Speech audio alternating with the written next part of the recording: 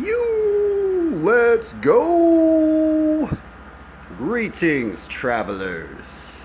You have stumbled upon the hidden Flatland Learning Stream, where we learn more of the mysteries of Flatland BMX, where you can take these skills basically anywhere. Today we are going to, well, like many other days, well, actually probably every stream that I've been doing, we're going to get deeper into the lore of the Word of God. We're going to be doing a Bible study devotional to somewhat give any glory and honor to the Lord Jesus Christ, right? To try and plant or attempt to plant some seeds of faith, right? Along the lines of the parable of the sower, which we went into. And I think everybody should be try and get the parable of the sower.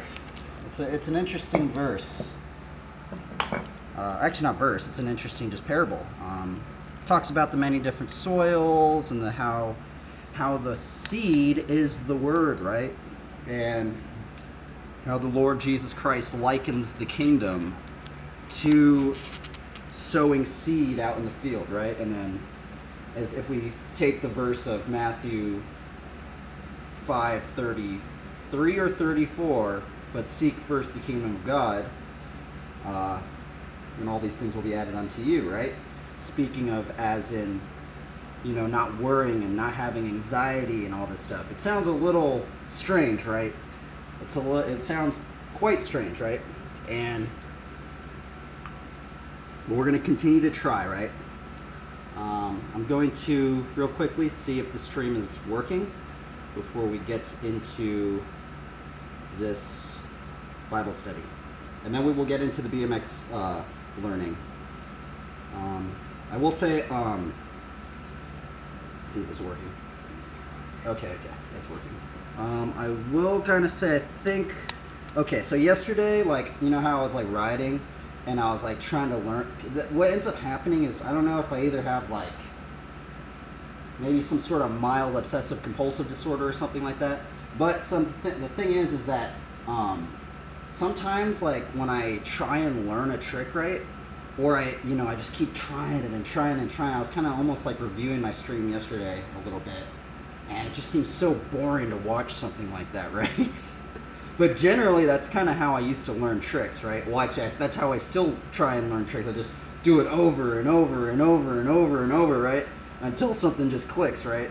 But I feel like now what's strange, and I've been trying to change this process I've been doing because I'm streaming it, right? To someone at least, if we think about Hebrews 13:2, of trying to be a little bit more entertaining to strangers, right? I'm kind of thinking, well, oh man, if I literally, what's funny about yesterday is we went into Hebrews 13:2, and I know many other translations of Hebrews 13:2 says, hospitality and all that stuff, but in the KJV it says entertain, and we looked up the definition of those words, right, in the Greek and Hebrew, and it's basically a combination of all these words, right? So entertain is also within the scope of hospitality and stuff like that. So I was thinking, yesterday, I was I was doing the old things that I was trying to do, right? Of trying to learn a trick. And I think what I'm going to have to do, and I always end up forgetting for some reason, but I'm going to maybe pick 4 tricks, right? 4 tricks I'm trying to learn when I'm trying to learn a new trick, right? So then it's not me just doing the same thing for an hour, right? I'm going to maybe do 4 attempts. If that doesn't work, do the next one, 4 attempts. That doesn't work. Boom, boom, boom. And then just keep going with it, right? I think what ends up happening is sometimes I'll almost land the trick right, and I just fully one track mindset. I cannot it's so hard to not do it again because you're just so close, right? But also yesterday, what I kind of observed is that especially the boomerang combo I was trying to do, right? Well, I started doing it so many times. I probably did it 100 times, maybe even more than that. I tried the boomerang to decade combo 100 times, right? And what ends up happening is your muscle memory is weird, right? Because muscle memory is something that it's so strange. It's this mind-body connection that you have to ingrain. It's not like you can just read something and just and just go boom, and then you just have the mind muscle connection, right? It's like there's a physical aspect to it. It's very, very interesting. But what ends up happening is sometimes I get really, really close and I just end up doing the same thing. I keep doing the same mess up. Like I'll do the mess up, do the mess up, do the mess up, thinking that it's going to change, right? So maybe changing the tricks up that I'm trying to learn will not only give it a bit more variety and variation to the stream instead of just me just battling the same thing over and over and over again, right? So we're going to try and do, maybe try and switch it up a bit, right? Anyway, that's what I was thinking yesterday. And along the lines of like trying to think about Hebrews too, right? Because it's kind of weird, right? It's like trying to like, how do we learn to entertain people more, right? I think that's a very interesting thing. And that's just so weird, right? Because you never know. You could be entertaining strangers unaware. Anyway, so what we were going to get into today, I actually have not really done a study on this, right?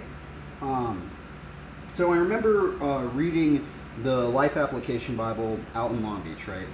And rereading the entire scriptures, there was a commentary on the Life Application Bible I remember something about, and it was in the Old Testament, right?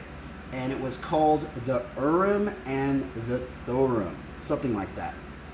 So this is along the lines of scripture. I don't think there's actually no, there is one other verse in here of that, right? And I guess before we get into that stuff, right, there's some weird items that I have acquired throughout the travels, right? And you know, this kind of almost relates to what we were studying about yesterday, right? About like the angels, and then we went into we went into like Daniel and stuff like that, right? And how Daniel may have gotten like some prayers answered by some angels and stuff like that. But what I guess we'll kind of start this off as kind of a show and tell today, right?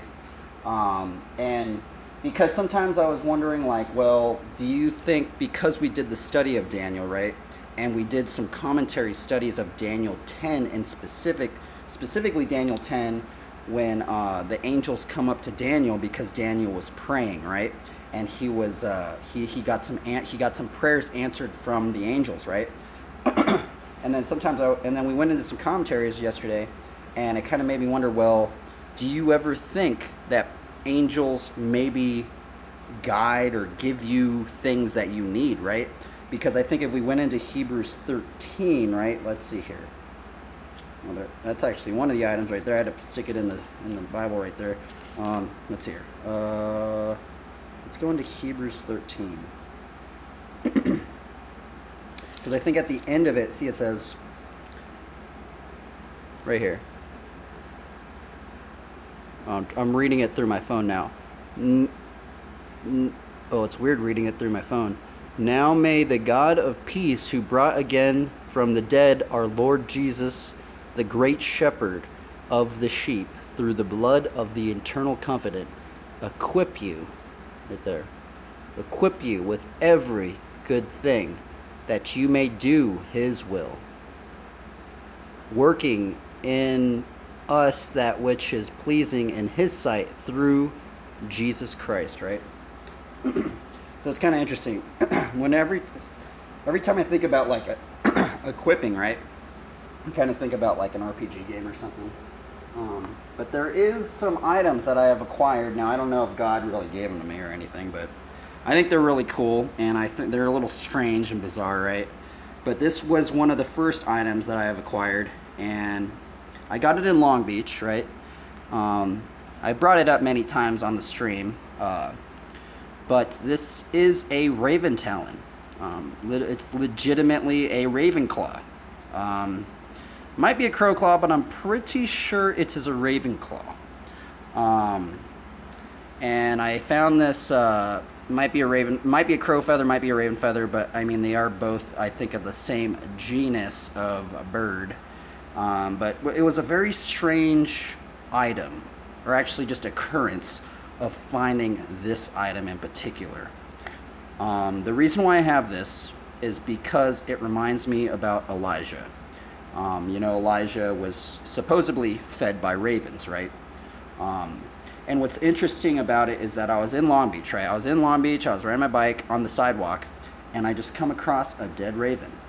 Now, I don't know about you guys, but like, I literally have only seen just one dead raven in my entire life. And it was weird because previously, before I even found the dead raven, I have one of my other BMX friends that does some amazing photography work, and he works for some BMX companies and stuff like that. But he was out in Long Beach. I actually dropped him off in Long Beach and way earlier. It was kind of crazy, and then they started living over there. But he actually got like an owl talon or a eagle talon, and he said he cut it off and he saved it. So it was kind of weird because I saw him do that. Well, I didn't see him personally do that, but he was telling me that's how he got his, right? And then it was interesting because then when I was riding, I ended up just finding a dead raven. And the first thing that came in my mind, I know it sounds bizarre, right? But the first thing I thought of when I saw this dead raven, right? The first thing I thought of, this raven is just gonna rot in a trash can, right? Which it probably would have. If I did not harvest this raven talon, it probably would have just rotted in a trash can. Literally, just rotted away. And so what I did actually is I guess I'm not gonna get up, but you've seen them before on the stream, but I got the brake clippers that I use on my bike, right? And I harvested this raven talon, and it's just such an interesting item, man. And I just can't help, every time I see this thing, right? It just reminds me about Elijah, right? It gives me a closer, in-depth view of, just imagine ravens feeding you, man, right? And these claws are big, man. If these things expanded, like they get like that, like you can hold some substance to it, man. So yeah, this is one of the weird, probably my rarest item I've found, that I still have, that I know it sounds strange, but it reminds me of scripture, man. And it's like, I don't know if you should be doing this kind of stuff. Maybe I should just throw this thing away or something, but I just can't help but think that this thing every time I see it, boom, just Elijah. It just makes me think about Elijah. And is that a good thing or is that a bad thing? I don't know. But in my own walk or season I am in right now, right, it reminds me about Elijah. So I think, if anything, and how I've been viewing it, right, lately, is that if anything tethers me back to the word, anything, right, any subtle thing, just as the parable of the sower as we started, right, the smallest seed, right, can end up turning into, the smallest seed can be watered, right, and it can water people's faith in some degree, right? And who knows, maybe, to me personally, I think this is not like a seed, but it is a seed that tethers me back to thinking about God's word in any degree, right? I think if anything tethers you back or even gets you interested into, I literally think anything that even tethers you to be like, oh, wait a minute, I kind of want to read the word of God because of something, right? Is that bad? I think, in my own opinion, I think that's good. If something gets you to at least be more into reading the Word of God, I think that's ultimately a good thing. But I don't know. Maybe take that with a grain of salt. But that's how I see it at this point in my walking. But see some other weird items I have acquired. I don't know if now some of these items, they don't really remind me of anything of Scripture per se. I haven't really. This is a full intact butterfly I found. But I will say what's weird about these items is that I didn't buy them, right? These things weren't like things that I just went to the store and was like, okay, I'm going to buy this. These are literally things I was walking around and I just, boom, just found it. I just literally found this I guess it's not fully intact. It's actually very, very fragile. I need to be really careful with this thing. But this is a monarch butterfly. Or I think it's a monarch butterfly. I'm actually just like scared to even hold this thing because it's about to break in half. So let me just put this down really. Okay, there we go. So yeah, what's a little strange about this item? Oh my goodness, it almost fell. It's so delicate, man. I shouldn't even be like, anyway, let's just put it like that. Anyway, what's strange about this item is I'm pretty sure I read something recently saying that these butterflies actually might be going extinct or something. Maybe you might have to look it up, but I think there might be something occurring with these butterflies in particular. So I found that strange that I found a full intact one. I've never found one. You know, sometimes you'll find, you know, I found one wing before, or partial, because they actually have like 4 wings. If you look at it closely, they have like 4 wings, and generally they have these long tail tendril things. And yeah, it was crazy when I found it, man.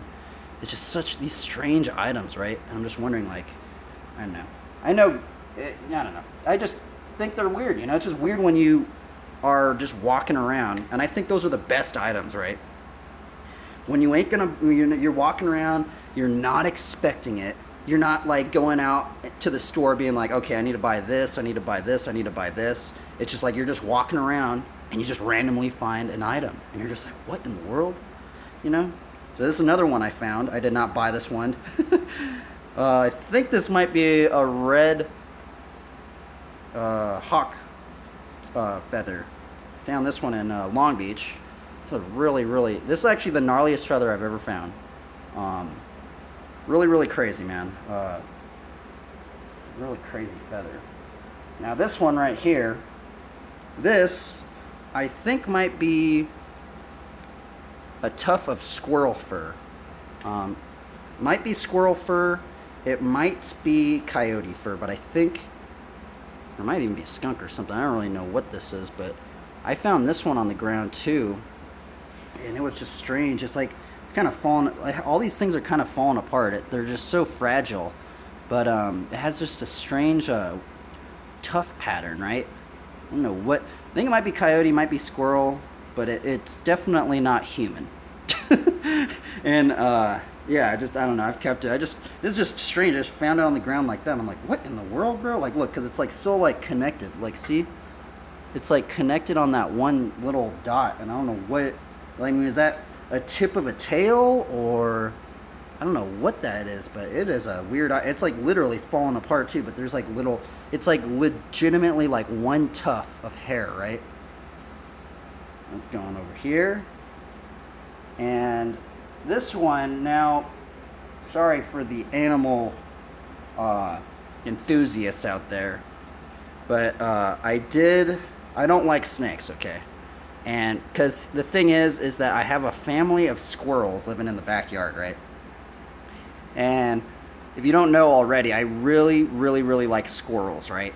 And I don't like snakes.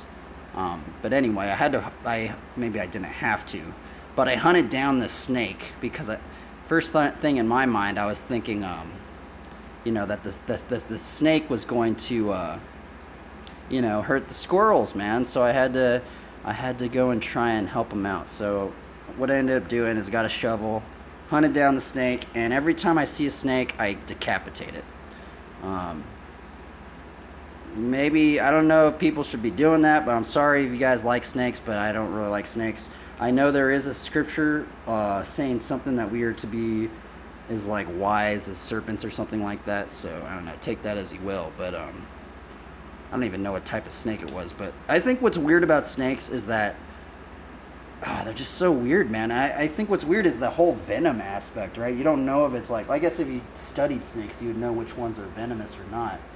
But it's just so strange how they just like make this venom in them, right? It's just very odd. Now here's another strange. This is actually one of the now it doesn't seem very strange, right? Okay, so this is my dice pot, right? And this is actually why I brought this out today. So this is actually what kind of made me think that I was going to do this kind of like show and tell thing. But I know this rock right here looks like a normal rock. It probably is just a normal rock, right? This thing right here. See this thing? But you know what's weird about this rock that I found? I literally found this rock in the ground in the desert. Like I remember, and I found it like when I was like still like a teenager. And what was crazy is that like we would go and do like off-roading, right? Like in the mesas and stuff, and that's what we did. And we just parked on this like plateau thing, right? And I looked down, and I just find a square rock, like legitimately. It's not fully square, but look, it's like it's so square that you can use it as a dice. Look at that. Boom. Boom. Boom.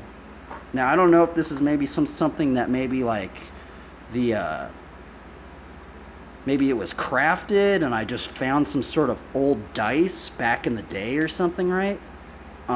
Or just like some sort of like, I don't know what this thing really is. It might just be a natural stone, or it might just be some sort of old like just thing. Maybe it might be an old dice that some sort of ancient civilization used or something, right?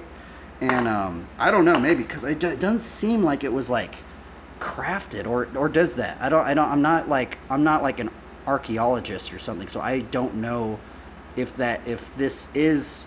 But if you could see it, there's still like some edges where it looks like natural stone, right? If I could kind of like, there we go. It looks like natural stone to me.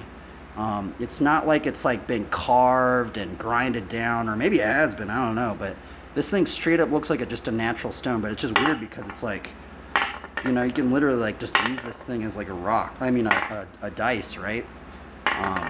And this is kind of what we're getting into today, is because in the Old Testament there is this old thing, this thing in the Life Application Bible that I read. They went into something about the Urim and the Thummim. From the depictions of the Urim and the Thummim, it is this it's like this rock, right? And it kind of just looks like just a normal rock, and it has like two sides to it, I think. And they used to flip them in, I think, cast lots or something like that. But what's also strange about this is there's a particular verse. Now this is the ESV. We are also going to go into the KJV just because I want to know what this means. But I've underlined it in Scripture just so I'm not, you know, let's just see if I can find it.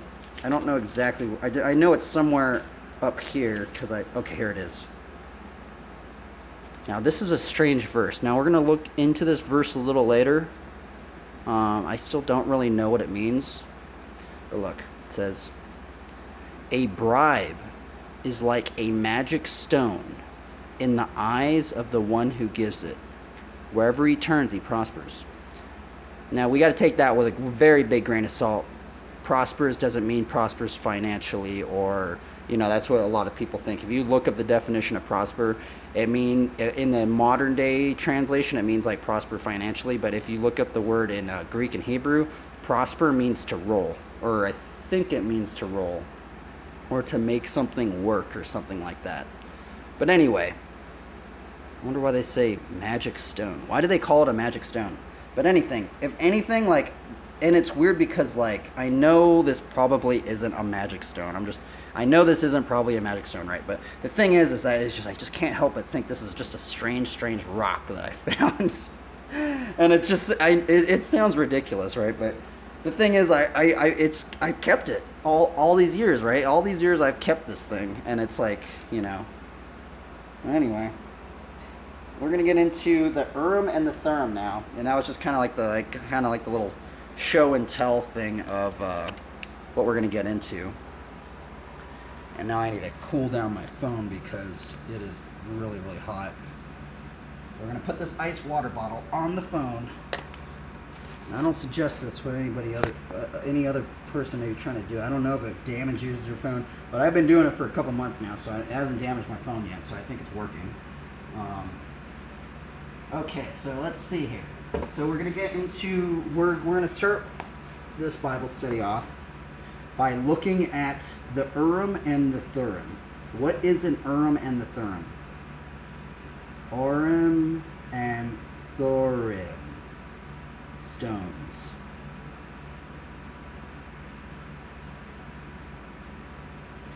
Okay, so this is www.christianity.com. What was the meaning and the use of the Urim and the Thummim? No, I've totally been saying it wrong. Urim and Thummim in the Bible. Urim and Thummim were priestly devices for obtaining answers from God. We do not know much about these two elements, apart from the fact they disappear from the narrative after the Israelite exile. These two objects that sound like the names of two token characters actually play a part in the Israelite history until the return of the captives from the Babylonian exile. Urim and Thummim, otherwise known as light and perfection, were priestly devices for obtaining oracles. Now, what is an oracle? What is the definition of oracle in the Bible? Oracle, Bible, definition. A prophecy, often obscure or allegorical, revealed through the medium of a priest or priestess at the shrine of a god. A shrine at which an oracle god is consulted, an agency through which a prophecy is transmitted. I thought that was from the Bible. Wait up. That was just the regular definition. That was just dictionary.com. Let me look up the Bible definition. Okay. This one just brings me up. Verses. What about this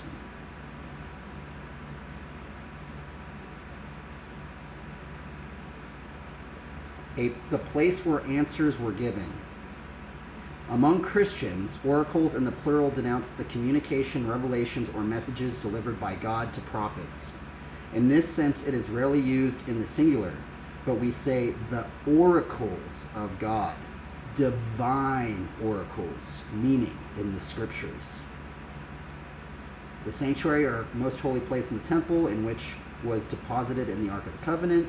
Any person or place where certain decisions are obtained. That's interesting. Any person or place. So basically what? Any decision? Is that oracle?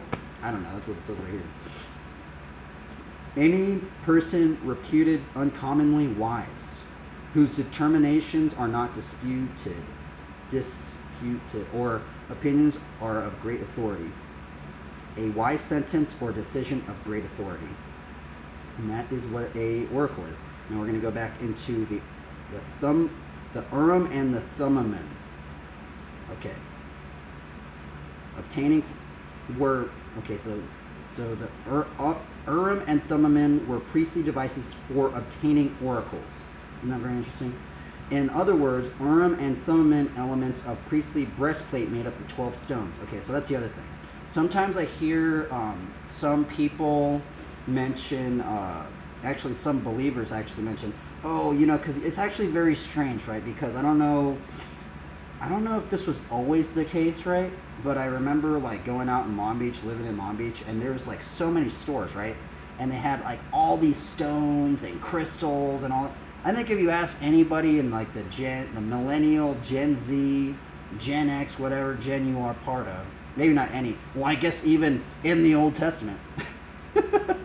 Even in the Old Testament, people love stones, man. I don't know why. They just loved them. So back in the day, back in the Old Testament, right, these priests would carry, there was like, how many stones was it? Yeah, 12 stones. They had 12 different types of stones, and they put them on their breastplate, right? I think just the most hilarious thing is when I hear other believers, and they go, well, why? They need to take down those stores. They shouldn't be selling crystals. They shouldn't be selling the stones and stuff like that. And I just kind of go, well, what do you think about like the priests back in the day? And they were all into stones and stuff like that, right? They literally used to wear them. Like, it's so crazy because, like you see people nowadays and they like will wear like a stone necklace, or they'll have like a, some sort of crystal pendant or something like that. Imagine wearing 12 of those things, man. Just boom, right on your, right on your chest, man. Like, I haven't seen anybody wear that many. Well, maybe I have. Maybe they'd be like little beads or something. But anyway, that's what they used to do back in the day. Back in the Old Testament, by the way. So the priests back in the Old Testament. Okay, so let's see. Let's go back to this commentary. Sorry, I put my own two little things, but you can read it. I'm not making this up.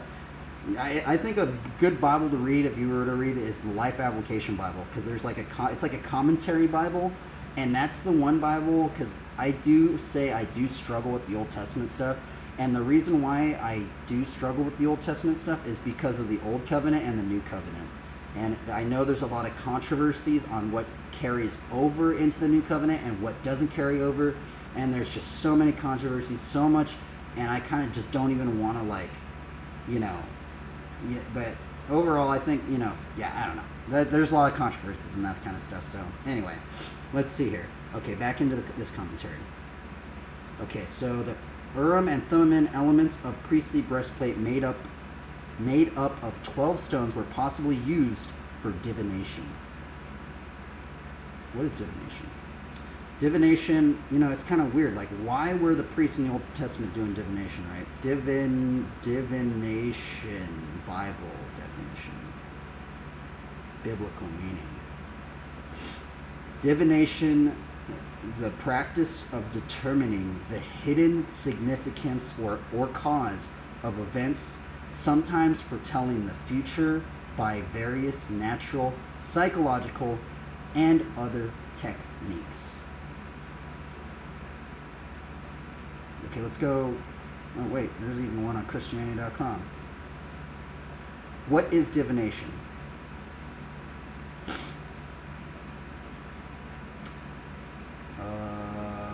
Okay, let's see. I'm looking for the. Okay, this is on Christianity.com. I don't know who writes these things, so take it with a grain of salt, okay? Divination definition. According to the Merriam-Webster Dictionary, divination is the art or practice that seeks to foresee or foretell future events or discover hidden knowledge, usually by the interpretation of omens or by the aid of supernatural powers. Now that is the Merriam Dictionary. Now let's go into this one, because I actually like how he put the Merriam, and now he's going into the biblical definition. Okay, as defined by Baker's evangelical,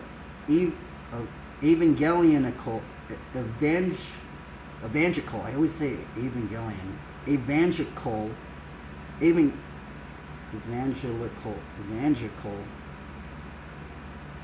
I'm going to call it like that. Dictionary of Biblical Theology. Divination is the communication with a deity for the purpose of determining the deity's knowledge, resulting in the clarification of a decision or discernment of the future. Two forms of divination developed in the Near East use inductive manipulation or natural or human phenomena, and the other taking intuitive forms of inner revelation. Origin of divination. The term divination originates from the Latin divinare, to foresee, to foretell, to predict, to prophecy, related to divinus, divine, or to be inspired by a god. Divination is the effort to obtain insights into the question or situation by way of an occultic, standardized process or ritual. To engage in divination is to reveal mysterious knowledge by supernatural practices. It is correlated with the occult and involves fortune-telling or soothsaying, as it is used to be called.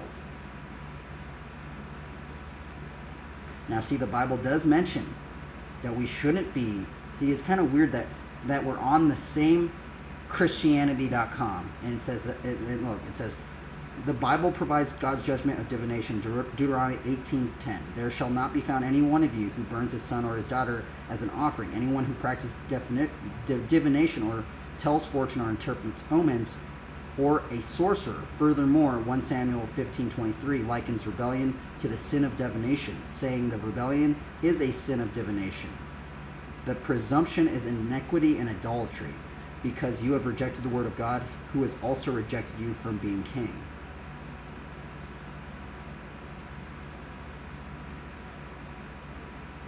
Okay, so what's going on here is that so what's weird is we just went into okay, so I see what they're going into. Okay, so what they're going into is now they're going into 2 Kings 17:17. Practicing divination is noted as one of the reasons for Israel's exile, as 2 Kings 17:17. and says, and they burned their sons and their daughters as offering and used divination and omens.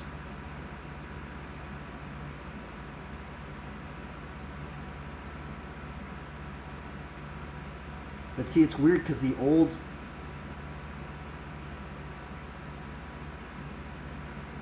See, now I'm wondering, like, why the... Okay, so this is the same site, Christianity.com. So why does it say right here? The Urim and Thummim... Okay, so Urim and Thummim elements of a priestly breastplate made up of 12 stones were possibly used for divination. Now, wait a minute. Doesn't the... Okay, so here's the thing. Okay, so that's good that we went into divination, right? Okay, so now let's see, because now he's going to go into it. Now, wait a minute.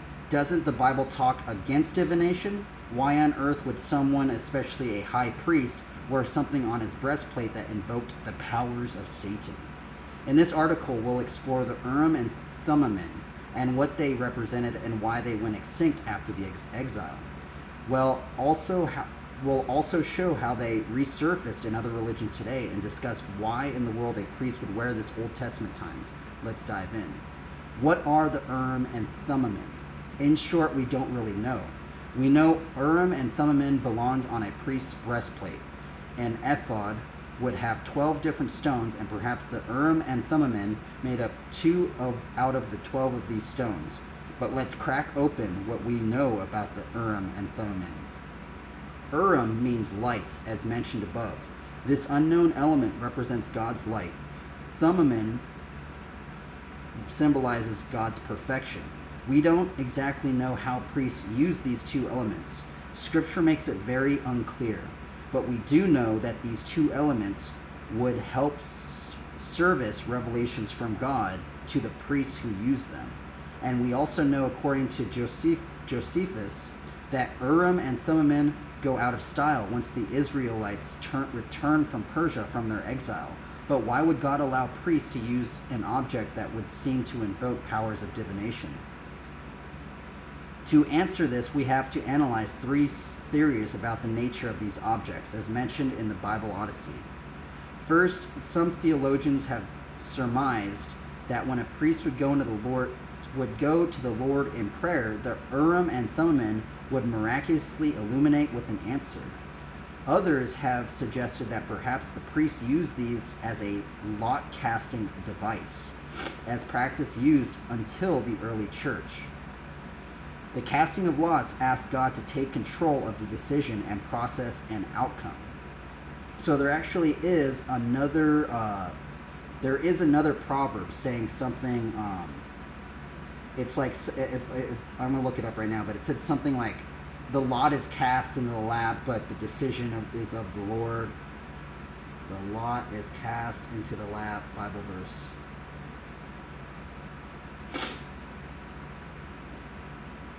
Okay, it's Proverbs 16:33.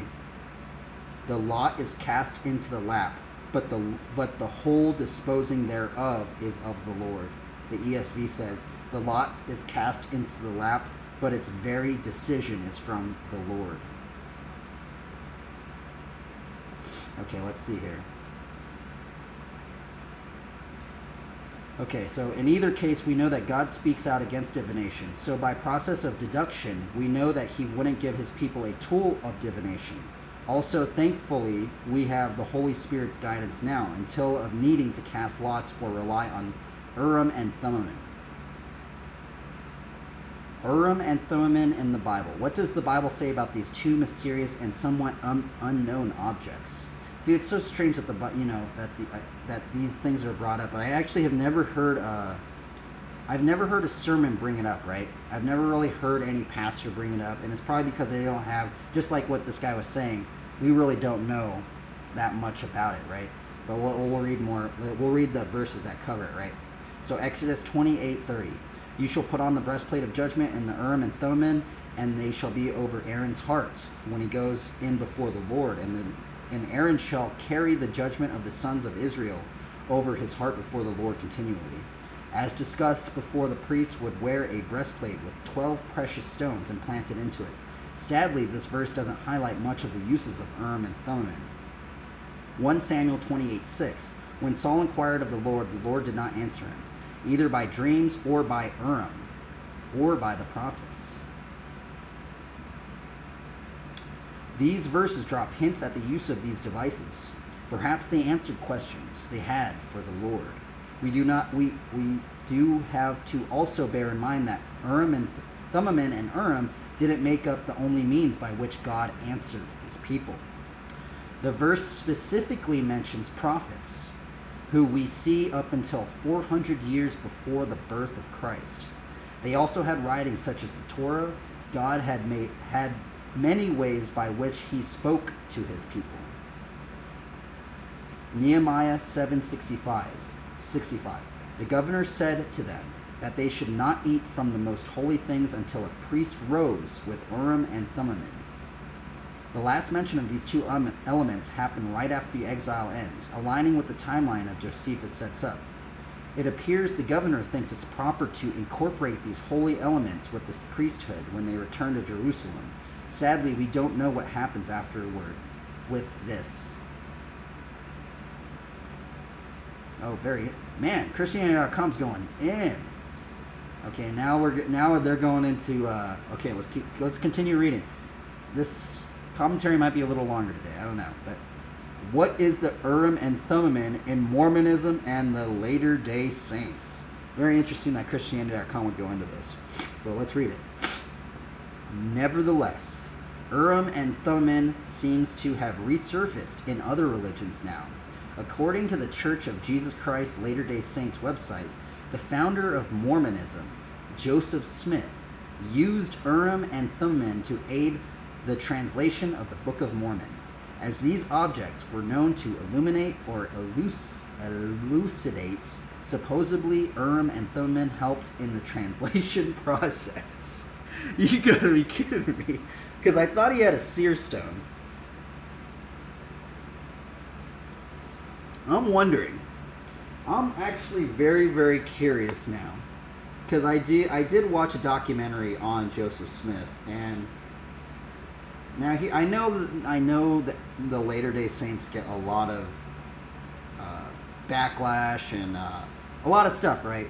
But I actually have two friends that are Mormon. I am not Mormon in particular, right? But I do have two friends that were, and one of the friends was a gnarly bike rider, a gnarly BMX rider, and he used to blast, man, at the park I used to go to out in Long Beach. But anyway, and then my other friend that was kind of Mormon, I mean, I guess their parents were Mormon and stuff.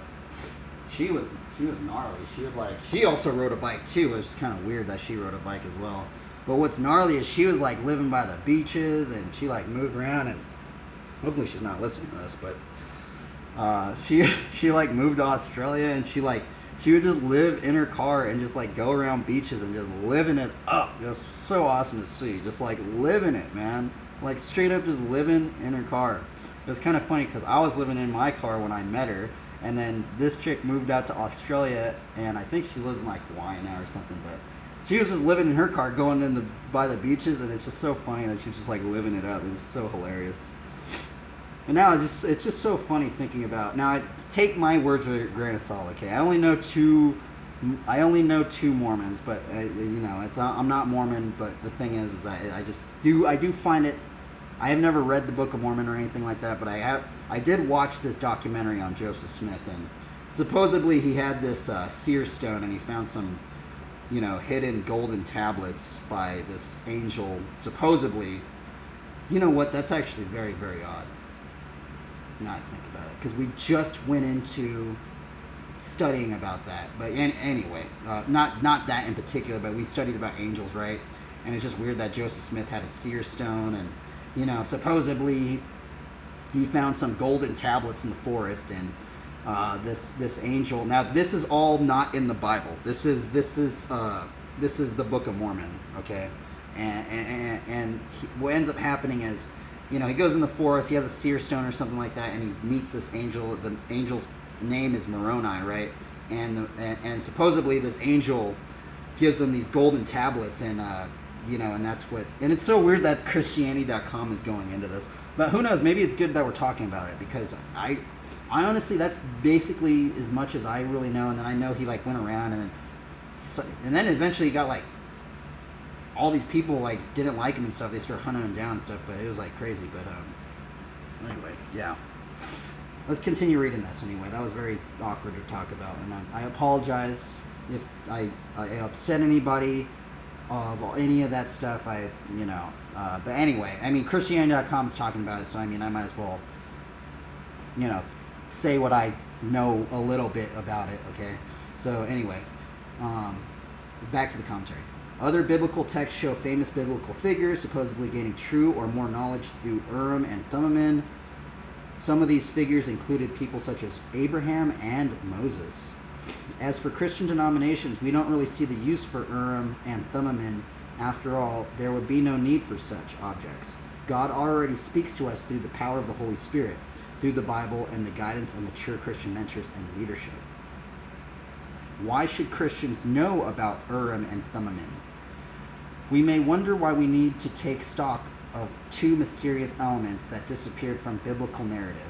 In fact, the supposed use of it in other religions makes Urim and Thummim seem even more suspect and dubious. Nevertheless, we can learn a lot from these two objects, even if they only appear in a handful of verses. First, we can appreciate that we have direct communication methods with God. Back in the Old Testament, people would speak to God through priests or prophets, but now we have the Holy Spirit living inside us. And I will say, there is something, okay, now this is not part of the commentary, but we did do a study on 1 Corinthians 12, right? And now what's interesting about 1 Corinthians 12 in particular, now let's go into 1 Corinthians 12, is that there was this very interesting part that I thought was very, very interesting in it. So it's 1 Corinthians 12:3. Now I'm actually wondering what many denominations think of 1 Corinthians 12:3, right? Let's read it. Therefore, I want you to understand that no one speaking in the Spirit of God ever says Jesus is accursed. And no one can say Jesus is Lord except in the Holy Spirit. Now here's the thing. Now this is a bit controversial, right? But here's the thing, is I've also listened to, so another thing why I kind of know a bit more about different denominations is that many times I have had questions on the internet, right? I have had questions on the internet and I've asked multitudes of believers, right? But for some reason, sometimes my questions, they don't get answers, or somebody they don't know how to answer it, or they don't know, or maybe they didn't see it because, some other things, some other topics that were more interesting popped up. And I understand why some people don't answer the questions that I ask. But, what ends up happening is then I end up, since I tried to ask some believers and stuff like this, they don't really, or they'll give a very vague answer. Then I go into Google or something, right? And I type in the question on Google. I wonder if many other believers do this, but anyway, I do. And sometimes I'll have these questions and I type it in on Google, or I'll type it in on YouTube, right? And I'll type in this question, I put sermon at the end of it, right? And generally what ends up coming up on YouTube is it's just a variety of sermons, right? And some of these sermons, they don't really go into, I'm part of this denomination, or I'm part of this denomination. So I end up just like listening to some of these sermons, right? And the thing is that at this point, like, I wonder if many other believers do that, right? Like, do other believers, if you have a question, you look up a sermon on it and you can't find a sermon on it, and then some other sermon pops up, do you listen to it, even though it might be from a different denomination? Like, that's what I'm wondering. Like, if you're totally, that's the kind of bizarre thing. But what's also very, very bizarre about this verse in particular is that, therefore, I want you to understand that no one speaking in the Spirit of God ever says Jesus is accursed, and no one, it literally says, and no one can say Jesus is Lord except in the Holy Spirit. Now, see, this is kind of the weird one, right? Because I've heard many denominations say, they're wrong, they're doing this stuff wrong, don't be following them, they're wolves in sheep's clothing, all this stuff, right? I've heard so many things, right? But then what's weird is I've also heard many of these denominations, even these denominations that are speaking out against other denominations, but I have heard them say Jesus is Lord, right? So is it so I'm wondering, like, we're going to have to do a deeper in-depth study on this, right? Because is that actually the case, right? So if we just say Jesus is Lord, is that, like, could somebody fake that? Could somebody not say that, right? Or maybe they're saying it in a different, maybe what if you say Jesus is the Lord and then add more words, like Jesus is the Lord of Lords, King of Kings, or something like that? Or does it have to be, because it says literally right here, Jesus is Lord? Let's look at what the KJV says of this verse, now that I'm thinking about it. So it's Hebrews 13:3. Hebrews 13:3, KJV. What does the KJV say?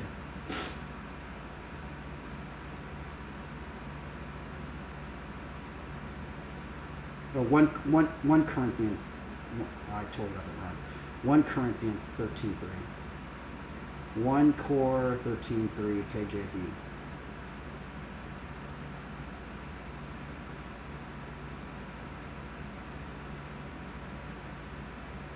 Oh, 12:3. Man, I've been getting this wrong, bro. Sorry about that. Okay, so the KJV says, wherefore I give you to understand that no man speaking by the Spirit of God calleth Jesus accursed, and that no man can say that Jesus is the Lord but by the Holy Ghost. So what does this mean? What does it mean that we have many denominations now saying that Jesus is the Lord, but then now we have denominations saying that other denominations are wrong? But then if these people are saying Jesus is the Lord, and in this verse it says that no man can say Jesus is the Lord but by the Holy Ghost. So see, sometimes it makes me wonder, like, sometimes I wonder, like, okay, so you know the triune Spirit, the Father, the Spirit, and Jesus Christ, right? The Spirit, the Holy Ghost, you know, the triune, right? Sometimes I'm wondering, like, do you think that if we think of this verse right here, of people saying that Jesus is the Lord, but they're a part of different denominations, right? Do you think that somehow God is somewhat using them in some way? Some mysterious way. I don't know how I don't really know how it would be done or anything, but if we look into Romans 8:28, right? And I think what's weird about Romans 8:28 is I feel like even amidst all this controversial thing of all these different denominations and these denominations not liking other denominations and stuff like that, I just feel like, man, you go in there to any denomination, you kind of just go, hey man, you guys heard of Romans 8:28? And we know that for those who love God, all things work together for good, for those who are called according to His purpose, right? So if this is God and the Holy Spirit is part of God, do you think maybe God is somewhat using these different denominations? I don't know. It's a very big controversial question for many hundreds and hundreds of years, I think. Actually, probably, yeah, since like it was, you know. But I'm still confused about it. So take my words with a grain of salt. Maybe do your own deeper dive study. We've been trying to study more and more about it, right? But for some reason, I'm still confused about it. I don't know. But I think if there's anything, I think we as believers, if we think about 1 Cor 12, right, 1 Corinthians 12, about the members and how the members have different body parts and stuff like that. Anyway, we totally digressed from what we were originally studying about. We were studying about the Urim and the Thummim anyway. So let's go back into it. Okay, back to the commentary. First, we can appreciate that we have direct communication. Oh, wait. Did I just read that? Okay, yeah, okay. Living Spirit inside. Okay, yeah, so people would be speaking through priests or prophets, but now we have the Holy Spirit living inside of us. So that's why I brought up 1 Cor 12:3. We have the Bible. Often we can take for granted our ability to pray to God directly. Secondly, we know that God hates divination. So we can assume that even through even though we don't know much about these unknown entities, that God doesn't contradict his character. He wouldn't allow his priests to practice divination. Thirdly, we have to understand the context of any passage in the Bible in a historical and cultural sense. Often they use tools and methods we don't today. It's very important that we make sure we understand something before making assumptions. For instance, take a look at some of the misconceptions of the concept oracles of God found in the Old and New Testaments. Finally, we should view the use of the Urim and Thummim post-exile with extreme suspicion. After all, after the exile, God sent Jesus to die for our sins and allow us to come into relationship with him. There is no need now for Urim and Thummim. We can go to God boldly with our prayers, cares, and thanksgiving. What are Urim and Thummim? In short, we don't exactly know. It's so funny that, but I mean, I guess that's the thing. We don't really exactly know what they were. We can hazard, okay, back to the commentary. We can hazard some educated guesses, but due to the lack of archaeological evidence, we can't make any surefire claims. However, we can know that they likely involve some communication methods between God and the priests of Israel. We know that God communicated via various means in the Old Testament to his people. Thankfully, we don't need Urim and Thummim today. We can go to God directly. Oh, okay, this one does show who wrote it. I think Hope Bollinger was the one that wrote that commentary. It's very interesting. That's like the first commentary. Well, actually not the first commentary, but a lot of these commentaries lately I've been reading, they don't put the name of who wrote them. So that was one commentary, right? That was one commentary. Let's go on Bible.org. Oh wait, this is going to be a really, really long commentary. Should I just read it, or oh my goodness, is it? Actually, no, I guess not that.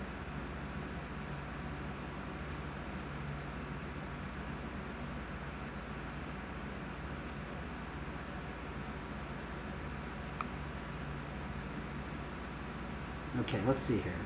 So yeah, it's a very mysterious stone. If you look up images of it, it doesn't look like the square stone that I have, by the way. They look like they kind of look like stone coins. That's kind of the best example of it. And they have two sides to them. Let's look up casting lots in the Bible. Now, when I remember about casting lots, I think there's one part, if I remember correctly, like Jesus' robes, people were trying to cast lots and trying to buy them or something like that. Okay, casting lots in the Bible. Casting lots is mentioned 47 times in the Bible. Some examples in the Hebrew Bible of casting lots as a means of determining God's will. In the book of Leviticus 16:8, God commands Moses and Aaron shall cast lots upon two goats, one lot for the Lord and the other for the scapegoat. Why are they bringing up claromancy? What is claromancy?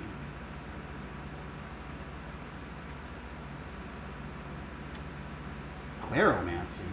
That's sort of strange. Why are they bringing up claromancy and casting lots?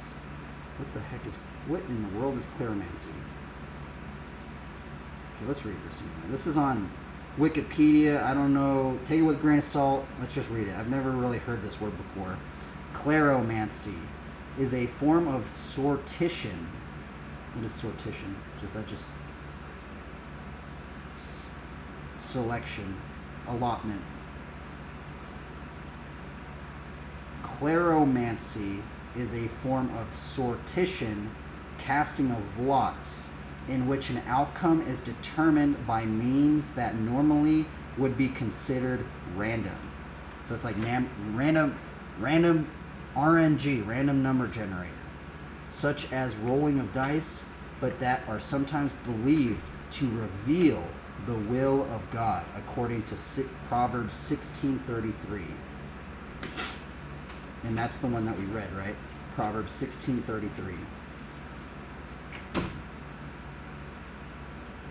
The lot is cast into the lap, but its every decision is from the Lord. Now see, that's actually very strange, right? Because now actually when I reread this, it says the lot is cast into the lap.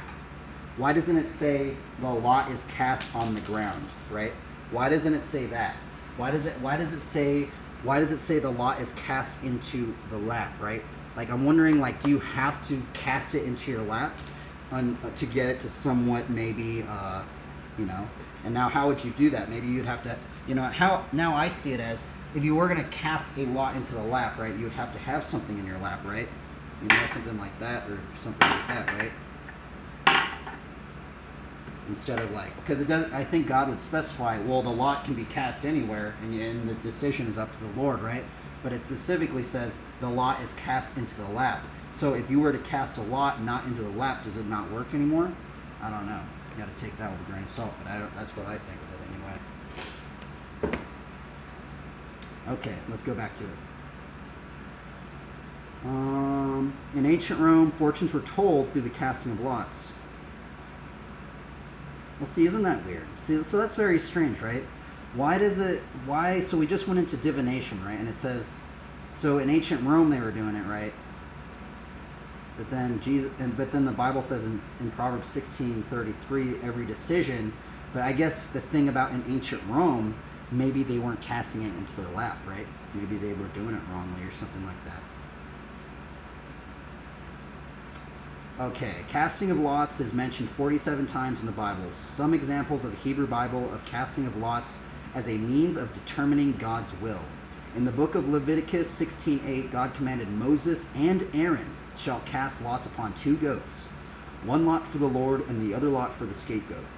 According to Numbers 26:55, Moses allocated territory to the tribes of Israel according to each tribe's male population and by lot. In Joshua 7:14, a guilty party, a Chan, is found by lot. In the book of Joshua 18:6, Joshua says, "Ye shall therefore describe the land into 7 parts, and bring the description hither to me, that I may cast lots for you here before the Lord our God." The Hebrews took this action to know God's will as the dividing of the land between 7 tribes of Israel who had not yet received their inheritance. In the book of, oh man, they're bringing up every single verse, huh? Oh well, I guess we'll just read them all. In the book of Samuel 14:42, lots are used to determine that it was Jonathan, Saul's son, who broke the oath that Saul made. Cursed be the man that eateth any food until evening, that I may be avenged on mine enemies. In the book of Jonah 1:7, the desperate sailors cast lots to see whose God was responsible for creating the storm. Then the sailors said to each other, "Come, let us cast lots to find out who was responsible for this calamity."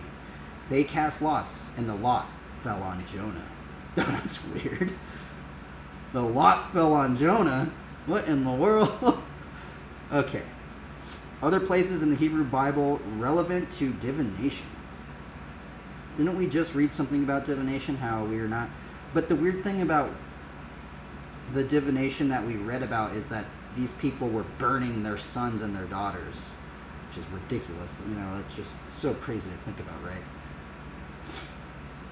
Anyway, so the book of Proverbs 16:33, the lot is cast to the lap, but its every decision is from Yahweh.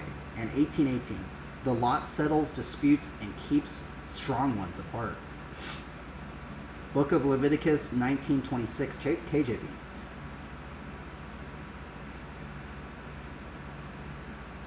Strong concordance.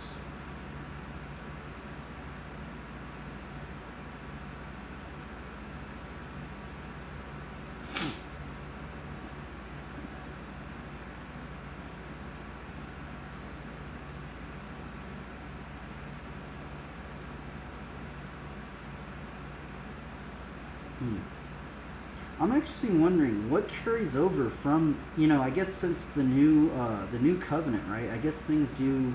I wonder what carries over and what doesn't, right?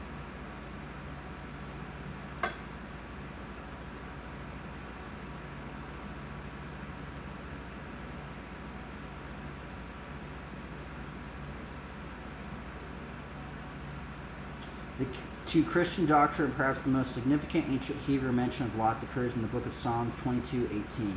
They divide my garments among them, and for my clothes they cast lots. This came to be regarded as prophecy connecting this to the psalm and the one who follows to the crucifixion and resurrection of Jesus. Since all four Gospels, for example, John 14:24 tells of the Roman soldiers as Jesus' crucifixion casting lots to see who would take possession of his clothing.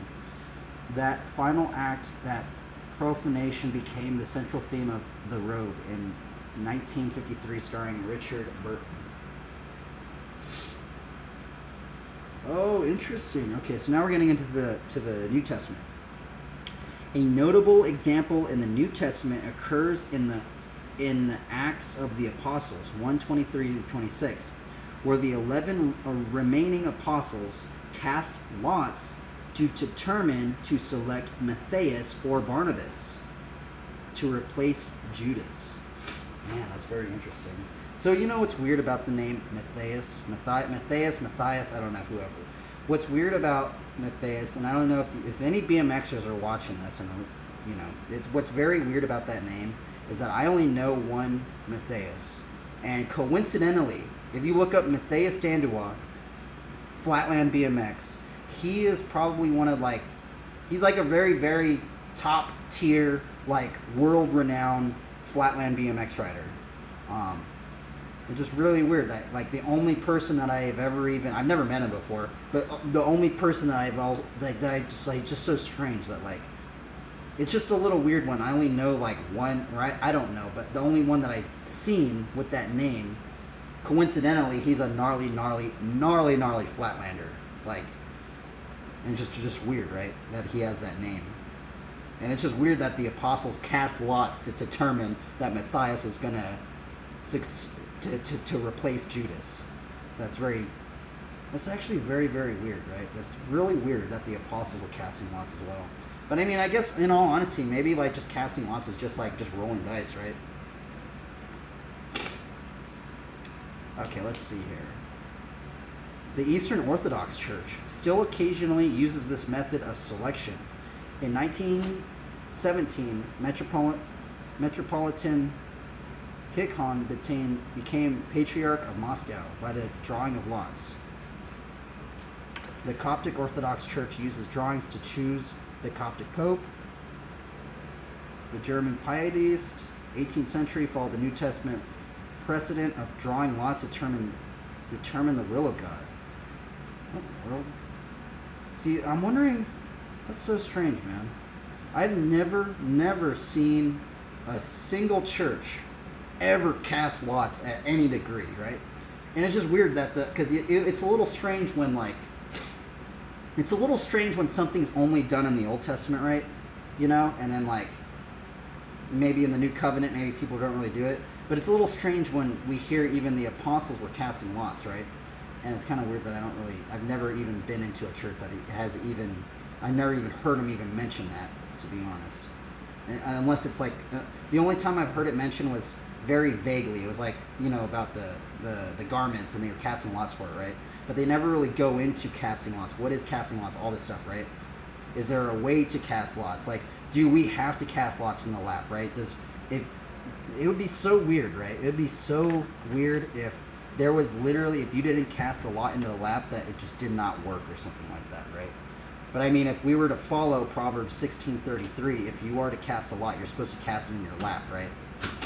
Do you think if a table is over you on top of your lap, is that the same thing, or does that not work? Does it negate it? I don't know.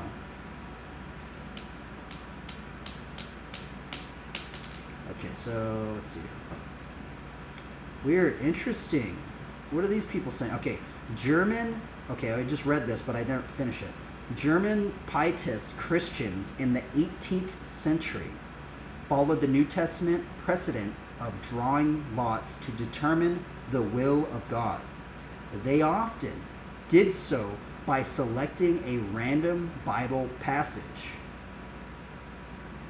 The most extensive use of drawing, dude, that's also really weird. I know I haven't really I have brought this up on a couple streams, but there was a time when I used to, just because I used to, actually roll dice, and then I would like pick the number, right? Pick the number, and then I'd try and look it up in the Bible, right? And it's kind of weird that I wasn't the only one that was doing that, but I didn't want to really bring that up, but maybe we might actually start doing it. I mean, that's kind of just like doing, it's almost kind of like doing when you do the random Bible verse generator, right? But I'm wondering if that's like, I think that's something that I'm not really sure how many other believers would see that or, perceive that if I were to start doing that, right? Just to, cast some dice out and then just randomly, and well, not randomly, but, just what the numbers it generates, look up a verse in Scripture.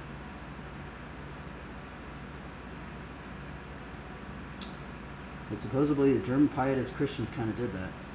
Very interesting.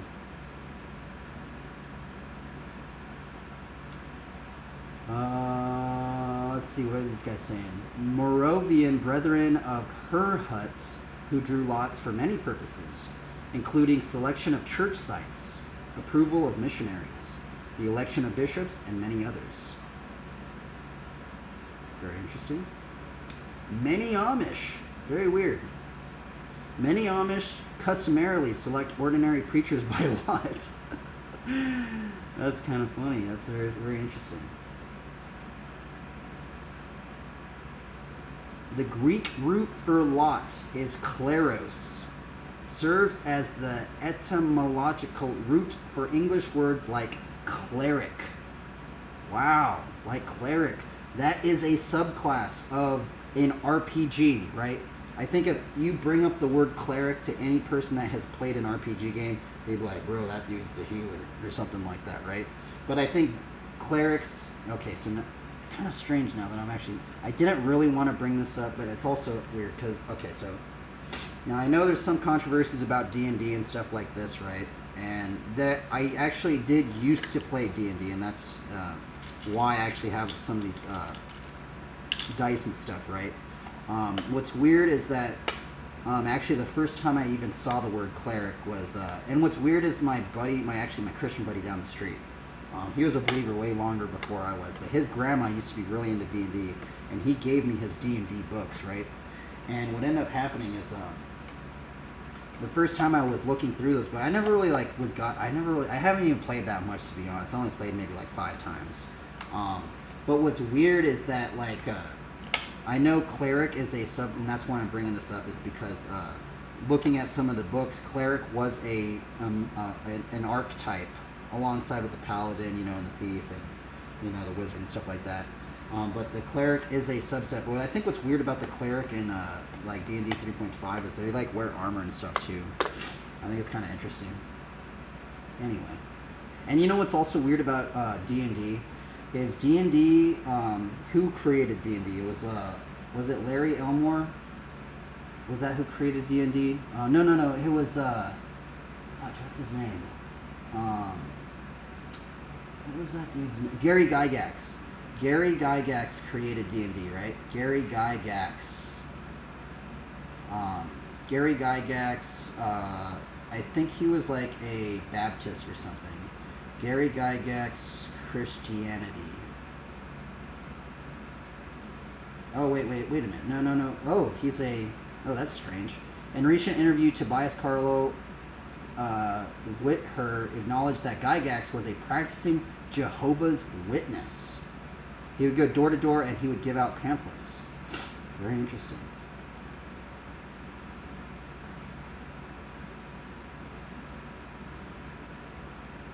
And this is on one of the sites. Today I learned that Dungeons and Dragons creator Gary Gygax was a devout Christian who refused to celebrate Christmas because he thought it was a pagan holiday. What in the world? That's so weird. That's so strange, right?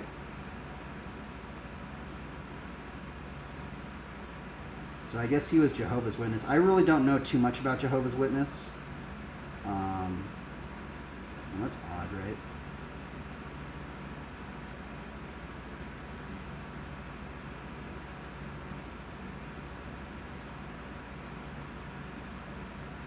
Okay, let's read this. So, a note from Gary Gygax in the IF Monthly, February 1969, a topical historical curiosity. Yes, but what does it tell us about who Gary was back then? First of all, he strongly self-identified as a Christian.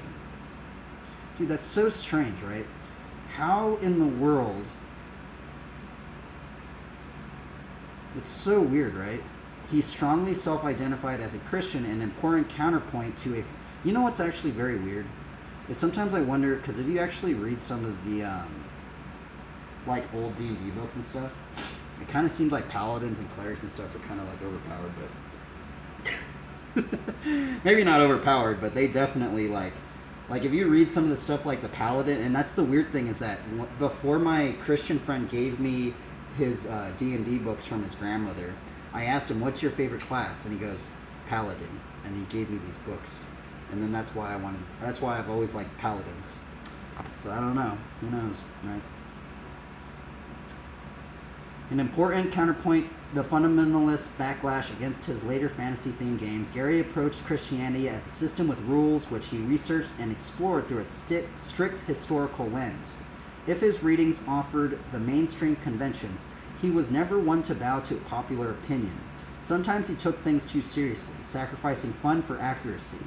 He is never shy about sharing his ideas and defending his position in public. Very, very interesting, right? What do other denominations and believers think about that, right? That's so bizarre, right? And you know what's also weird is I did watch a documentary on the creation of Dungeons and Dragons, and the first game that Gary Gygax made, it was actually called Chainmail. What's actually very odd, and I think a lot of people that play Dungeons and Dragons, they don't maybe realize that the first game that started Dungeons and Dragons was Chainmail. And what's very odd about Chainmail, if you put in Chainmail RPG into Google, the first the game that comes up, I'll show you. But this is the first game that Gary Gygax made. And what's weird about the first game that Gary Gygax made, come on, is that, see how, I mean, I know there's like some sort of crusader looking dude, but he has a cross on it. Like, what in the world? Like, it's so strange, right? I'm wondering if Gary was like, you gotta put a cross on that thing. I don't know. Anyway, I kind of don't want to talk about this stuff because I know it's kind of controversial.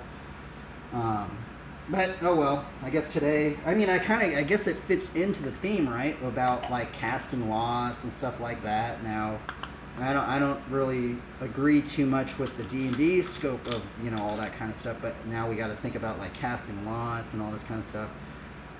Very interesting. Let's actually look at what the lot used to look like back then, right? Lot, Bible, casting lots.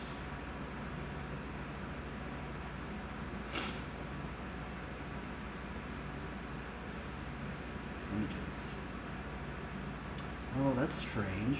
Look at that. They're like black stones. Dude, that's so weird, man. Look at that's what they used to cast lots with.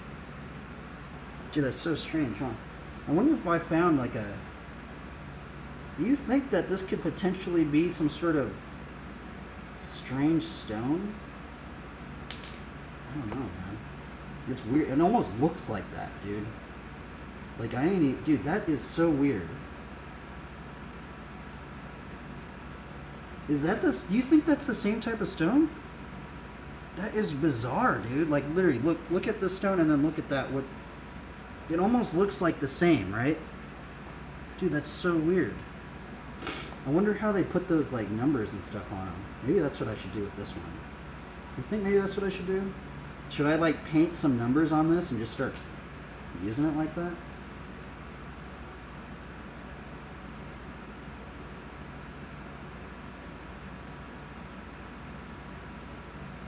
That's pretty funny. Look at these dice.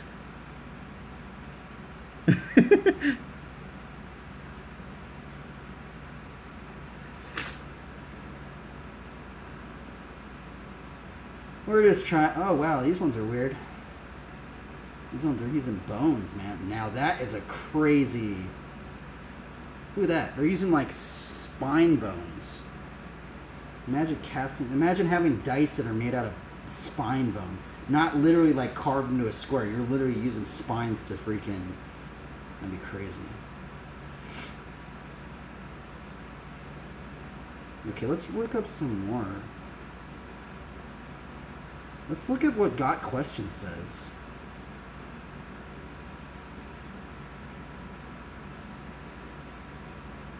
Man, I've actually been going on pretty long with this one today. I apologize for that. How long? Okay, this one isn't very long. We'll read it, and then we'll go into the card draw today. The practice of casting lots is mentioned 70 times in the Old Testament and 77 times in the New Testament. In spite of many references to casting lots in the Old Testament, nothing is known about the actual lots themselves. They could have been sticks of various lengths, flat stones like coins, or some kind of dice.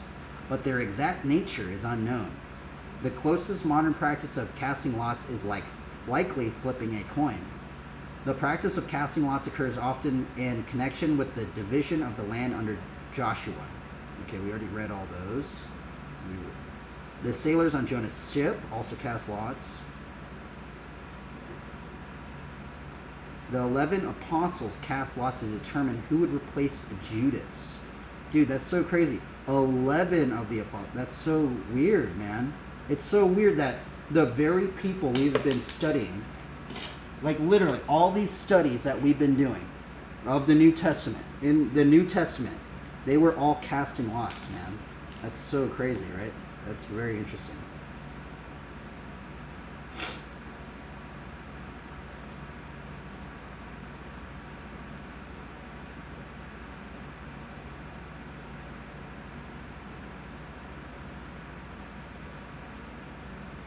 So I'm wondering, what do you think that Proverbs 16:33 now gets negated because of the New Testament? Or is Proverbs 16:33 still something that is importance to God? Proverbs 16:33. The lot is cast into the lap, but its every decision is from the Lord. Is that importance, or do we forget about that? What do people think? I don't know. Obviously, it doesn't seem like it's very important because it seems like many people don't really do it anymore, but I think it's kind of just strange that all the people we've been studying, they've been doing it, so it's like kind of weird. Maybe we'll get more into it. Maybe we'll just kind of experiment, kind of go into it, right? I don't know. Anyway, let's do a card draw. Today was way more interesting. Maybe not way more interesting, but it was definitely more filled with information and stuff. I need to start titling these streams differently too, I think, before I start posting them and stuff. Let me finish off this coffee. How long? Let's see, how long was that one? I think that one was like an hour or something. Oh my goodness, I think this one was pretty, like 2 hours or something. Dude, that was an hour and a half. Are you kidding me? That was crazy. It seemed like it felt like 30 minutes.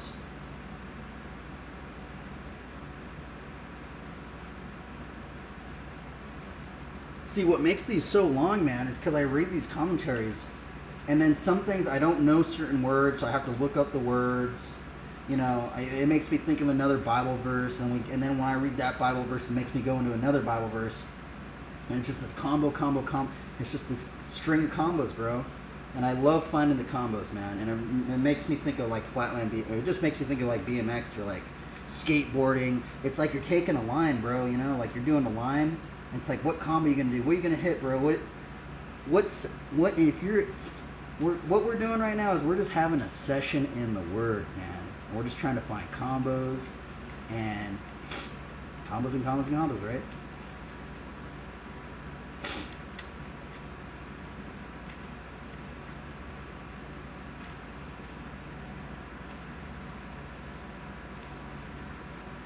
But yeah, the other thing is like the Old Testament we have to take pretty. I don't really know actually. It just, I know under the new covenant and then the old covenant, there's all sorts of different things, and so it's interesting to think about. So that's something, and that's a long, long study, man. It's a long study getting that stuff. So.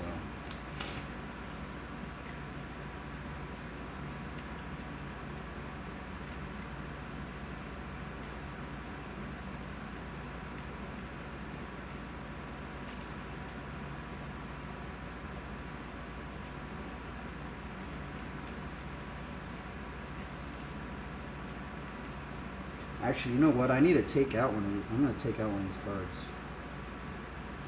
Actually, no, that's okay. That's okay.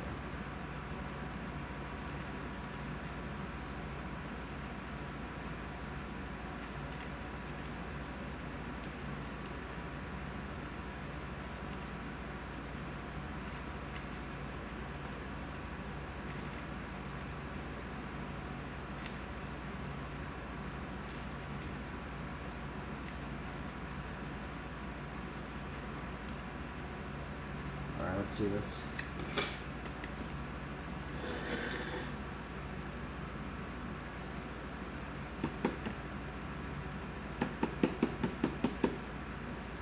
I'm kind of curious, like, do you think we should, like, kind of mess around with the casting lots thing? I'm gonna try and do that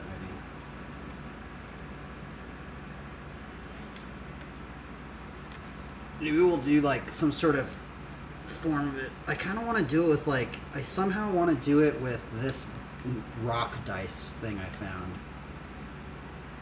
I feel like it's, like, more, like, gnarlier.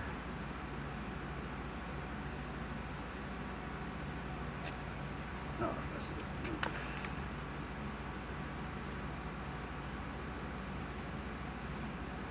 For some reason, like, this one just seems like just so much more like raw for some reason, instead of like,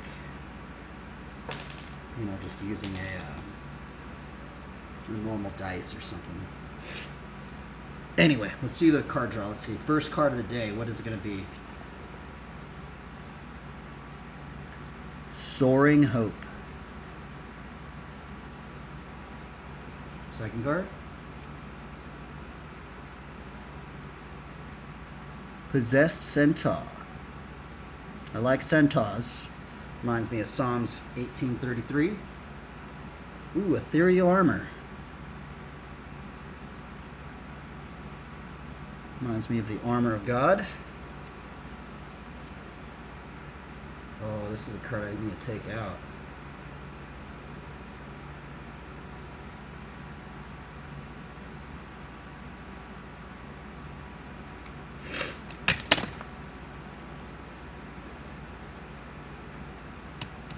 We're gonna replace this card. I need to take this card out.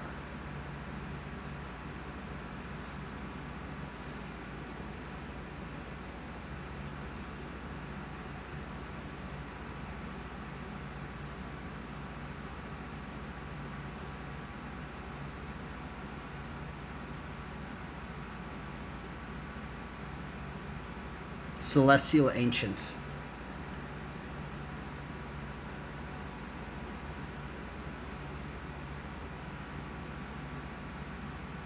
Master Transmuter.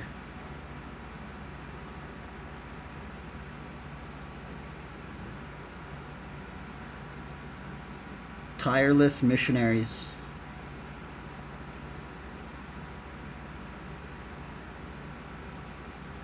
Oops.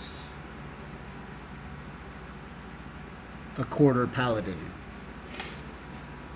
We're switching this card out. And I didn't draw any lands. Let me switch this one out. Put in here.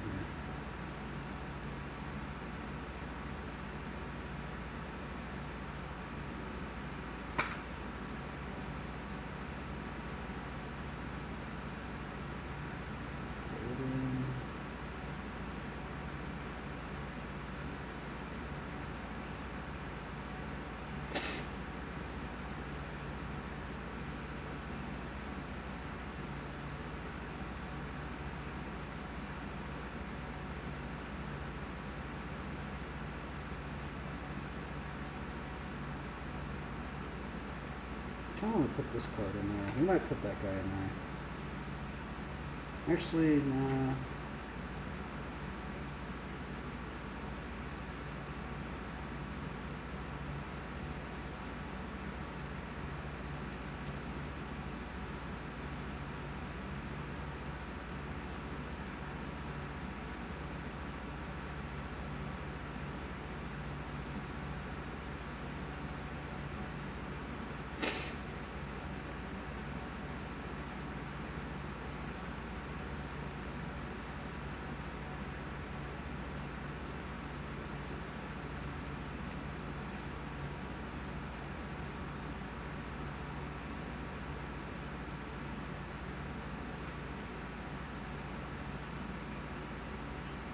Maybe I should put a land in there. Yeah, let's put a land.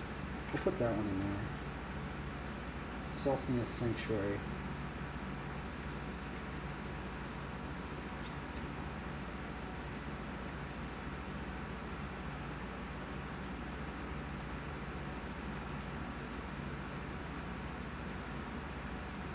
We gotta switch that. We gotta take that card out.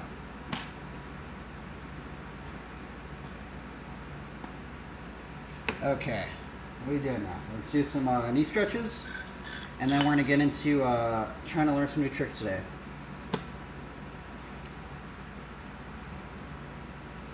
Ugh. Okay, let's see here. No, the long Bible study today. A lot longer than normal.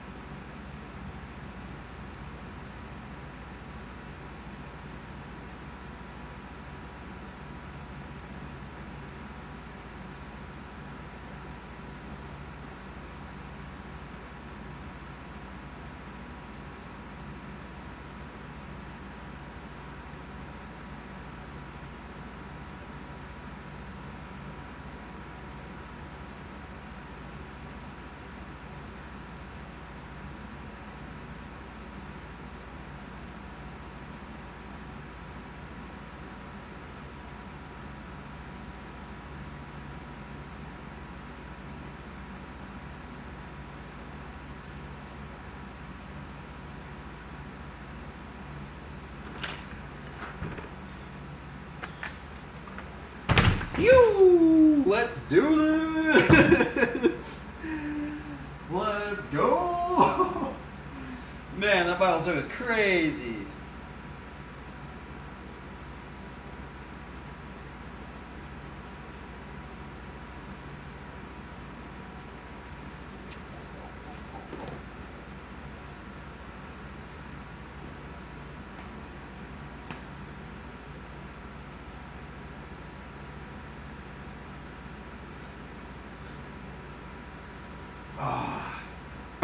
Let's do this.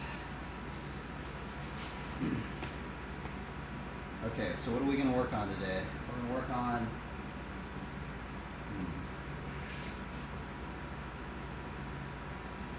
backyard no-handers. I think it's what I'm doing is a opposite backyard no-hander. It might be opposite, it might be switch, I don't know. Okay, we're going to do that. We're going to get good at swivels because I want to put those tricks together. So there's two tricks. Fire hydrants, I want to learn better, get better at fire hydrants. Hang 10 no-handers. And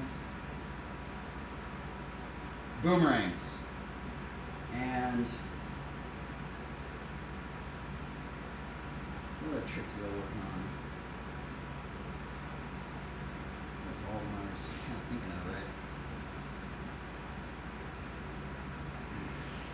Oh yeah, and then hang 5 to Vader hang 5 to Vader hang 5.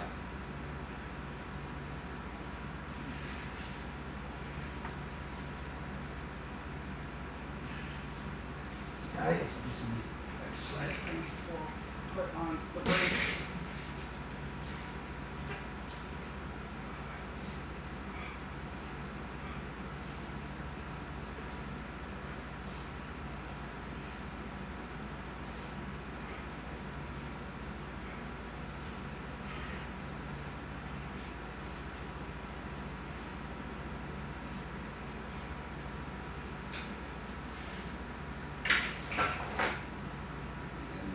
Right?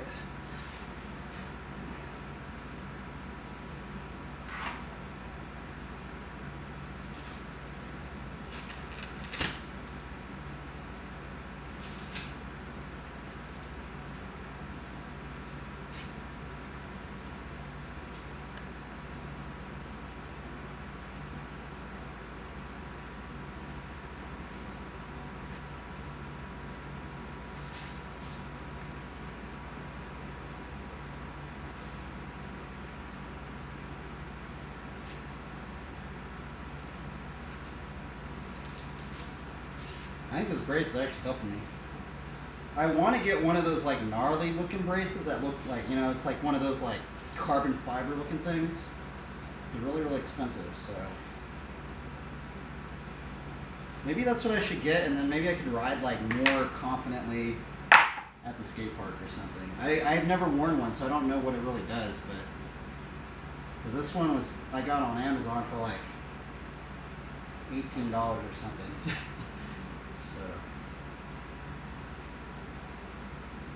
The other ones you have to like go to the doctor and you have to like get measured or something. It's pretty crazy.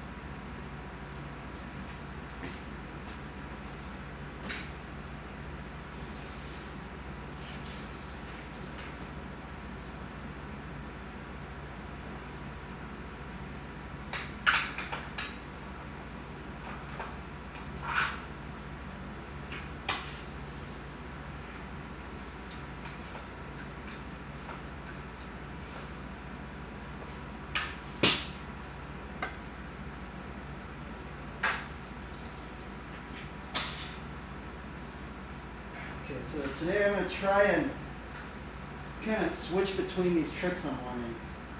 So I'm not just doing the same thing over and over and over and over again. Which I'm kind of going to do that too, but rotate them out, all right? Or I'm gonna try to do that at least. I'm gonna try and rotate them out and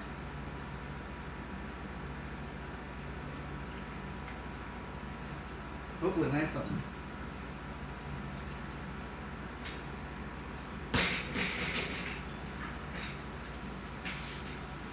Let's start out with a triple fire hydrant. I landed 2 yesterday, first C, so.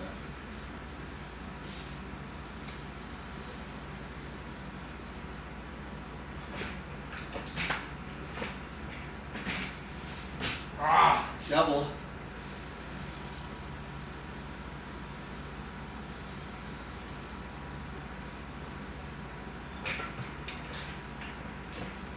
Oh, you gotta be kidding me! I messed up the scuff.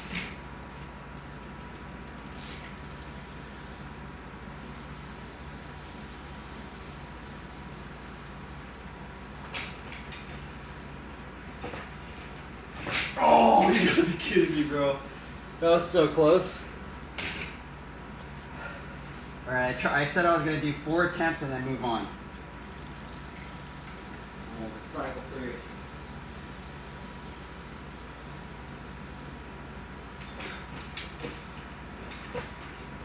Oh, dude.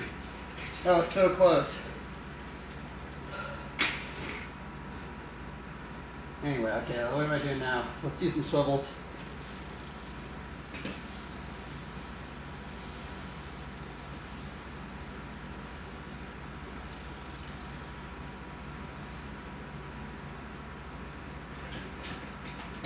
Oh.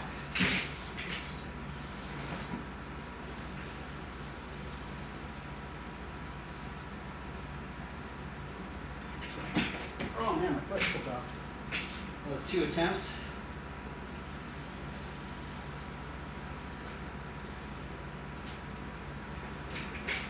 Oh, come on. I'm not very good at this trick. I'm so used to track stands. This is a little bit different.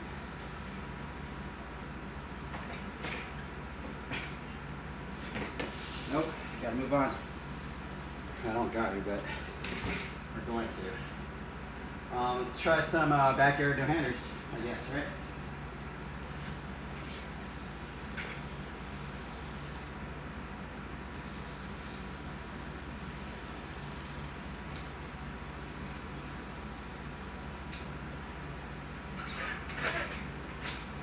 Oh!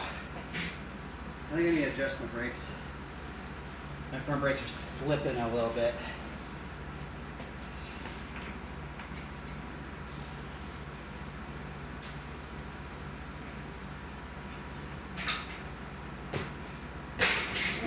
Not really. A little bit. Sometimes it's slipping on me.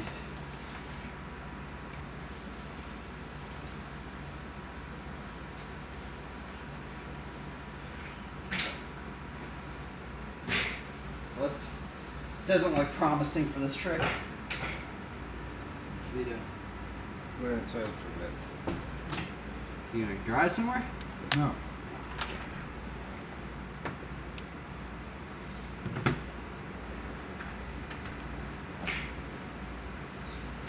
One more attempt. One more attempt for the backyard. No-hander.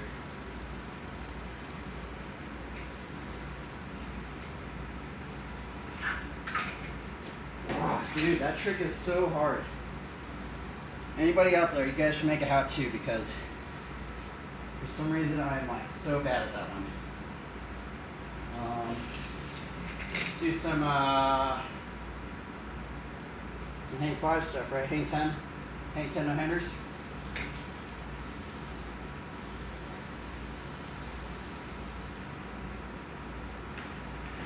Okay, I need to fix my brakes real quick.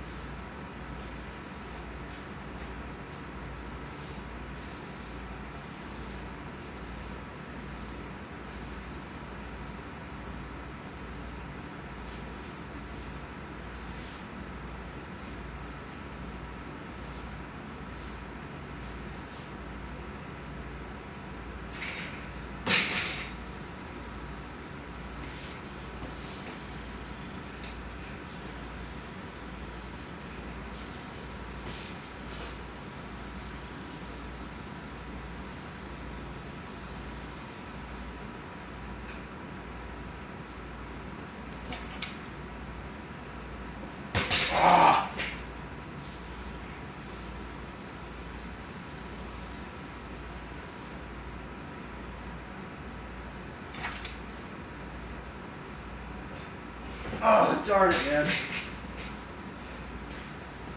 Oh, I think I need to mod my bike or something. I think it ain't working no more. That was 3 attempts. Let's see one more.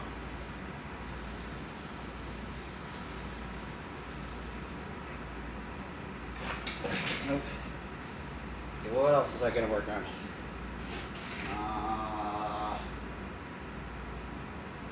Yeah, boomerangs. I just start out with like single boomerangs.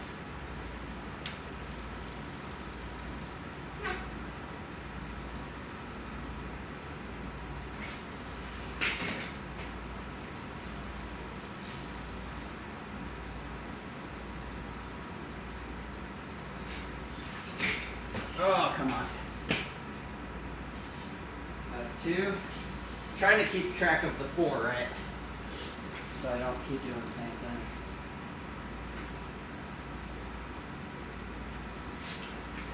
Oh, I'm really bad at this trick, man. All these tricks I'm not good at.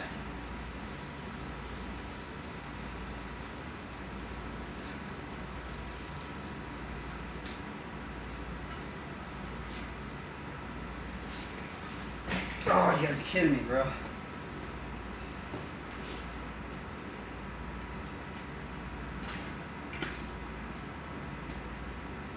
I guess we can cycle through. I guess let's try to do triple fire hydrant now.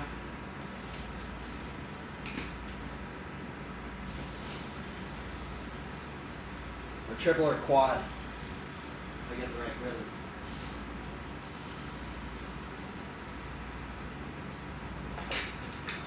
Oh, that was terrible. Totally hacked it.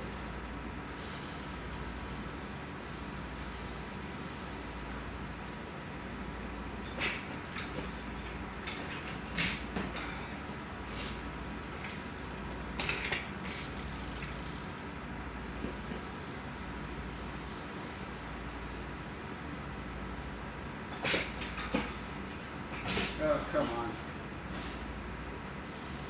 Last attempt.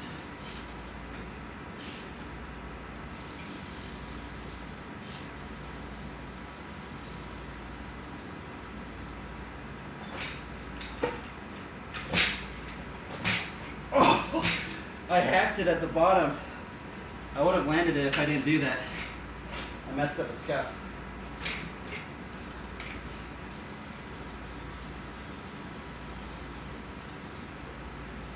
Let's work out the swivels.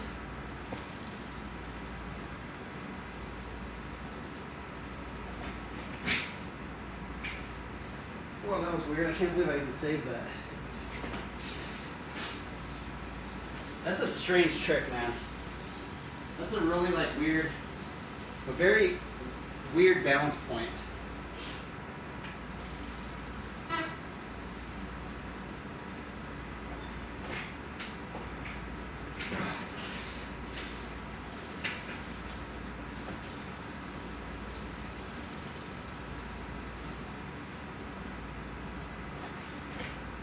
Are you kidding me, bro? I'm not good at any of these tricks. Or that's why we're doing it. We want to get better at them.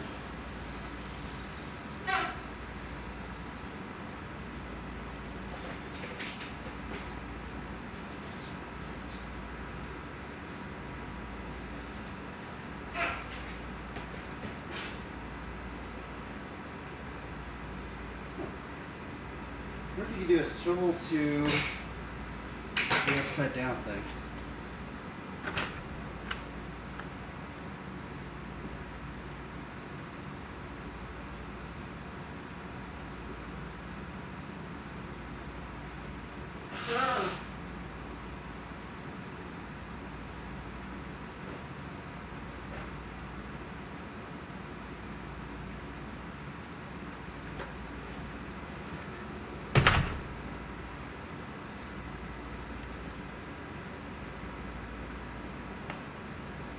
Let's do some backyards.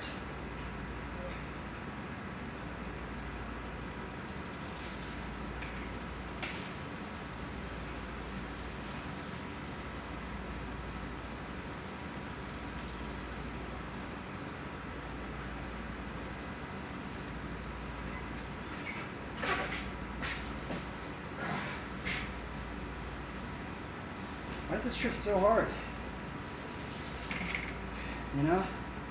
It'd be cool if it was really, really easy to get into, right? But man, this thing is just like... Something about it, man. There's just too many things you gotta do to get into it.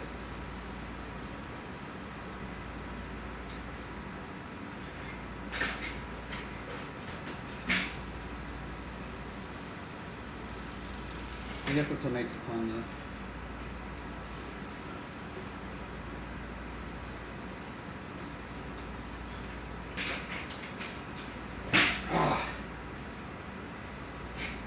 Last attempt. I guess I could practice like the scuff and stuff too. I'll do that like 4 times. This one.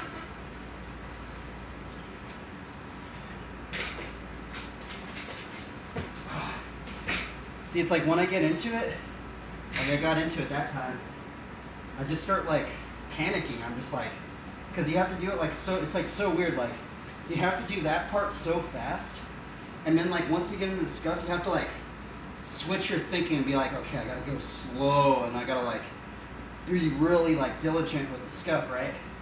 It's just such a weird trick where it's like so sporadic in the beginning, and then you have to like slow it down and like really think methodically about it. Weird trick. I'm just gonna mess around a little bit. Decade to track stand. Let's do decade to track stand to decade.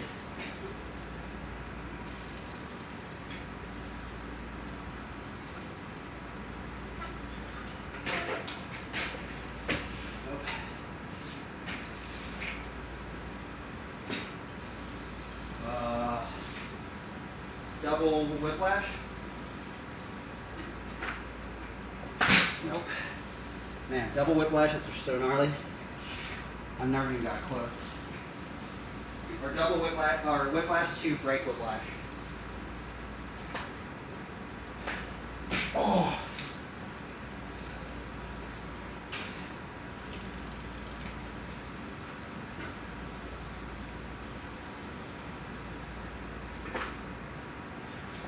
Bro, how do they do it?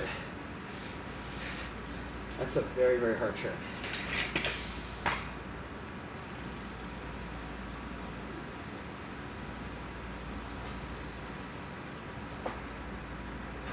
It's like, I don't even see how they're doing it. Like, they make it look so easy, but it's so hard.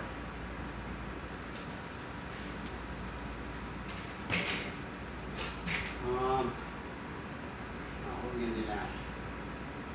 Let's do,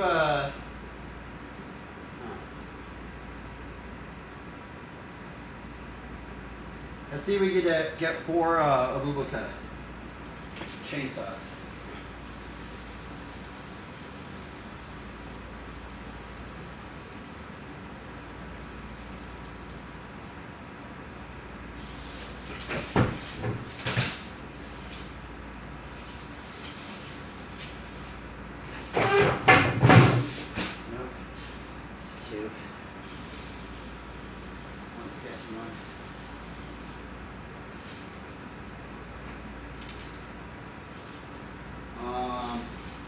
Windshield wiper to track stand.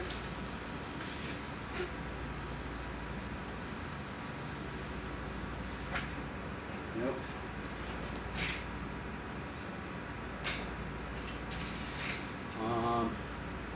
Mess around time. Let's do some funky chickens.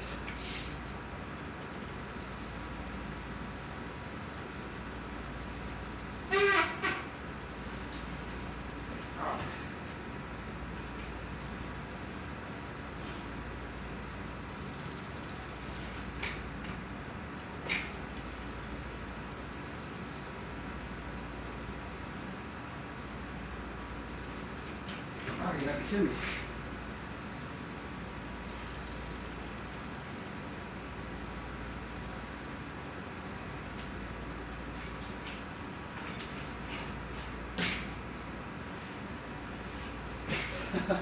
Almost.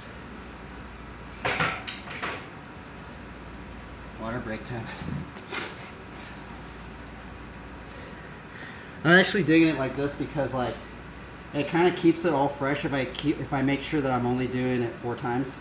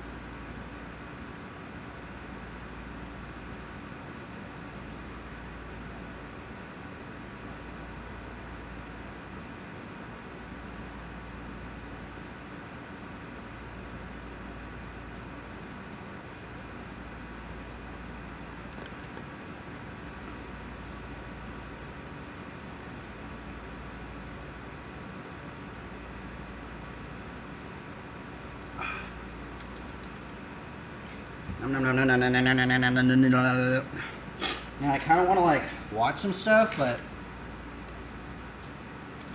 oh well, I guess we will. I guess you guys could watch it. I guess I'm just gonna have to listen to it, but no worries. No worries. It's all good.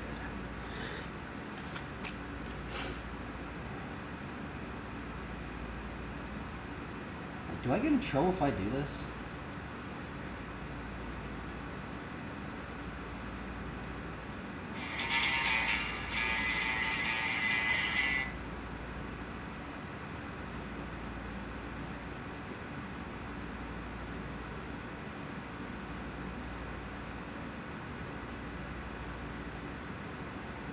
Let's watch this one. What's Anthony Panza doing?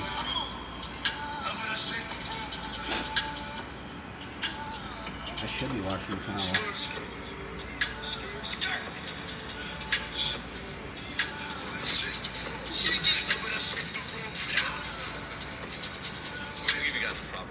Real quick. Brand new skate park in Montauk. We come out here yesterday before it even opens. Yesterday we pro walked the park. We rode it for a little bit, but today is the grand opening. So we fucking drove 2 hours back. We came up with this whole idea that we're literally just gonna camp out in Montauk and fucking party and sleep at the bottom of the pool. Keep in mind it is like 10 o'clock in the morning. We're not alcoholics. 2 weeks left of summer. We're just gonna take full advantage. Cheers. Oh my god.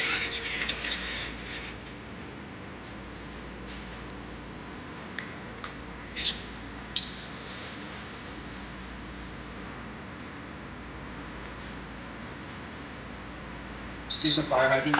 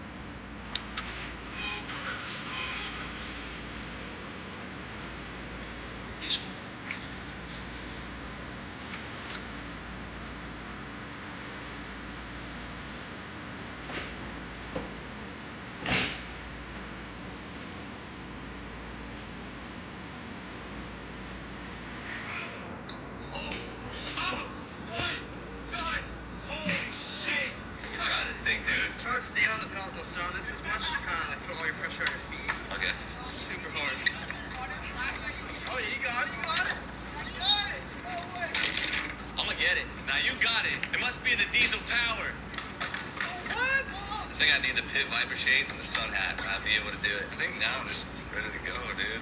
Montauk turning me into a whole new person. Not gonna lie, this shit hurts my balls. I don't know if I'm built for this. City Bike is going global, 3 hours away from its home. What do you call a city bike loaded with Coronas? Island bike, yeah? Let me see the backflip into the water. He's gonna put his fucking toes in there like a little bitch and then run away. Oh my god, you're such a bitch.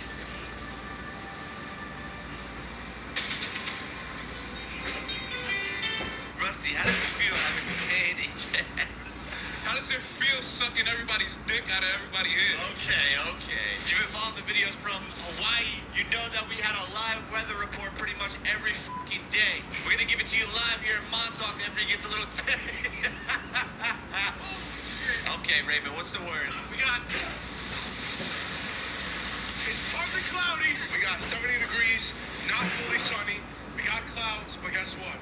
The sun's out. I don't like cloudy days. My weather report isn't there. Come back to me when the sun clears up. The sun, the clouds. Let them know what we're doing tonight. I don't know, but... How's Montauk been treating you, huh? Montauk's been pretty nice. Tight, sandy, salty. Skate park. Brand f***ing new. Don't go there. How's the water? Water, man. Can't you tell? I'm loving it, baby. Ladies and gentlemen, if you haven't realized already, Raymond is a fucking bug out, and that's what we love him for. He's a special character, for sure. Look at him. Life is good. Where's the summertime bod at, man? Oh, I've been eating good. How's that keto diet going?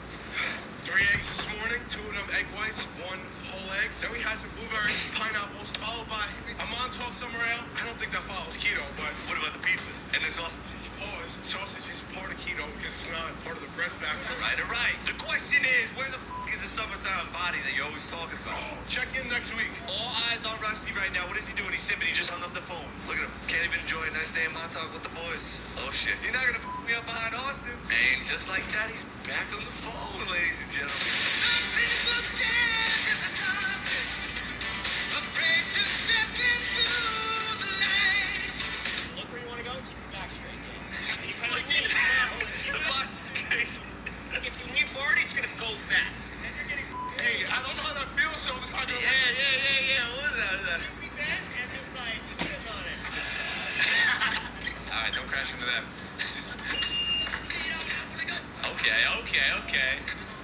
Okay, he's knee knocking. What the f? You went up the hill before. What? Homie is bugging out right now. That is so funny looking. Torque it forward and back. Yeah. So you can Yeah. feel the motor. Yeah. Then you're standing on 2 poles in the middle of the ocean. All right. Trying to imagine that right now. Yeah, now just pinch it and lean forward. Look where you're going. I'm feeling it. Yeah, you got it. Definitely feeling it. Yeah. All right, let's go into the skate park. Oh, shit. How do I put this in turbo mode? Lean forward. Whee! I wonder if I can left turn. Alternates the side. Hey! Dude, this is lit, honestly. I feel lit right now. Raymond, you a whole asshole for not doing this. For those of you guys that have been watching the videos for a while, right? Trying to become any bike gangs. This is a part of it right here, the one wheel. Electric unicycle, sorry. Next is the 450, then the Dyna. Yeah, any bike gang. If this fits me, leave a comment down below. If you don't think it fits me, leave a like. It's a win-win situation. I feel like I just f people up with this thing, dude. Imagine me just like riding by you. Bam!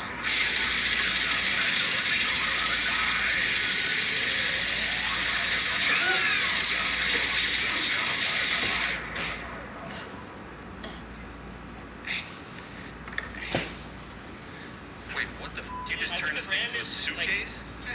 No f***ing way, bro.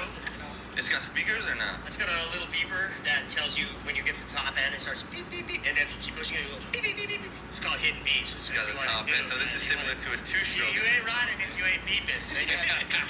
I'm already thinking about all the fucking stupid shit that I would do with this thing. This could be a new me. We're gonna put pegs on this thing and it's game over. Oh shit. Hitting the turbos right now, straight towards Raymond. Look at all these bitches! You almost broke your fucking finger. Think about this. If we could get like like an endorsement where we got like a decent amount of change, right? I would put all the money into getting like 20 of those and playing an extreme game of basketball. People would die, bro. Alright, well, whatever, fucking Mr. Calculations guy. You would be the first person on the fucking ground. And I would shoot 3. No, you wouldn't. No, you wouldn't. No, you wouldn't. I definitely would have put you on my team, you little bitch. Yeah, right. Get on that thing right now. Get on it right now. Let's see what you're really about. Oh, no, come on, man.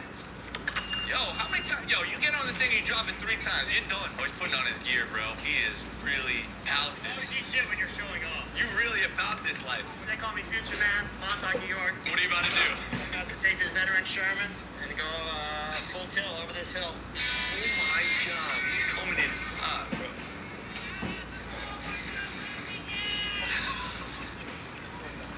I think that was like 3/4 throttle. No, I need the eagle. What do you mean? It's like a cruising fast. We're for the streets. We're for the Straight streets. steady. I'm for the streets. Can you do it one more time? No. That's how I'm pulling up to your girl's crib.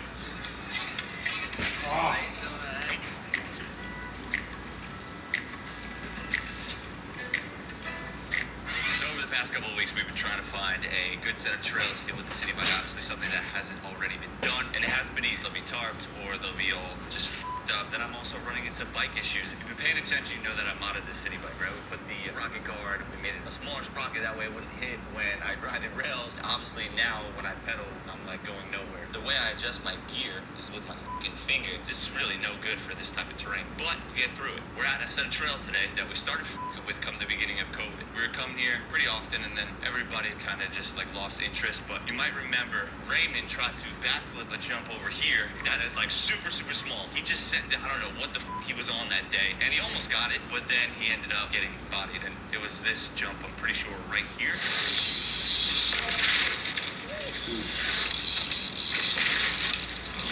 It's insane. When we first came here, it hasn't been touched for like 4 or 5 years. Everything was covered in fucking moss, completely ran down, no tarps. It was a shit show, and now obviously they've been seriously taking care of it. So with that being said, I'm not gonna fuck anything up here. I'm gonna fuck with the little guys and get out of here because we don't want any Nazis resurrecting from the ground with fucking shovels. I'm not trying to deal with none of that. We're getting down and dirty with the city bike today. How you doing?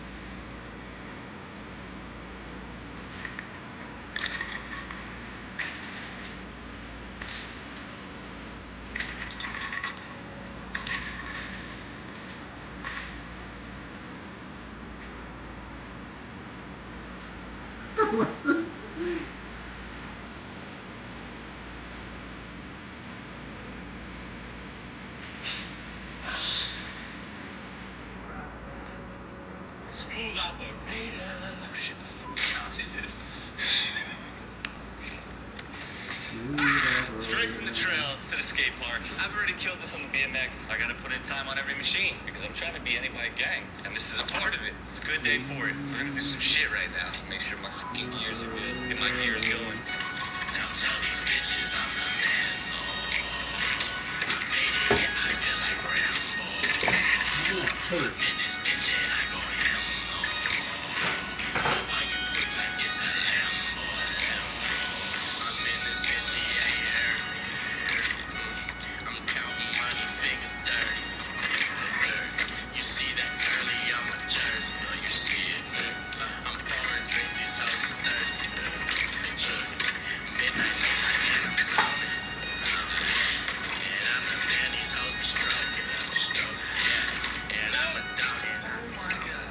Oh, you son of a bitch, dude. This bitch looking like a fucking taco on this fine Tuesday. I gotta find where the wop is. How's the wheel looking? Shit. Yeah? Where does it need to be pulled over? Everywhere.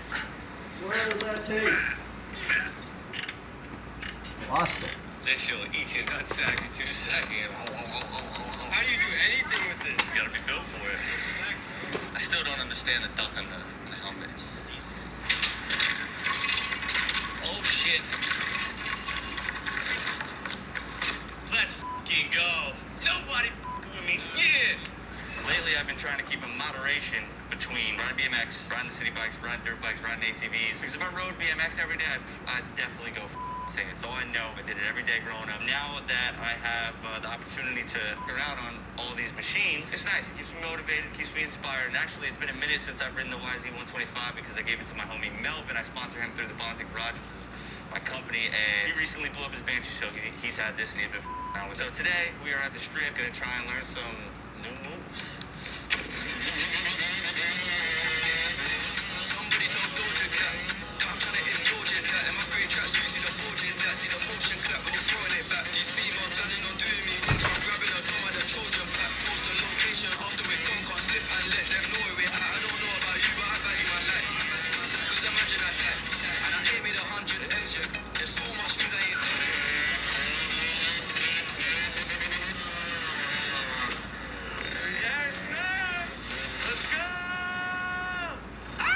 I'm so hyped just to hear that noise. When you hear that noise, you know you're doing something right. And what could be really good. Let's try some of this. Just on the side. I mean, that might even work right there.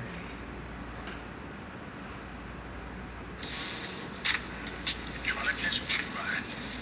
They see me rolling, they hating, but true. 30 days money back guarantee. That's Carbine reimagined. Well, that's what I'm talking about.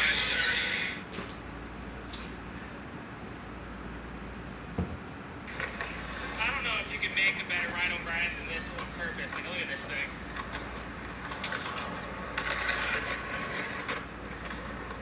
So that's it.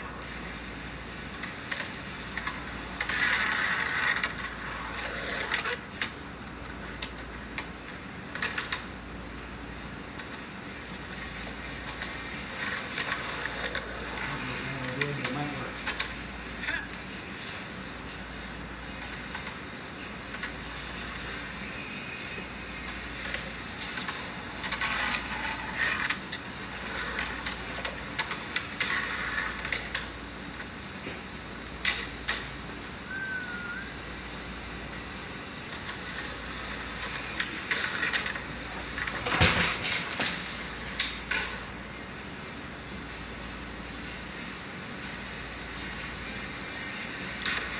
Yes, sir.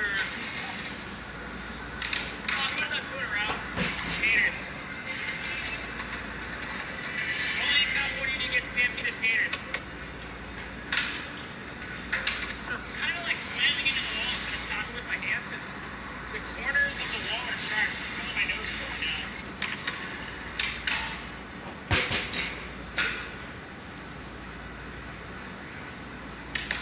Oh, shit!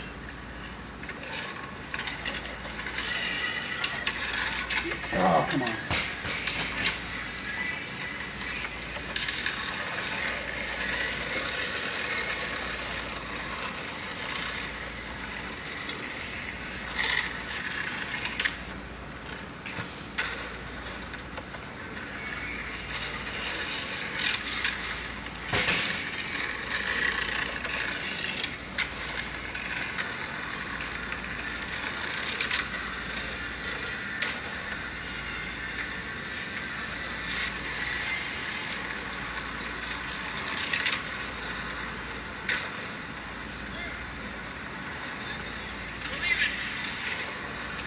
I've been to this spot a bunch of times, but I never actually came up these stairs and then looked at this floor rail. Oh, you got that? Find it out.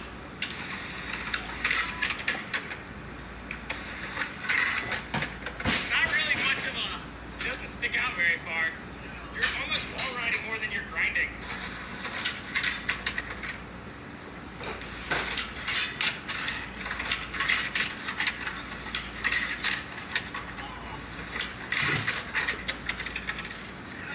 That was the scariest moment of my life.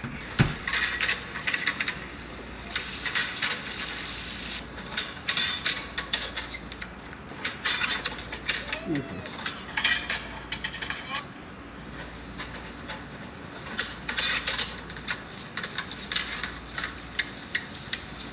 Next one, right?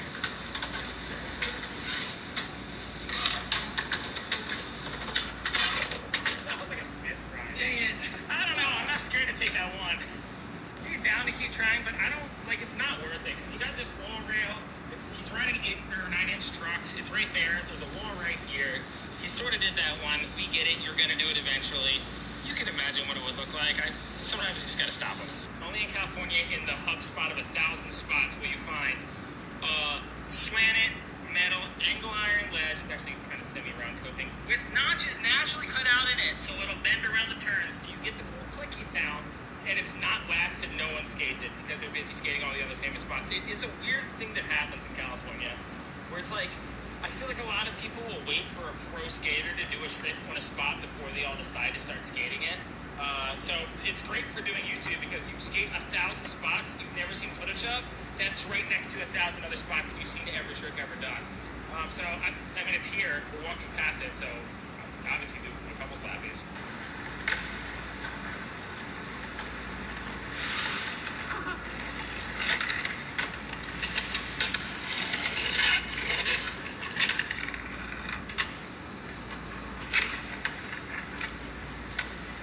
Okay, granted, there's a lot of deep cracks in the ground, but it still works. You can still slappy it. Bev, do a slappy. Bev's about the selfie himself slappy.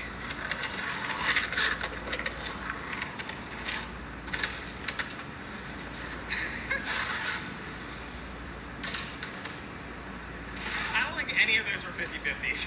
This one out of nowhere just kind of becomes a flat bar. Definitely gotta like slappy through that somehow. I think it. Yeah, it boing, but that's okay.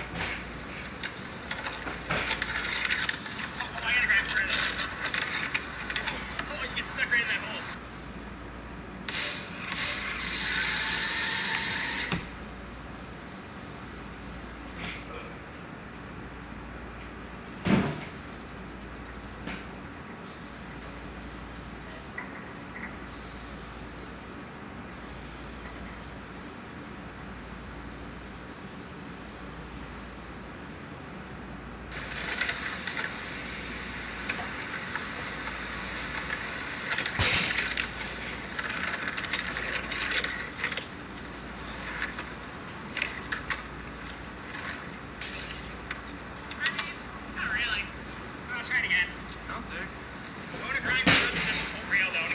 So bad, though.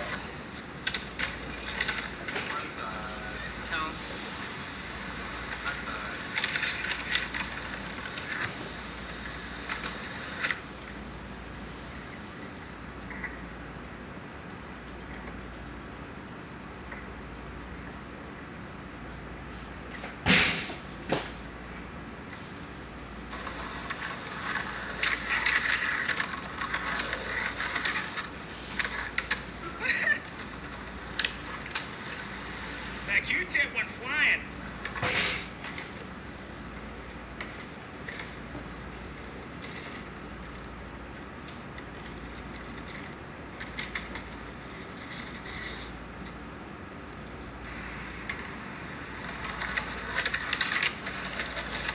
If I am being completely honest though, I have personally walked past this curb spot, like the metal curb spot, at least 5 times, like right on the same sidewalk, but every single time I'm with a bunch of people who aren't gonna wanna skate it. And that's kind of whack to just like skate a spot by yourself when you're with a group of people. Luckily, going out with Bev is like the perfect combo because I feel like we have a similar taste in like what we want to skate, just not how we skate it. Like we like the same obstacles, but we have different bag of tricks. Plus he's goofy and I'm regular, so it kind of makes for like a fun session to get like hyped off of each other. But now we're gonna go to this spot that you've seen a million clips at, but Bev wants to skate it in kind of a different way, so let's see. Take it back, that spot's a no-go. There's just a guy there with particularly stinky feet, and we're good. Bev said, oh, I know a trick to do. Maybe I have to do board slide switch 5-0, and then like kind of try to 180 to the gap. And then he just did it first try. Maybe they'll do it again second try.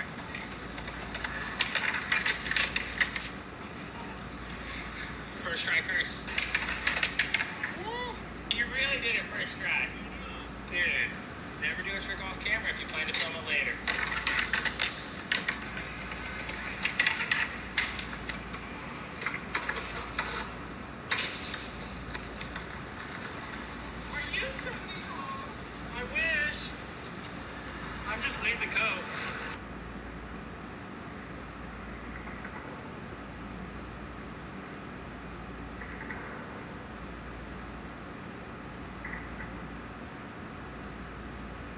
trying to do slappy crook on this ledge, but this little guy sticks up right where it would go in.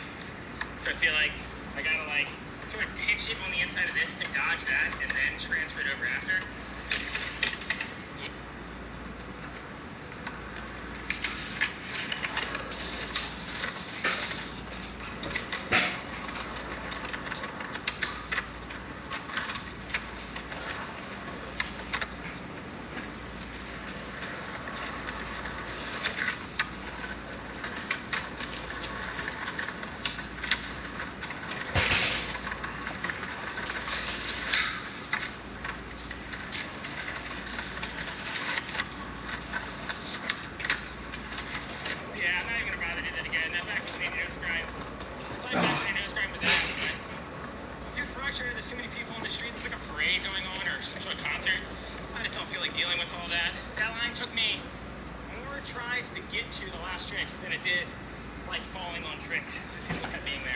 What if you could do like hang 5? Only on a Sunday where there's a big event.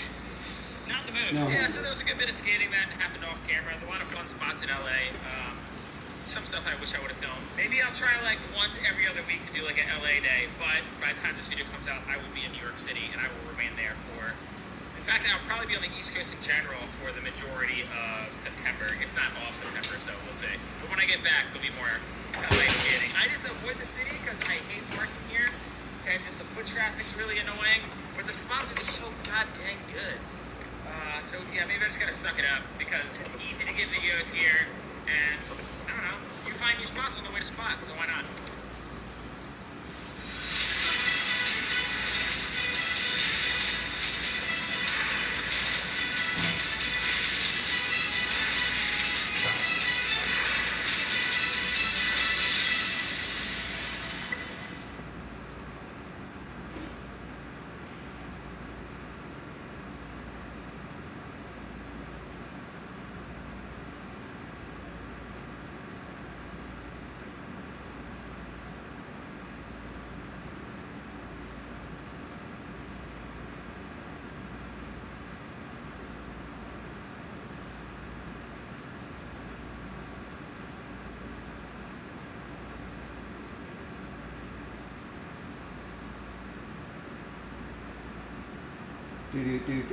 Do.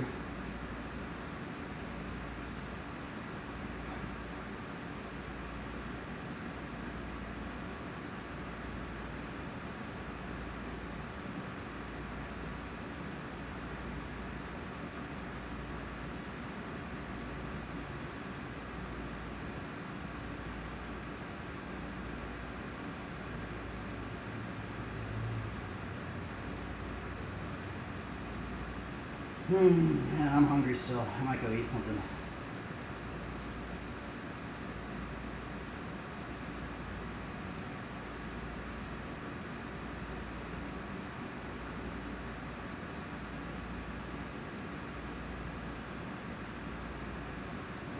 Yeah, let's go eat. I'm gonna go eat.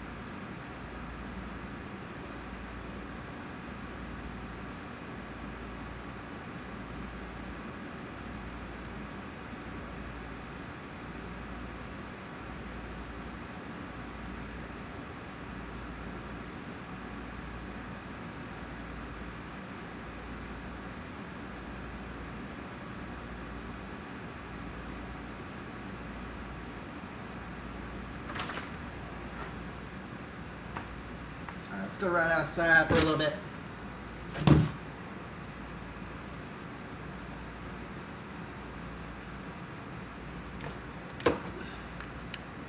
Plug that in. Take this off.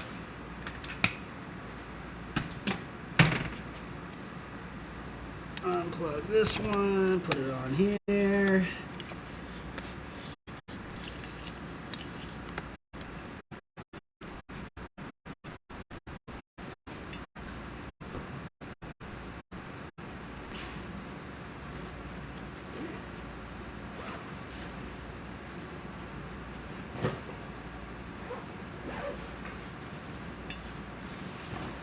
I think it might be cool enough to actually ride outside. So we're gonna have a little outdoor sesh so my phone runs out of battery.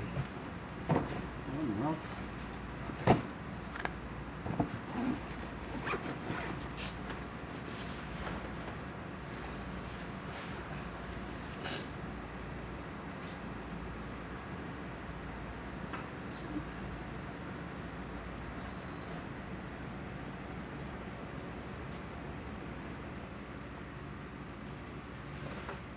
Okay, let's do this. I want to learn some hang 10 no-handers. Oh wait, we gotta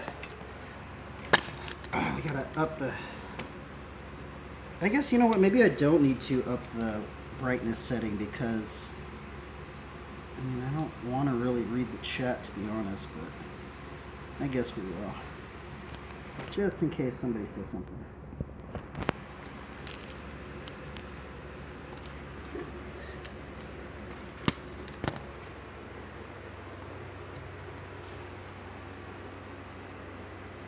I need to be careful that this doesn't fall off.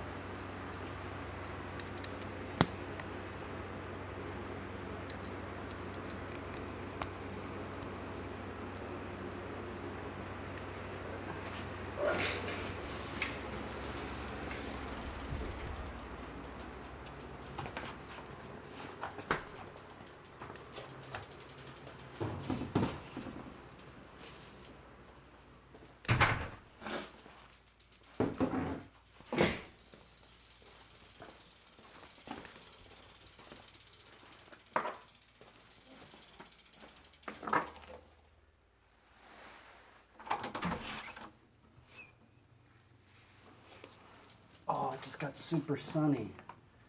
Darn. Well, my phone doesn't freaking overheat out. I think it's a little cooler today, but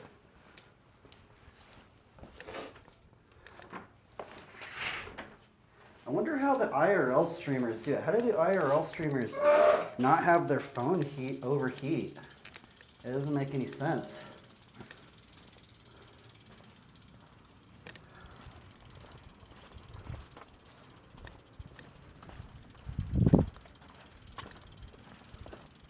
I might only be alright for a little bit.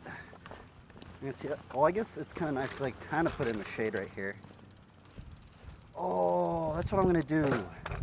I'm gonna make this one a tree, so there'll be a little bit of shade over here.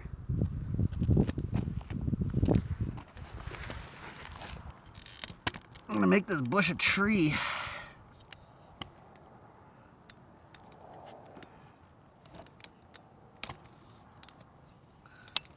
Let's see here. I'm gonna try and get this so it's in the shade.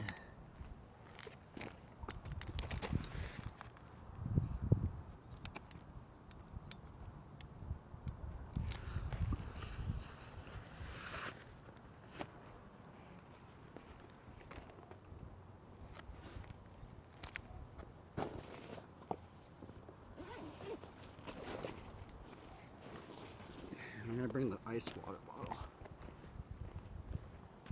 Get this water cooled.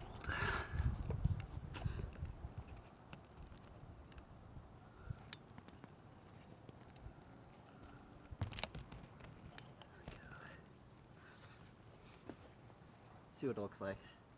I have the brightness setting kind of low.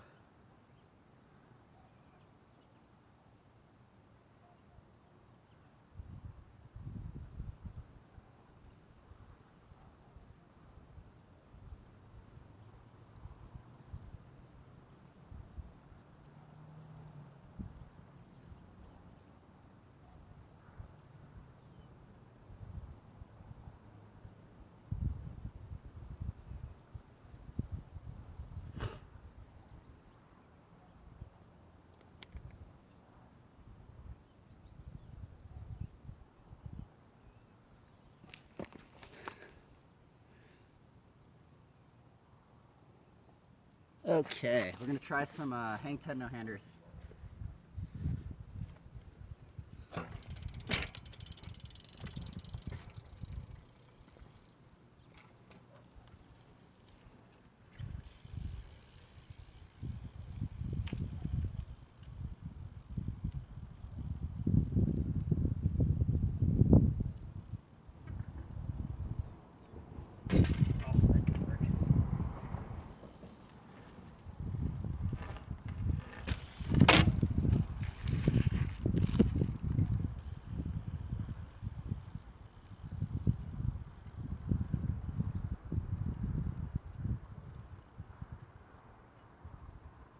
Oh, are you kidding me?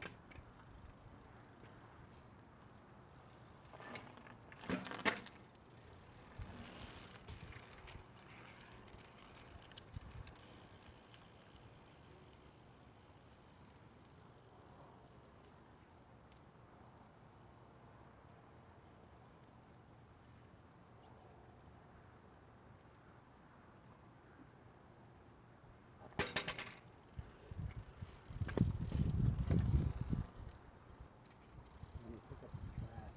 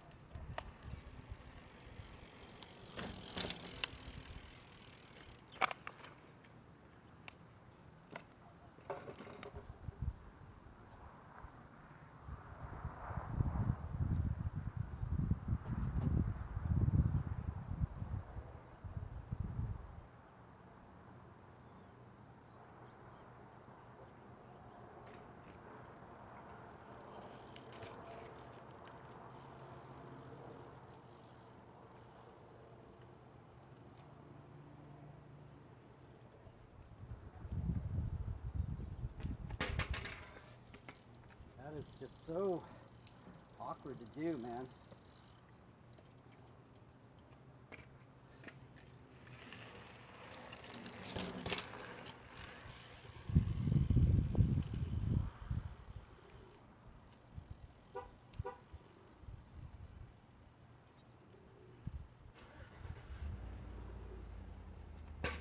Ah.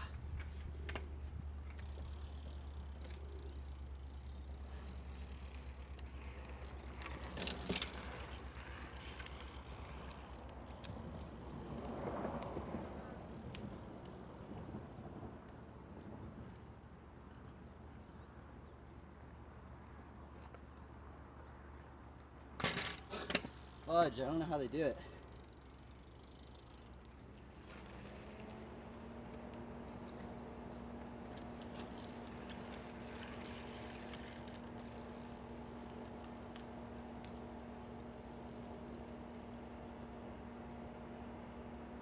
Ah. Yeah, I need to get back in the game.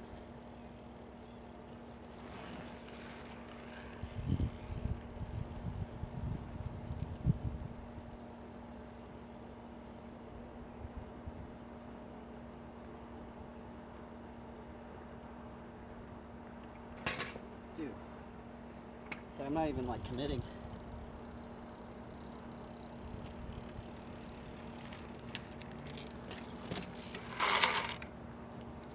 Let's just stop by.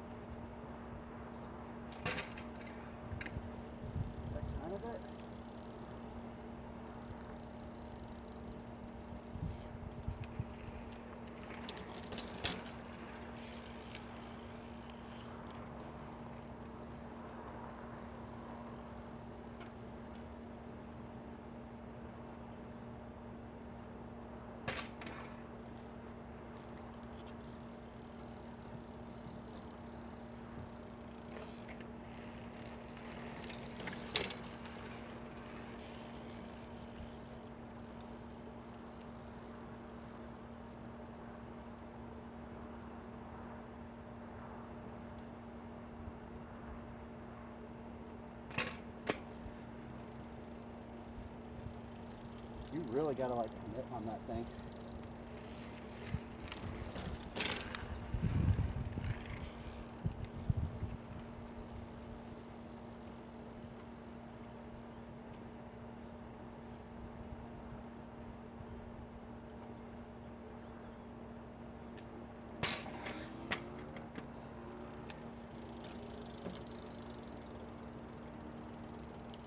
I don't know what I'm doing wrong, man. There's like no how-to on how to do this trick for some reason. I don't know why.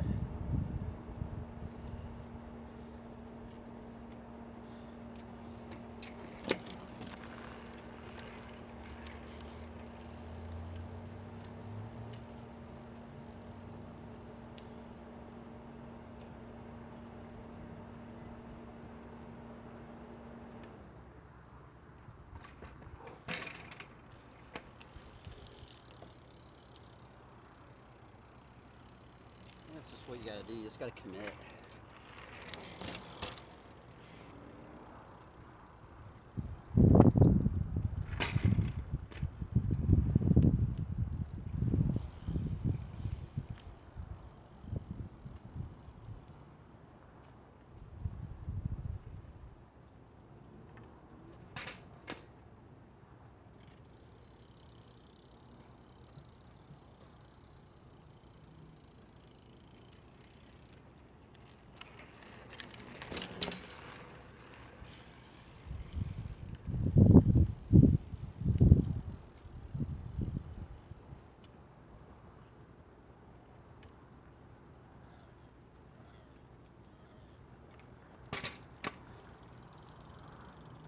Let's see what I'm doing wrong.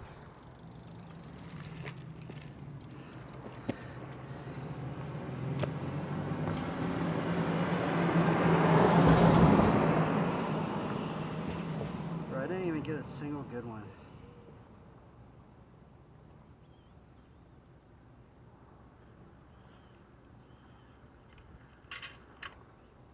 Delete. What about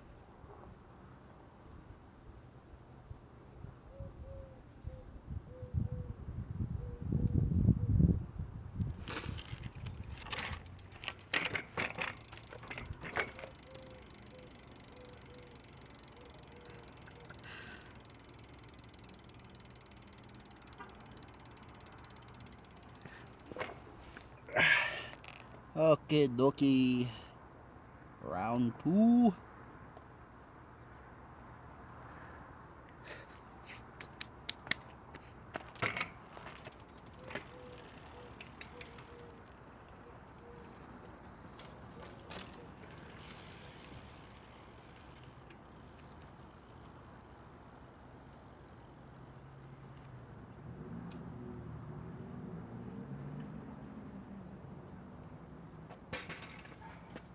You gotta just get that right angle, man. That's all it is.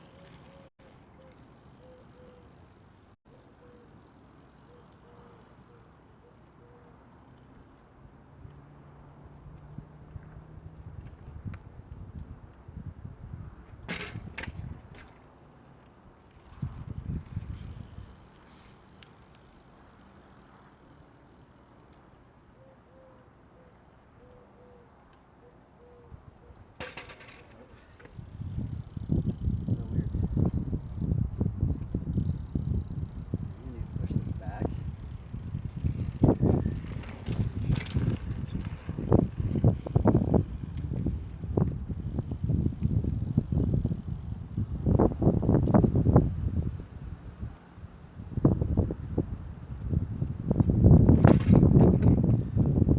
That was kind of it.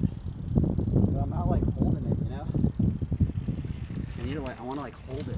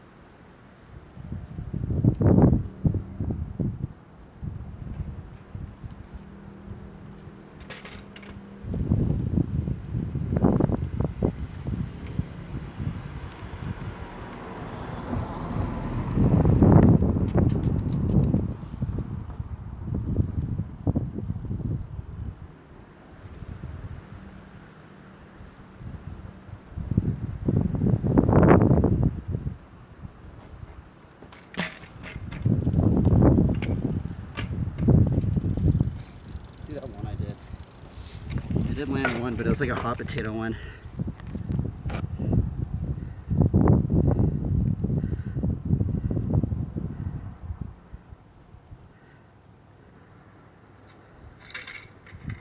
It just always just drops on me.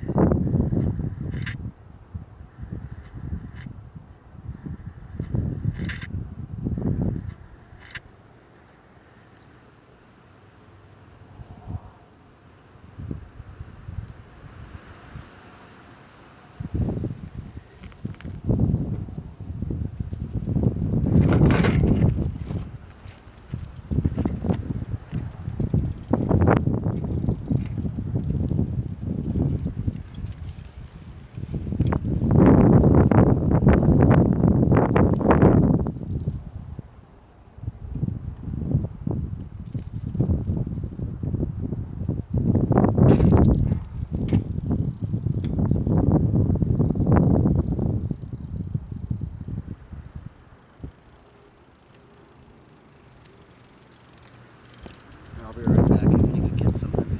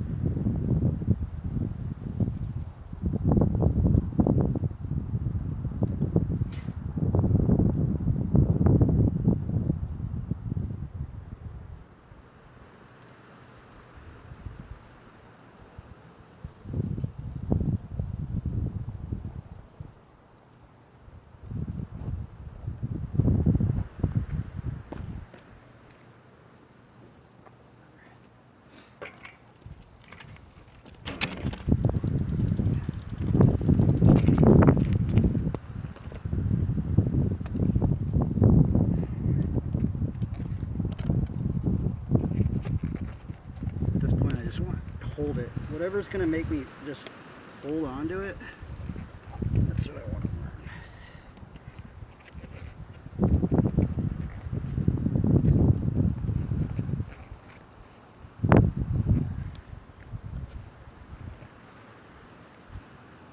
This might be a second.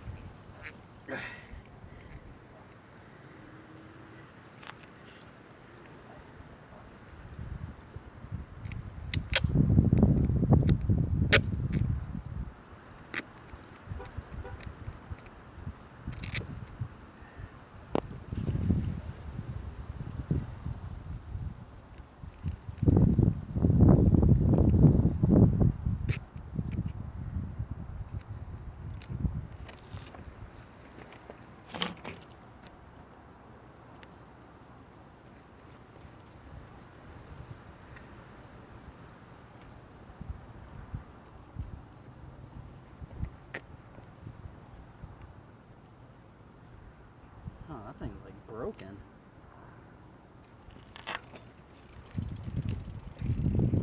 Alright, let's try this one now. Mod my bike a little bit.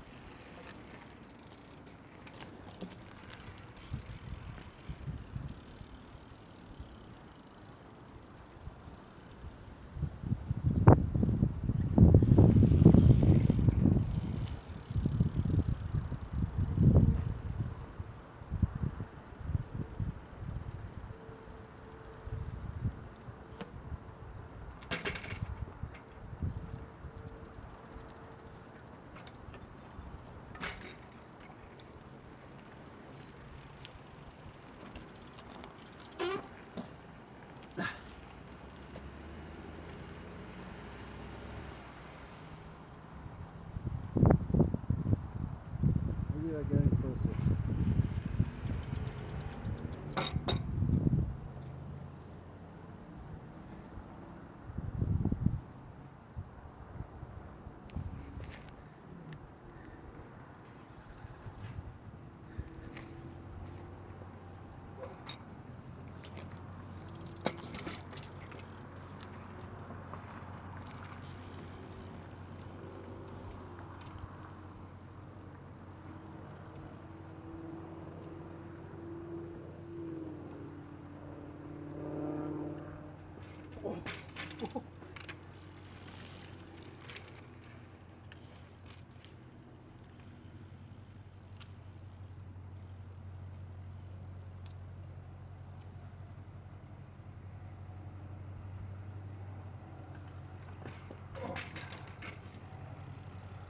I think this might work better.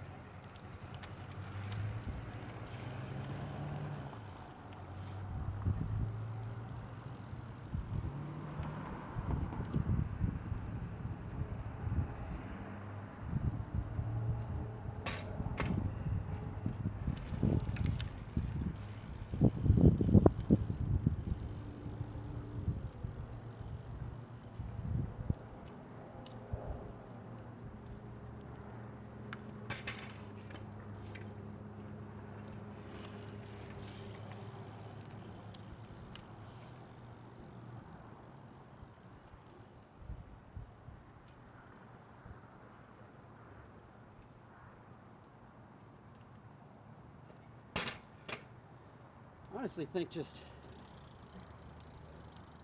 cliffhangers might just be easier to learn, man.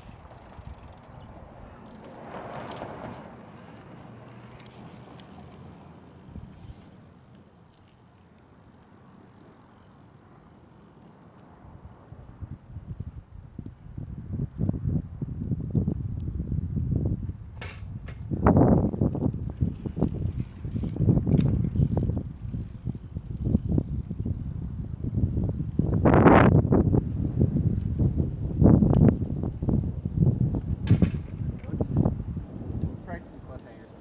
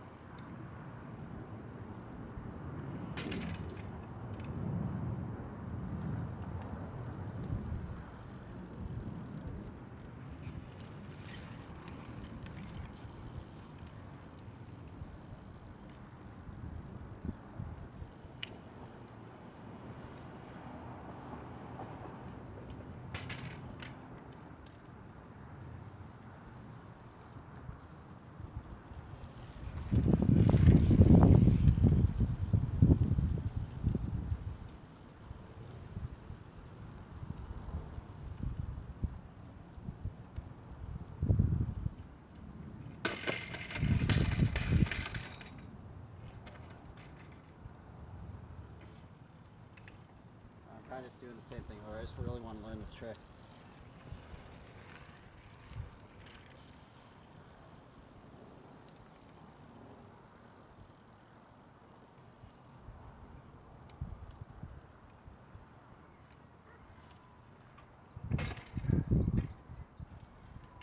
Hang 5.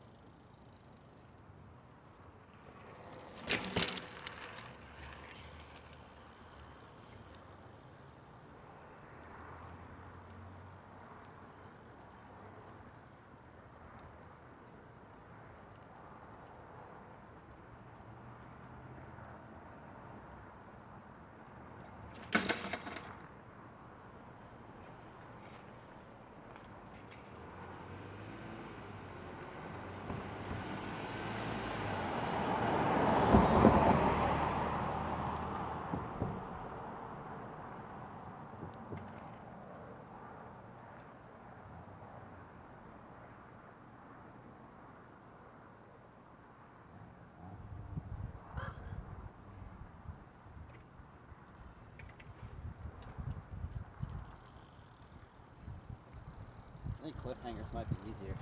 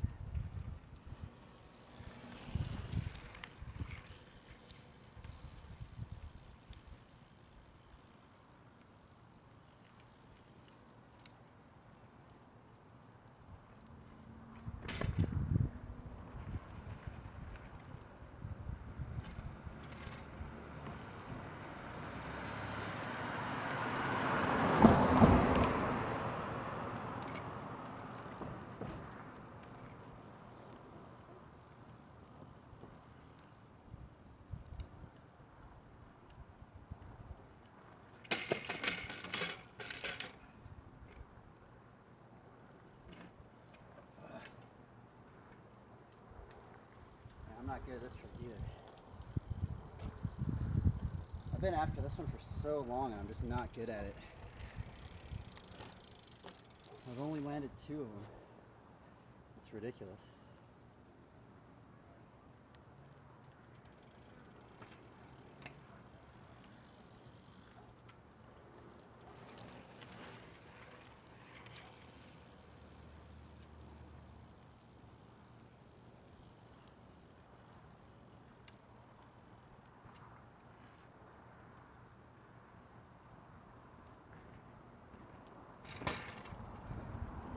I was getting scared.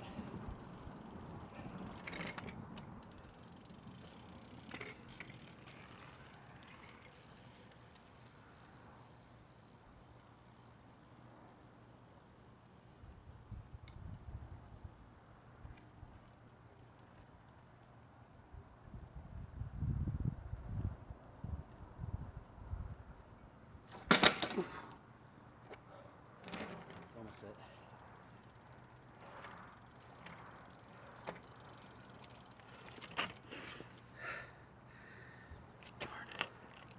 Just want to get really good at this trick. I don't know what makes it so hard. I don't understand. Why can't I just hold it, right?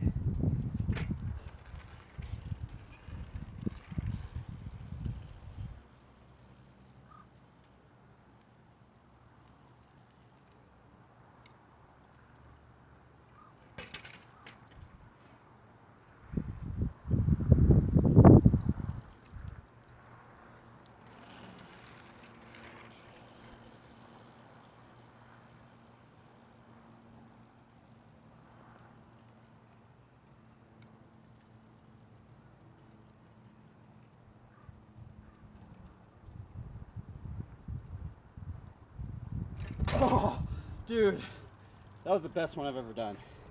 I mean, in terms of just trying to hold it, right? That was almost it right there. That was scary. I don't know what makes this trick so scary. It's not even that scary. But for some reason, it's like, it's not that scary, but it is scary. It's just so foreign. That's what makes this trick so weird. Is it just like, it's just such a foreign feeling trick, and it's like your body's not used to it, because your body's telling you like every time your bike is that way, you need an OTB, man. Like you need to eject, and it's hard to like rewire your brain to be like, don't eject, just hold on.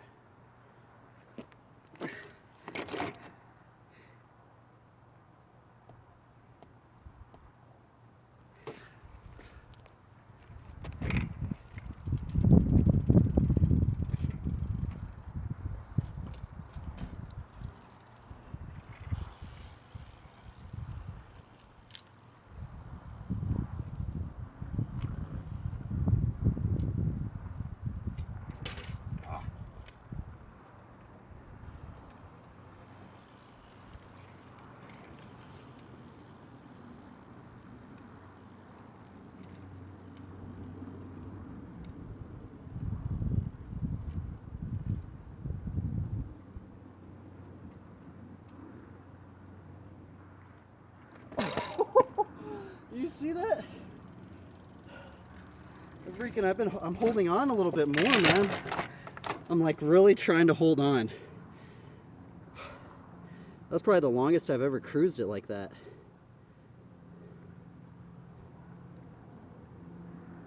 Bro. Man, that's such a weird trick, dude. I've been after this for like a year and a half. Like,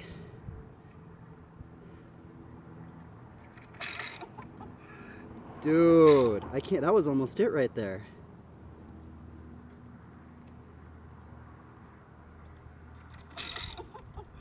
You see that?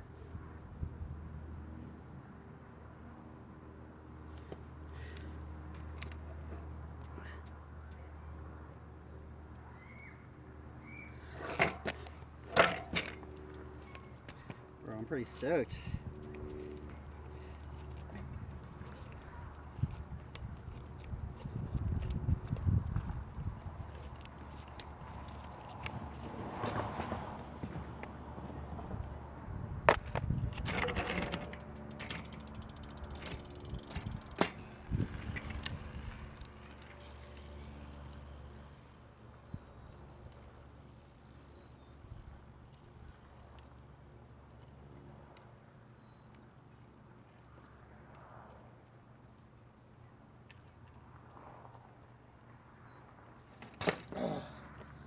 It's hard to like,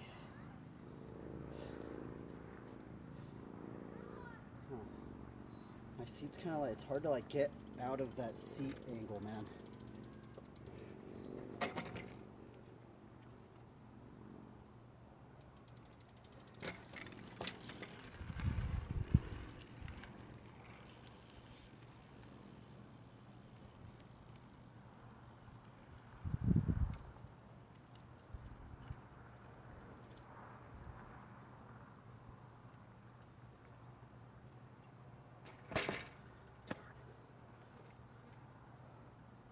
It's like I'm getting caught underneath the seat. I need to like, now I need to like learn how to land it. Cause like I'm kind of getting into it. I just need to learn how to land it. It's really, really weird. It's like you have to like lean a little bit more forward and then tilt your leg out and kind of let the bike drop. But it's very awkward feeling. Like this whole trick's just super awkward, man.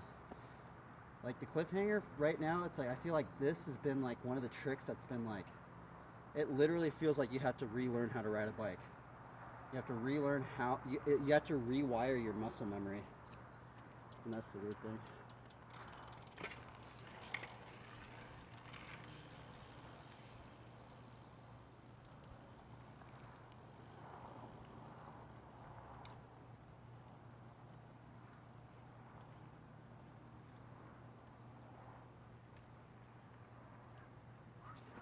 See, I'm starting to get into it more. It's weird because like you gotta like, it's weird because like, if you start getting into the hang five so many times, right, you're so used to the pressure of your foot, right? And what's really hard to get down is to put equal pressure on both of your feet without being scared. I think that's what's really, really hard about it. But now what's hard about it for me is just trying to land it. I'm really not sure, like, I've landed two, so I know I can land it. It's just I need to like do something else.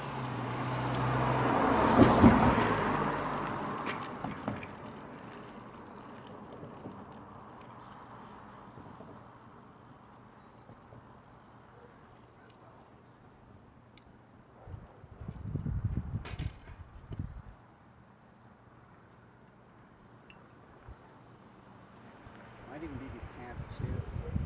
When I landed, I think I was wearing like these basketball shorts, and these basketball shorts are kind of like, they're kind of like a little bit more silky, so I kind of get over. It might be the seat too. This seat might be getting caught from my bike.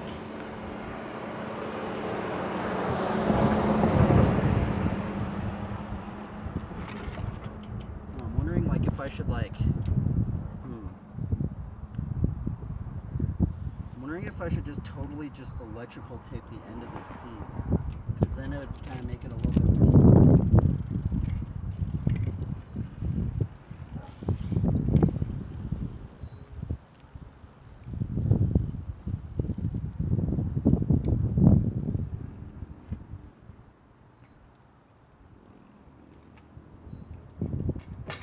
See, it's like I'm scared.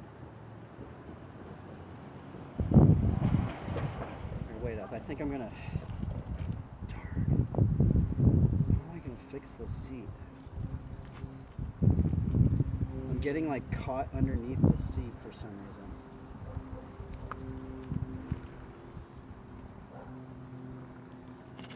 I'm just gonna have to I think I'm just gonna have to bow my leg out and then hopefully just like let it drop or something. But I keep getting caught. It seems like I'm getting caught behind it.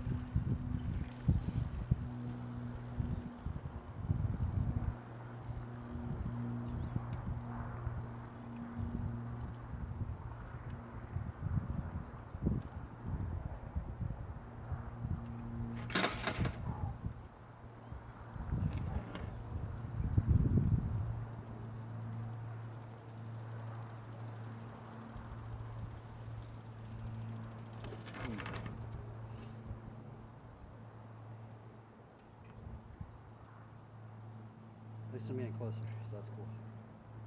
Today's actually, even though I probably didn't land, I'm not going to land anything today, at least I got a little closer to this trick. I've really been after this one for a long time.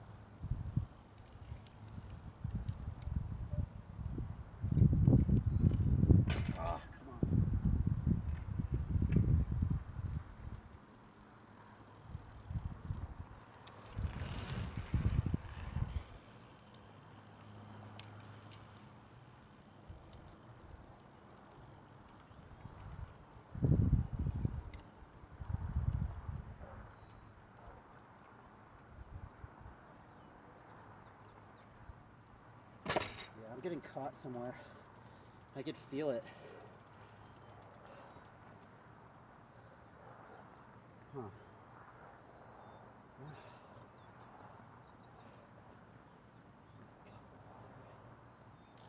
I don't know how to land it, man. It's like really, huh.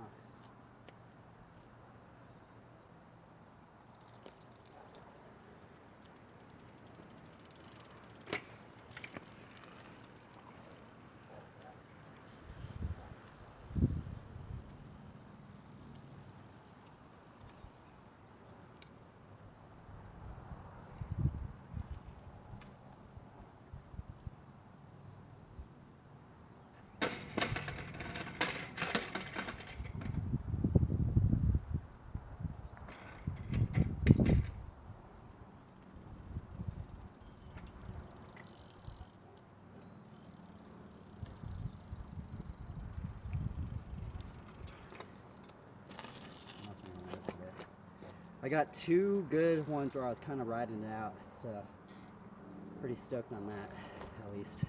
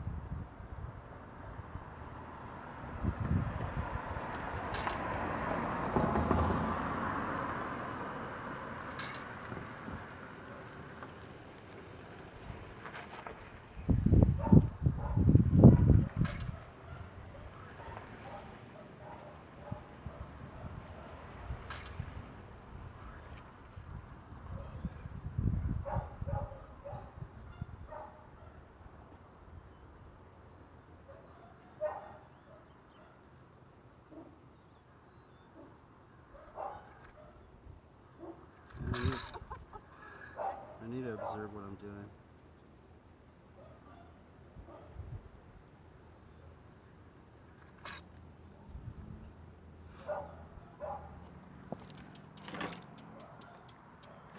I need to fix this seat.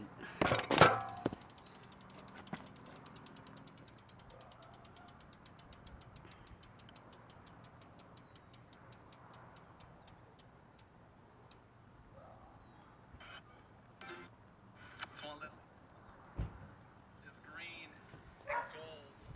Those days, Pat. There's only like 3 left, so. That's it. They'll be gone forever. Once these 2 are gone, see ya. One won't be.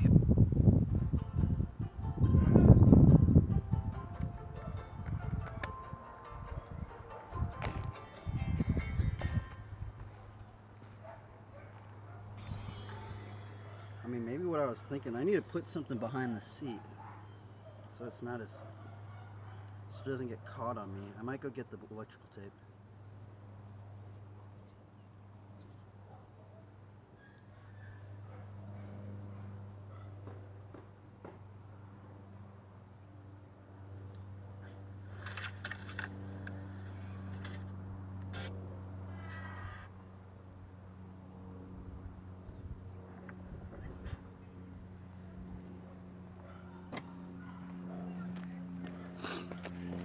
Ugh.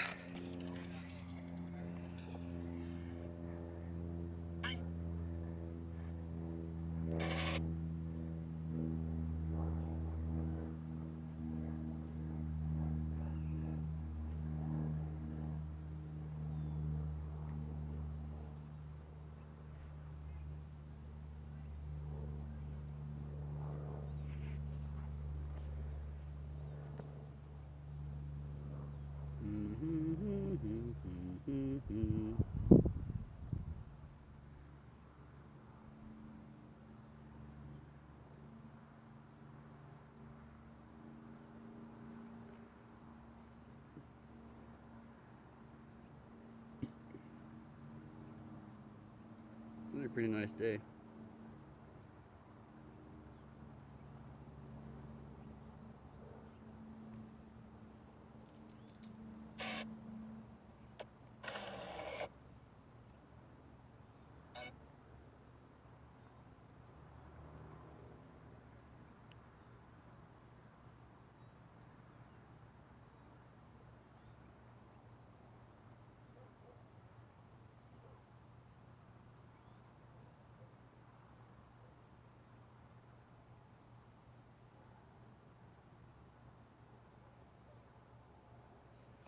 Oh.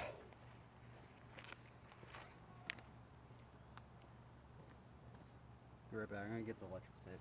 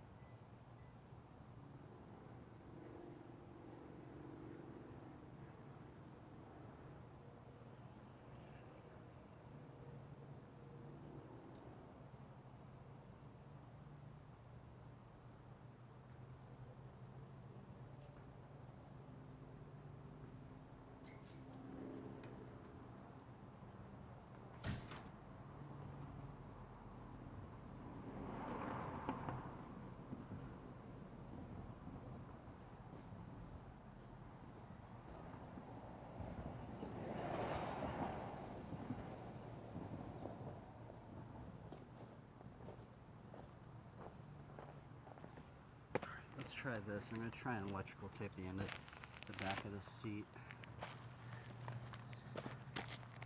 Let's see if this works. This electrical tape.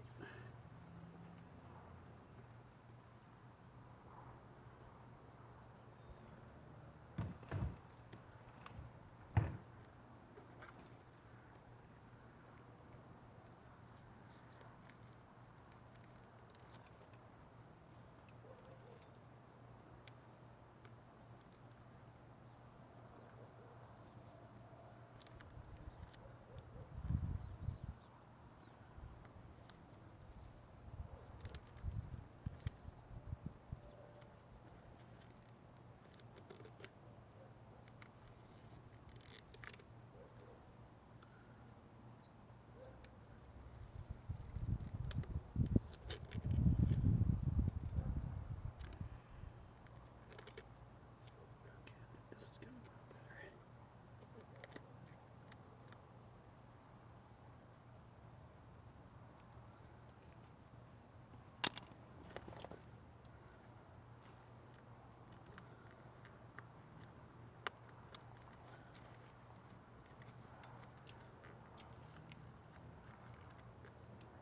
It's gonna make it stick even more.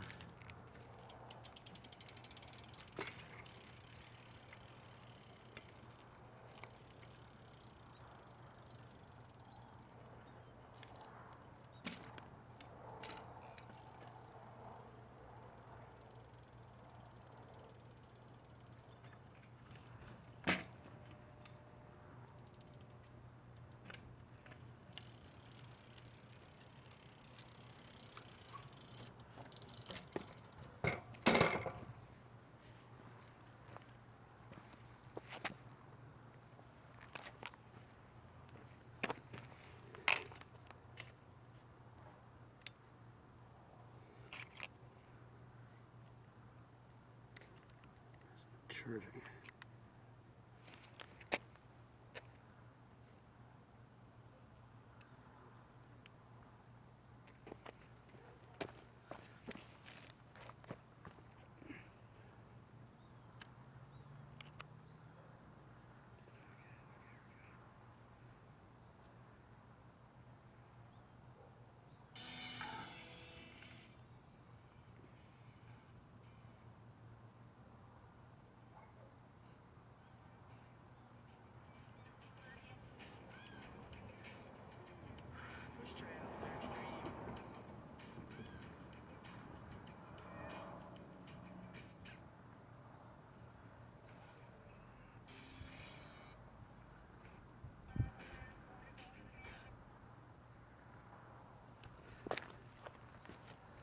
Okay, got this charging up in here.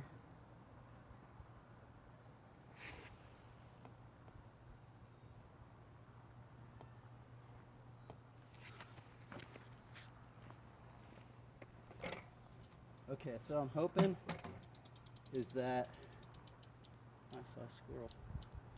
I'm hoping that since I electrical taped the back of the seat, it'll allow me to swoop over it a little bit easier.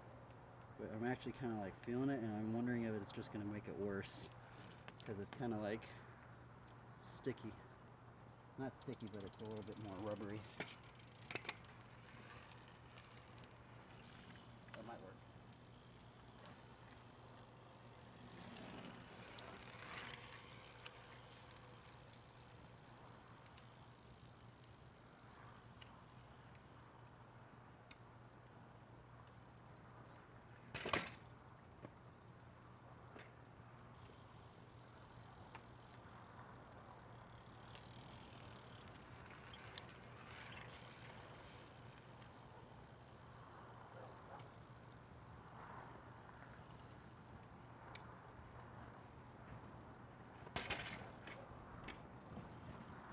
Feels like it's a little bit more smoother to get out of it.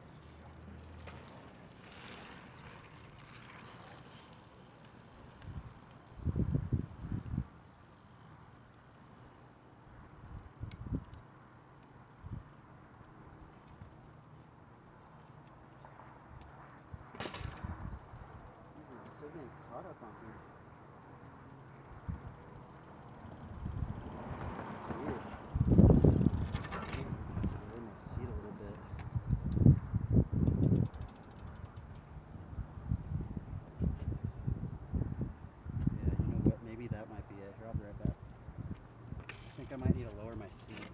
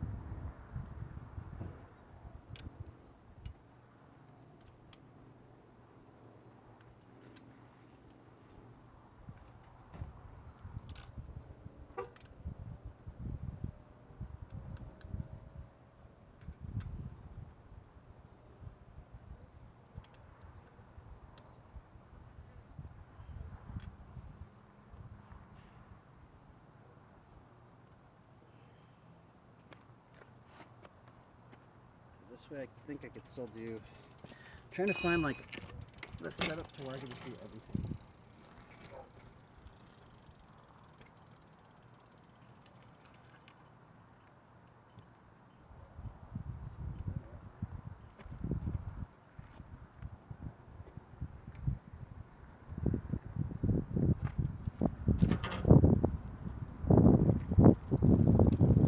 I'm trying to find the setup for everything. See, can I still do one of those side,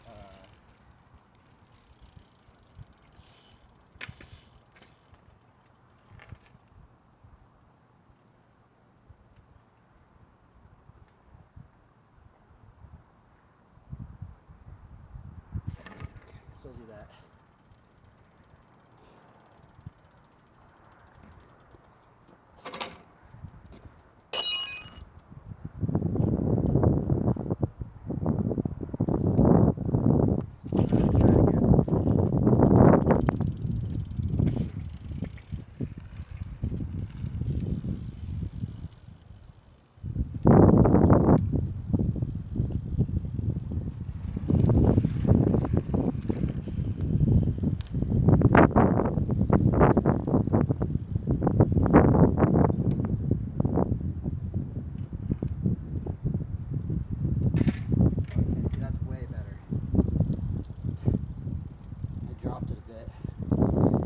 Substantial amount, I think. Well, I guess it's not that much, but you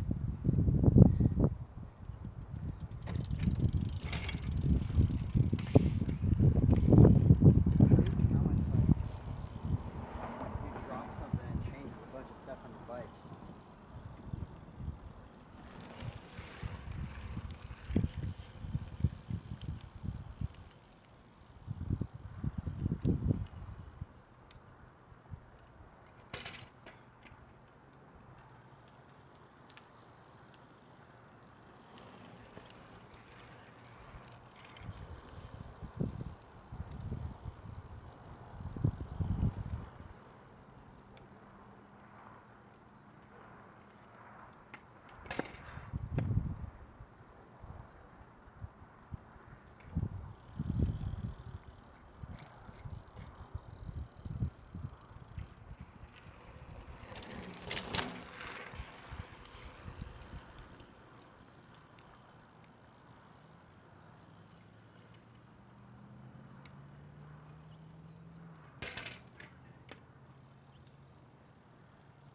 Makes it feel like the hang 5 is a little bit harder to get into though.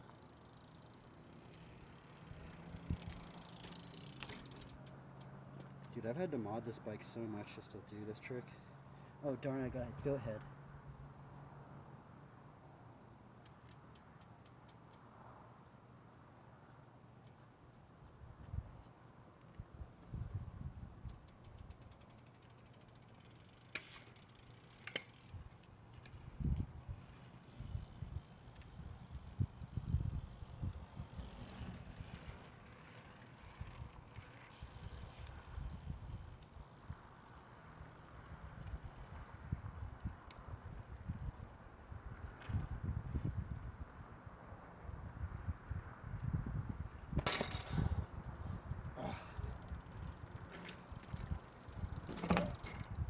I wonder how long it took everybody else to do this trick. There's like only like 3 how-tos, maybe 4 how-tos, one not in English.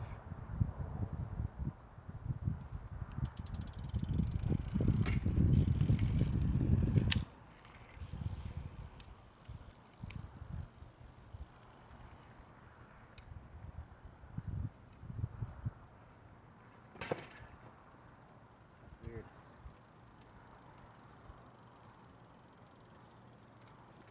I dropped my seat down and makes the hang 5 feel different. I guess it's because it's pushing my back, the back end of my bike 1 inch more down. It doesn't seem like it changed anything, but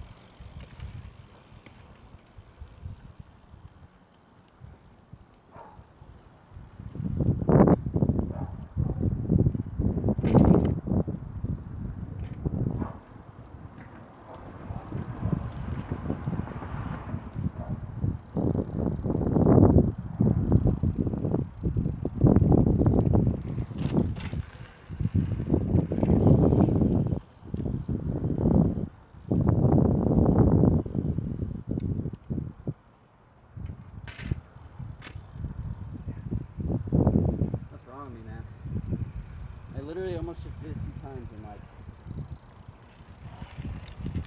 I'm really bad at this trick.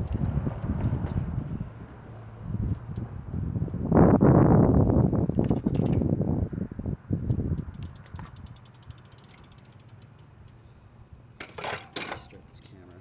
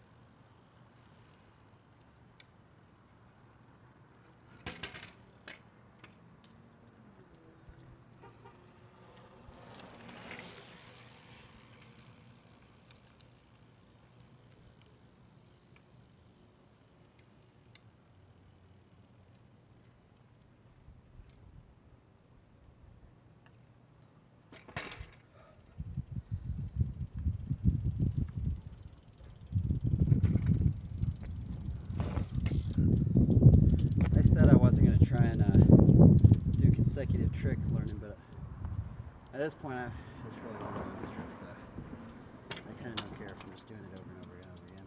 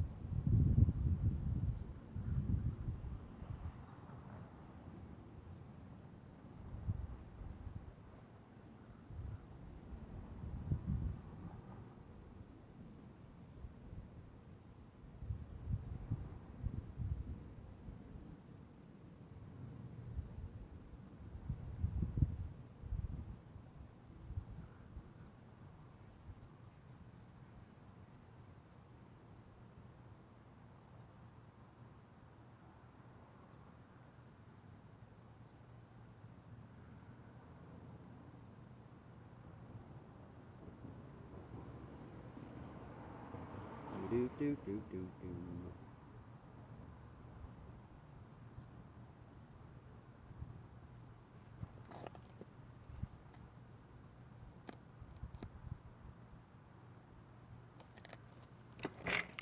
Maybe I should try some other tricks. Maybe I'm just getting caught up.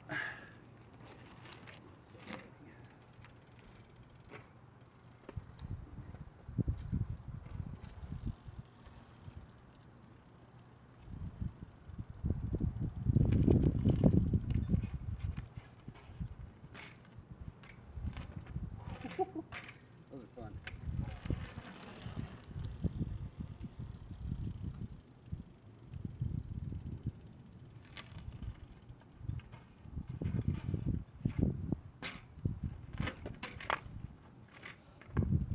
Those scuffs are feeling pretty good actually.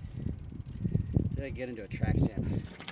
Okay, let's do funky chicken to track stand to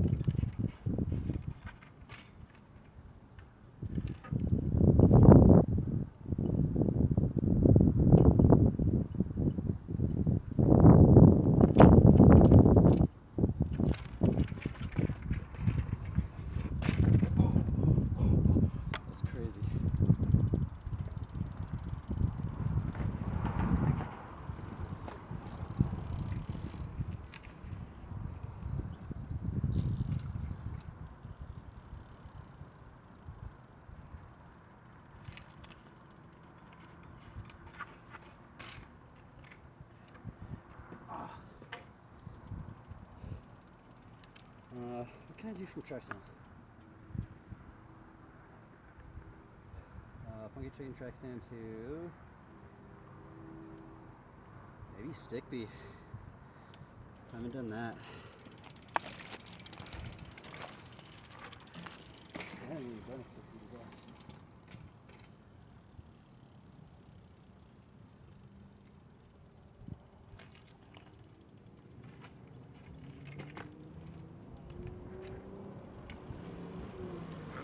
Oh no, wait, no, my cranks are going to be in the wrong position. I can't do it.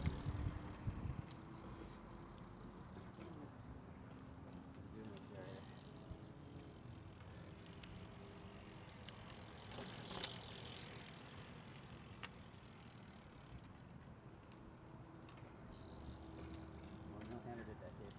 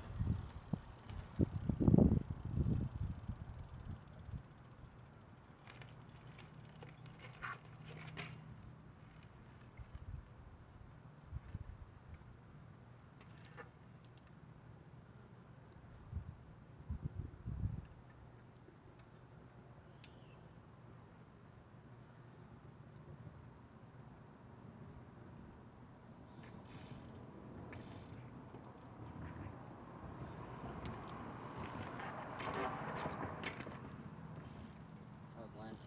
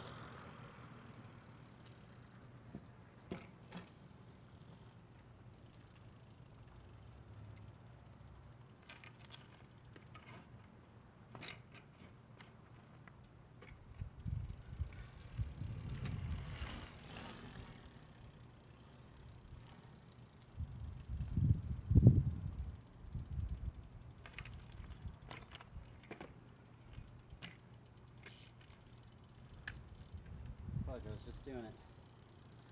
Lost it.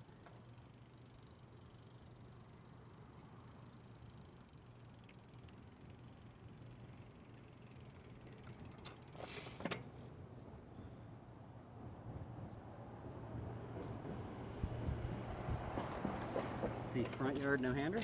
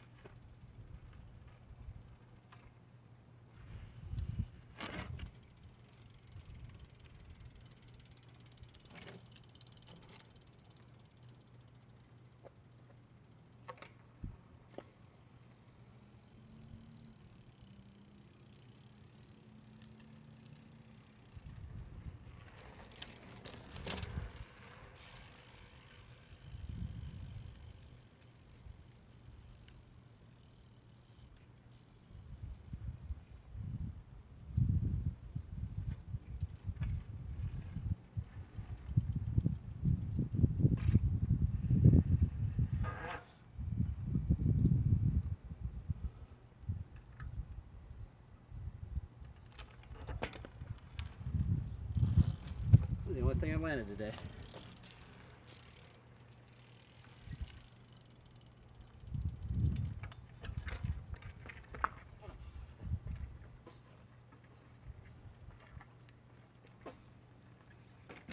Oh, so close. At least I've never done that though. I've never done a steamroller to no-hander. So that's cool with me. Let's see what it looked like. Make a stream marker right there. That's the only thing I landed today.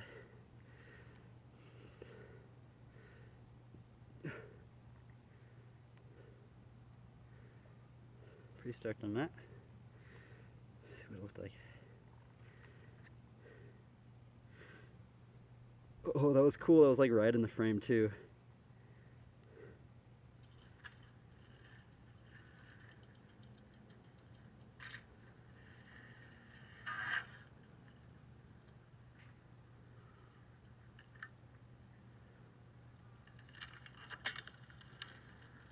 Oh, that's cool. It's weird, I did that like really slow.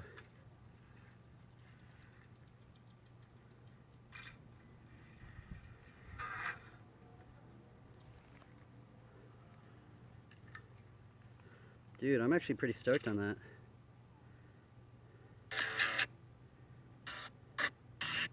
It's weird, I've never done that. It's weird like when I land something that like I wasn't really even trying. And I've been like sitting here trying to do these tricks that I've been trying to do and I can't do them. And I'm just messing around. I end up landing something.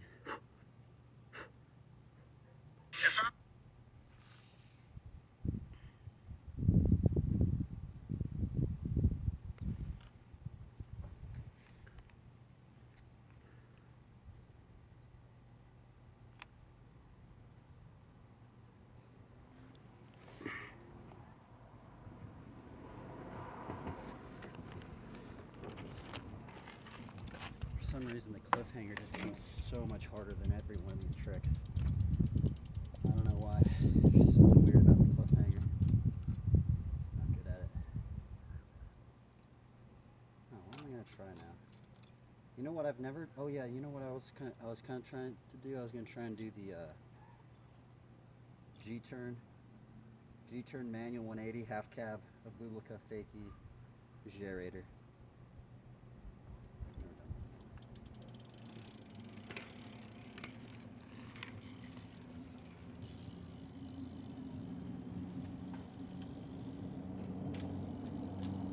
Or even just doing that first part. I think I can.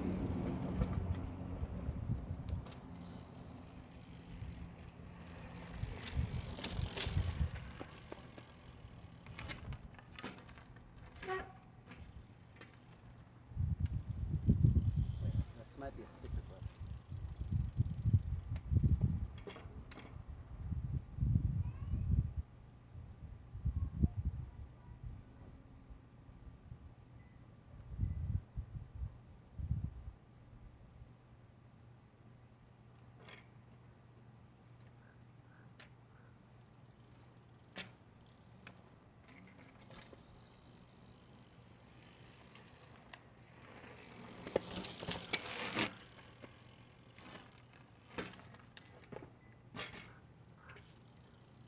It's weird, out of all the combos I've done out in the front yard, I've never done this one.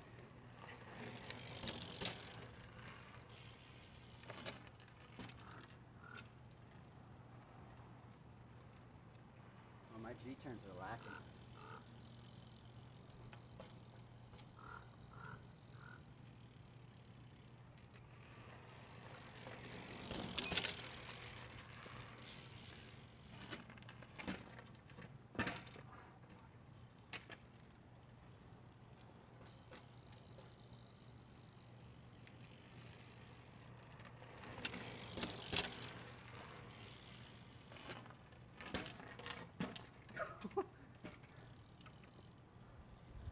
Man, I've really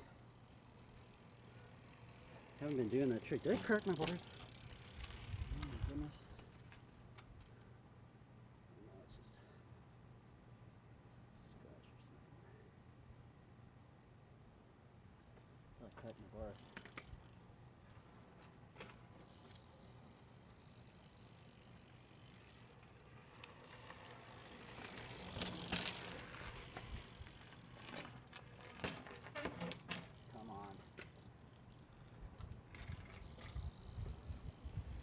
I used to be so good at G-turn, but I can't do it anymore.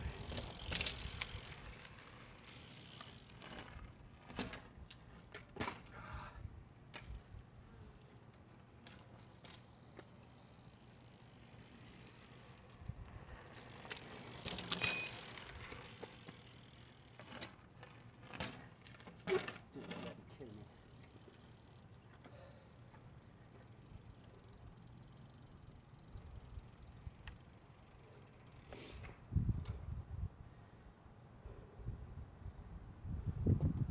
I can't do this.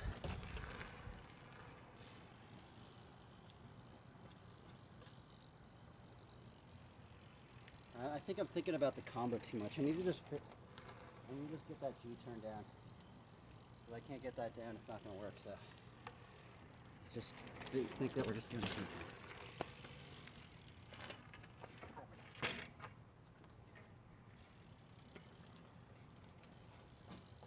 Come on.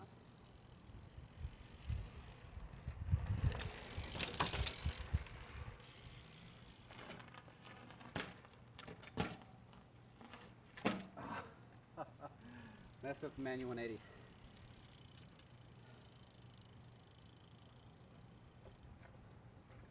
Or wait up, I want to see what that looks like on the stream before I really commit to it.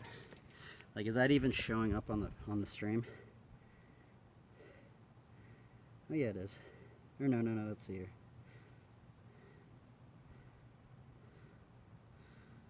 Oh yeah, it's showing up on the stream. Alright, let's do this. Come on. Let's go. Oh, right up, I got it.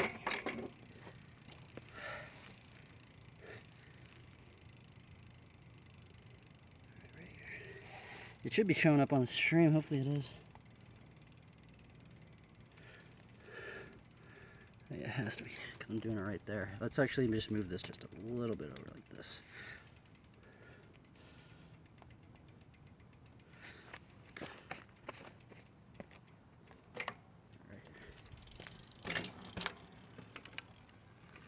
We're doing half cab, or no, we're doing G-turn, manual 180, half cab, a Bubblica, fakie. If I could do something out of the fakie, if not, I haven't even done that combo yet. If I can get out of the fakie or the Bubblica, I'll do something, or I'm gonna try maybe. But this first part is kind of hard, I can't even get into it.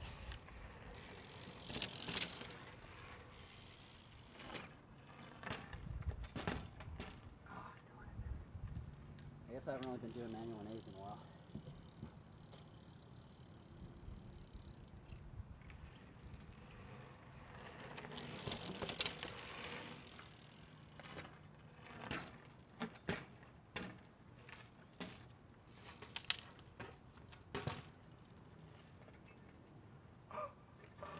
I did a correction hop, but that's what I was going for. That was close. Fudge. So close.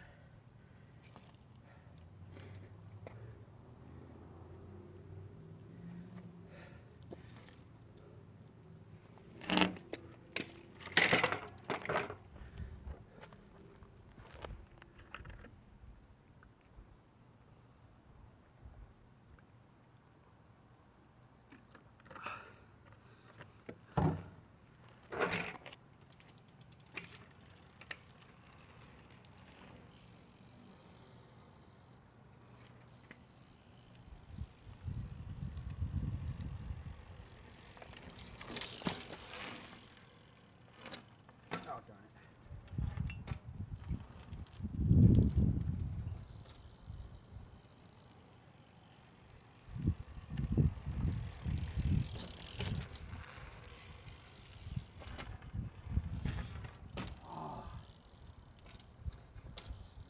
Bro, I keep messing up the G-turn, dude. I used to be pretty good at this. I can't do it right now. I used to be able to do this like every time. I've been riding too much in the garage.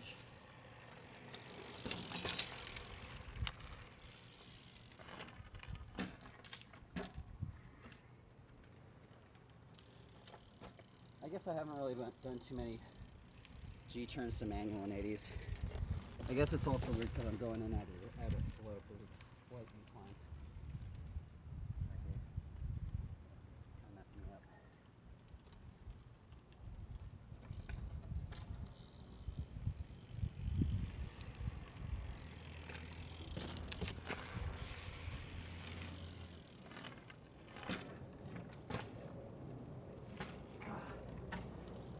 I honestly don't even know if I'm going to be able to do that without doing friction.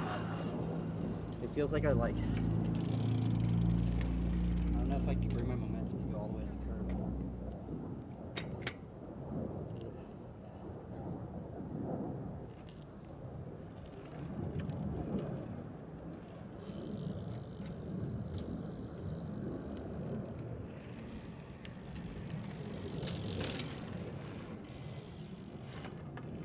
Oh my god. That was like a backwards nose manual, dude. At that point, that ain't even a G-turn.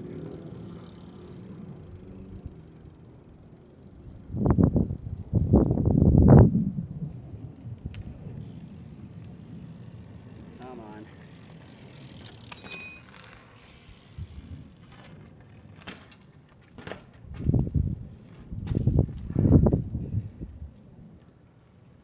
That's quite challenging.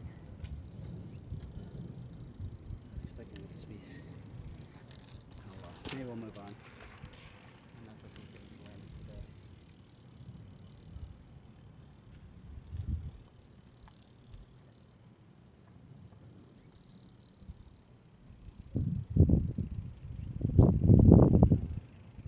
Let's try the funky chicken line.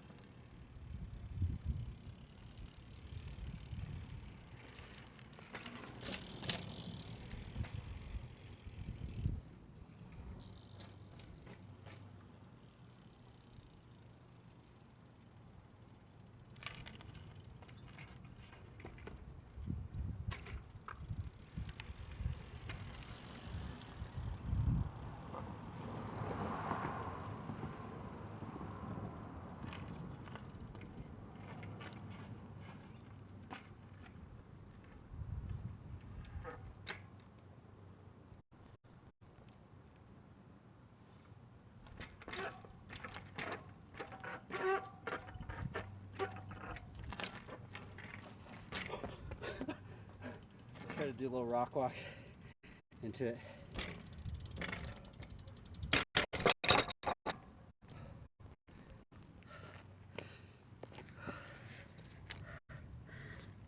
That's a pretty good little angle.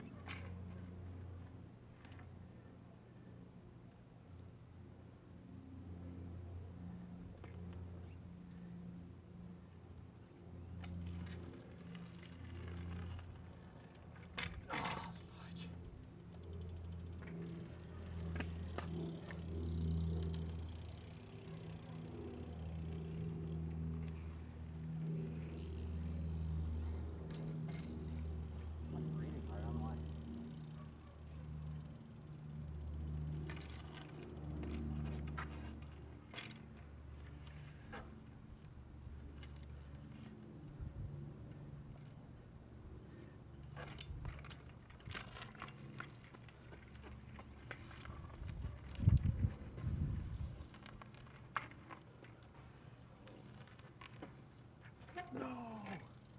Bro, I almost just did it right there. Dude. I've never done that combo before.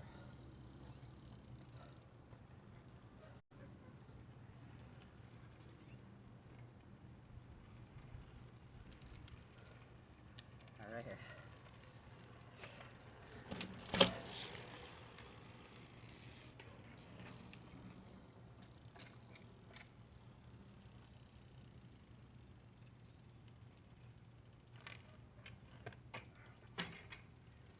Dude,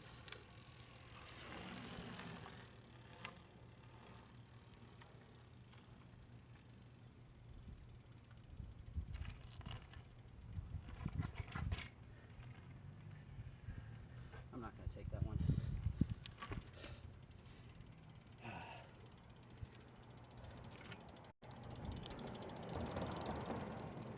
At least I'm comboing the funky chicken with stuff now. For a long time I wasn't even able to do it.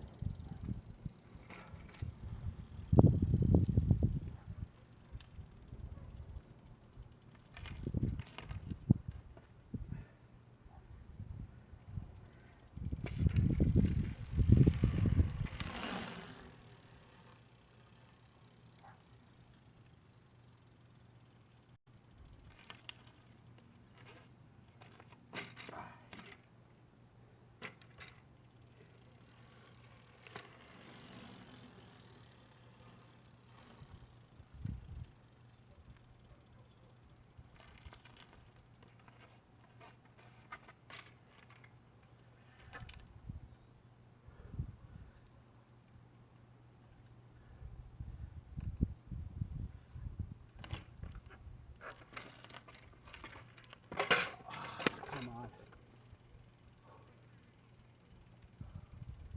That was so close. I'm not used to this uphill, man. When I'm getting into the generator, I gotta like really scuff because I'm going uphill a little bit.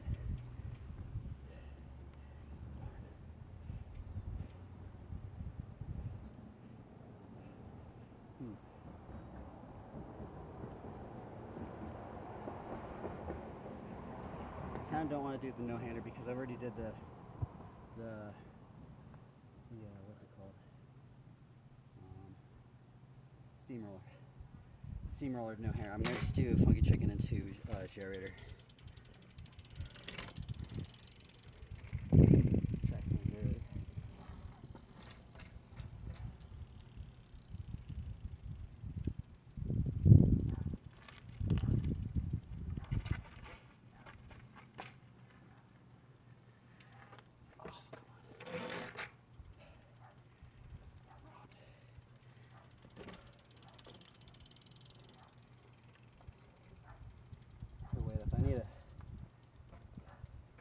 I need to push this stuff into the shade. My phone doesn't overheat. I guess that's kind of nice about this bush. It's giving me some shade.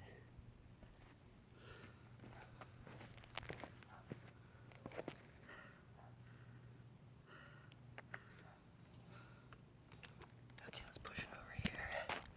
Just a little bit.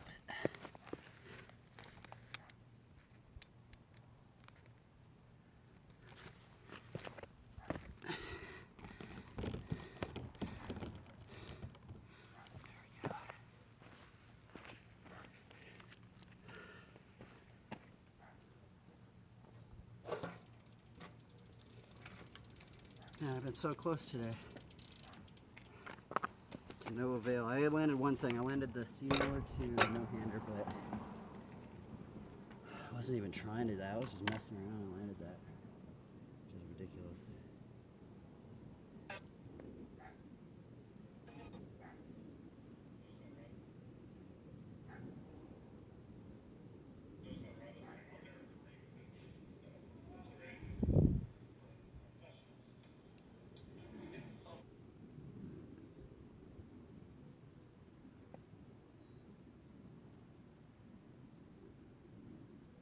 Wait, is my stream even working?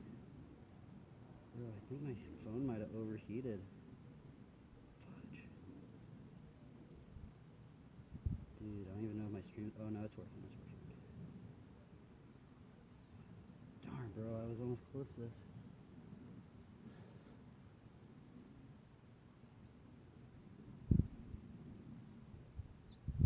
Oh, let's see here. Let's actually see what it looks like.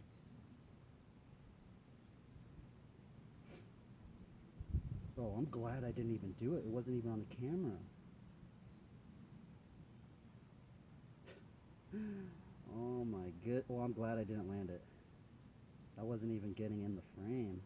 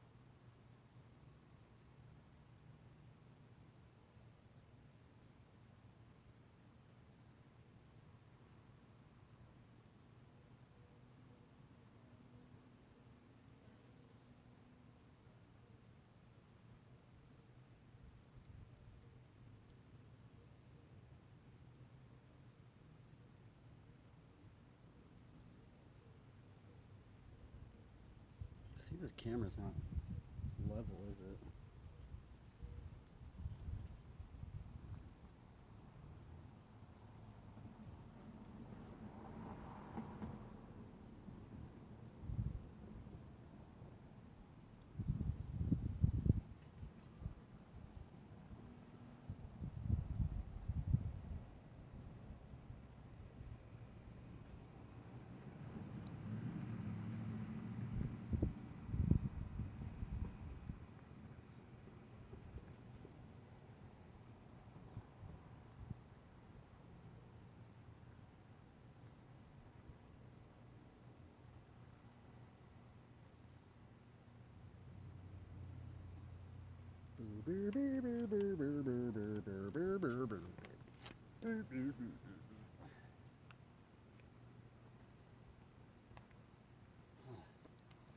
Man, it'd be cool if I could just go ride around with the stream, huh?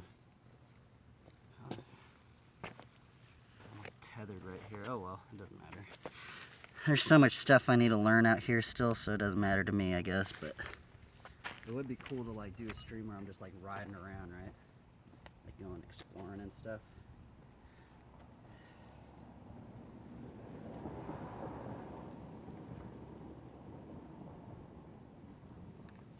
Guess we'll just keep trying these combos, because there are lots of combos we need to learn.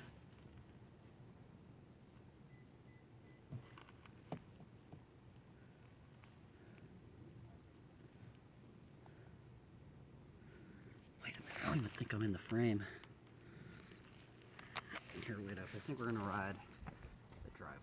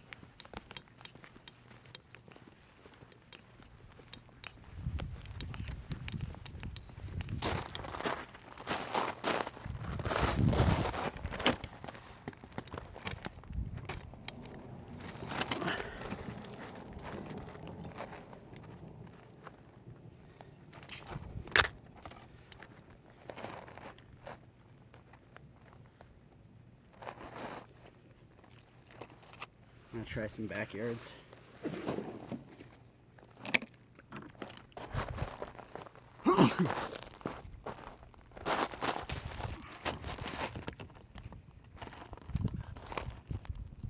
Make sure this fits on here.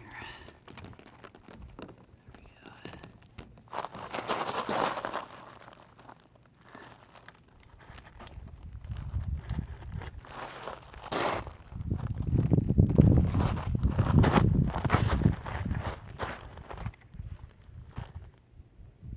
Let's try and do some backyards. Backyards.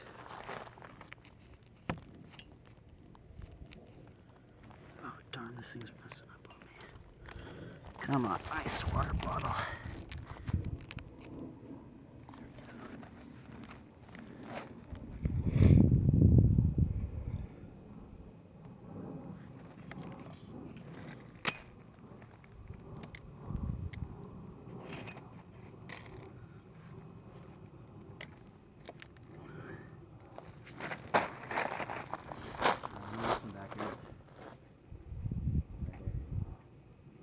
Stuff right up in here.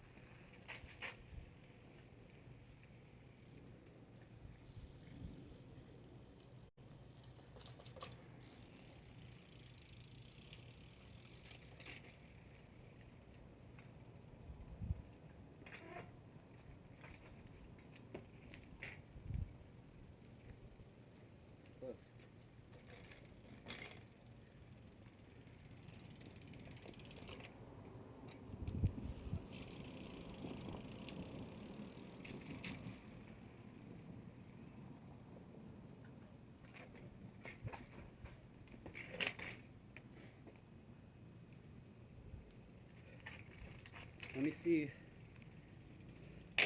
where I should be doing this.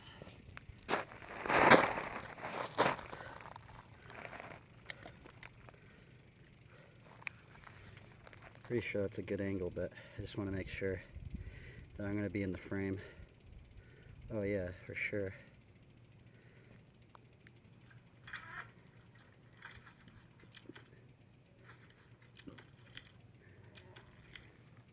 Okay,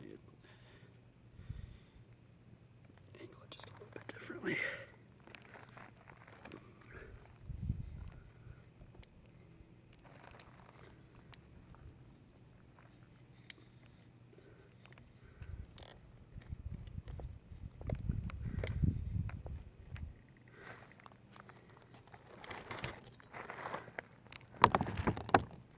My phone's so hot.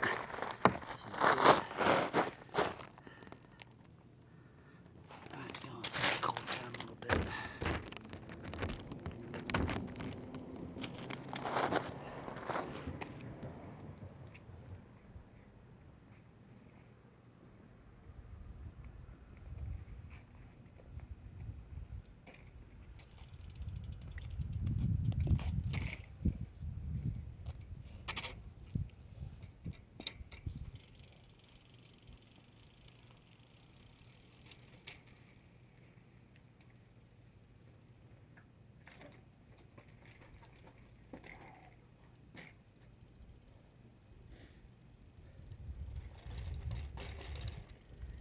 The practice is kind of helping all the ones I've been doing in the garage.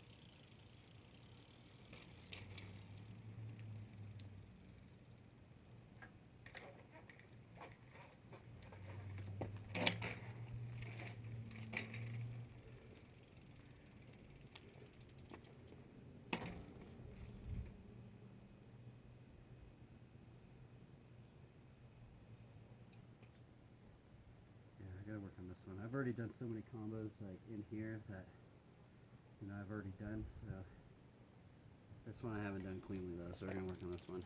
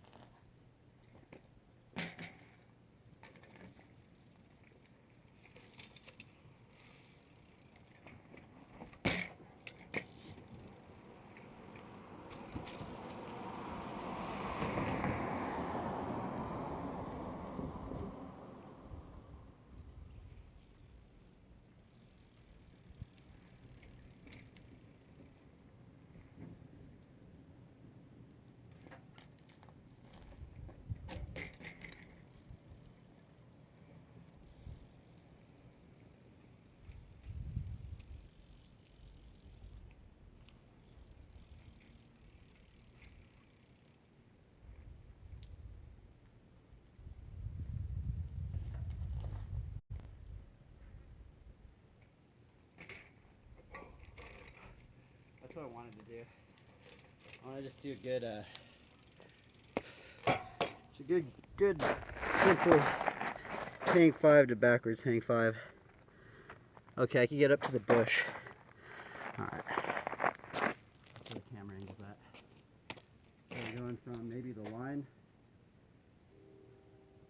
See, I want to do the hang 5 just as long as I can do the fakey hang 5. If I can do it.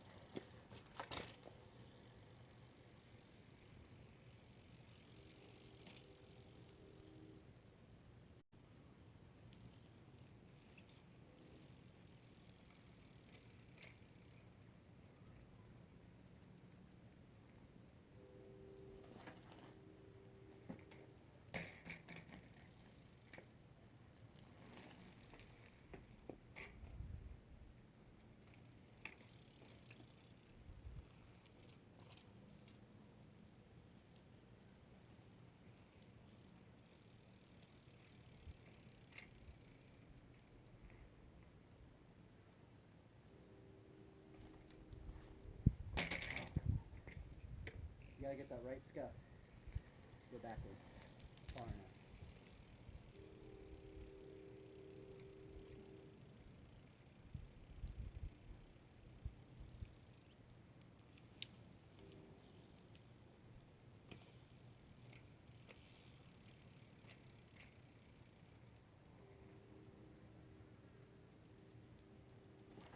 Oh, nope.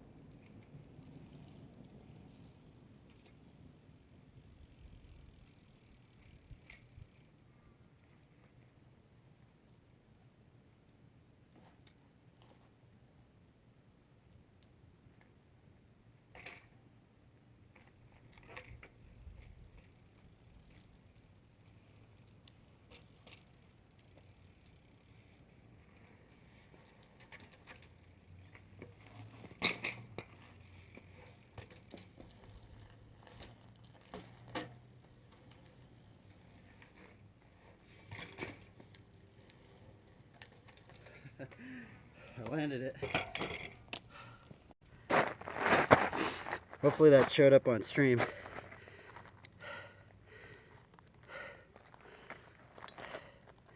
probably the longest backwards backwards hang 5 I've ever done.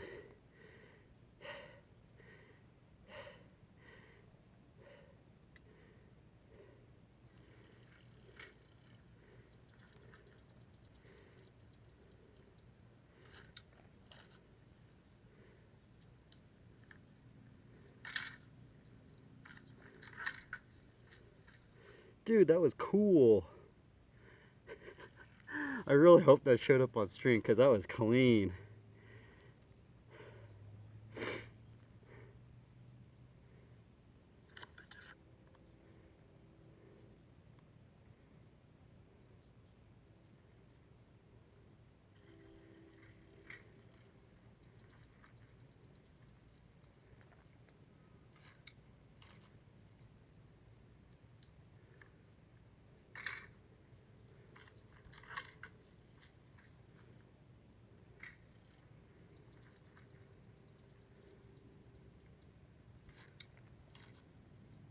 Dude, that scuff was perfect, bro. Maybe not perfect, but like I put so much weight into that scuff that it just gave me so much momentum.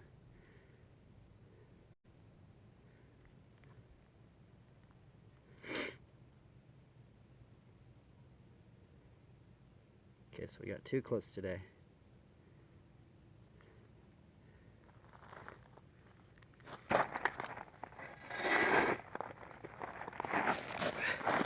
Let's see.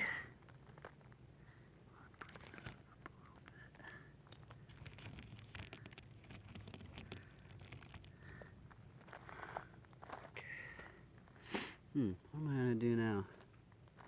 I feel like I need to keep filming stuff because I guess we could put some music on. I really hope I don't land something I was just messing around with.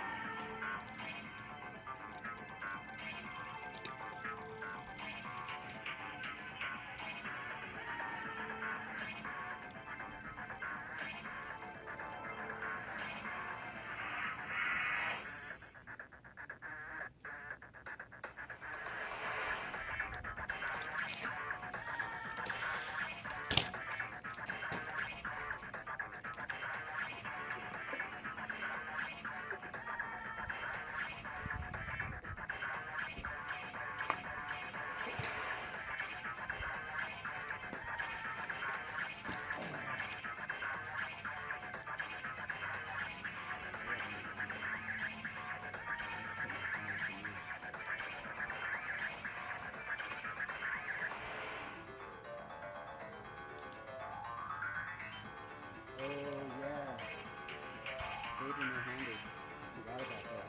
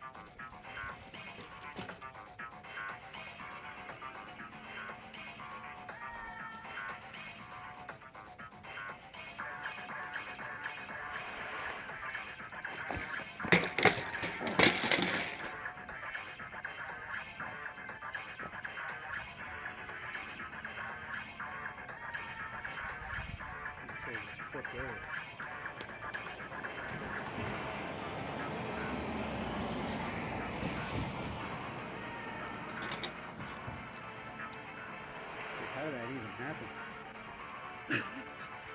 I totally just flipped over that thing. I got stuck, dude. I see another one.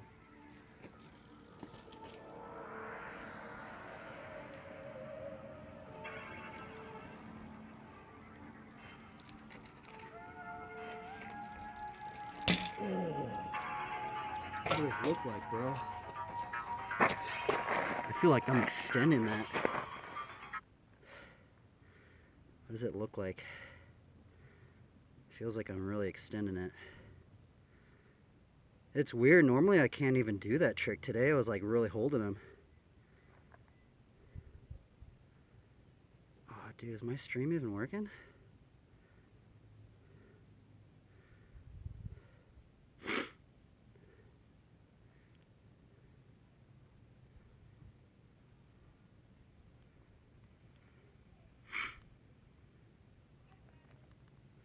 Darn, I can't see it.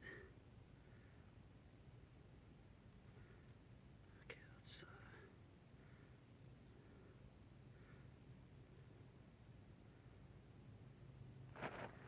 get back to some music. Maybe it's the music that was pumping me up. I'm freaking extending those freaking Vader to no handers out, man. Like,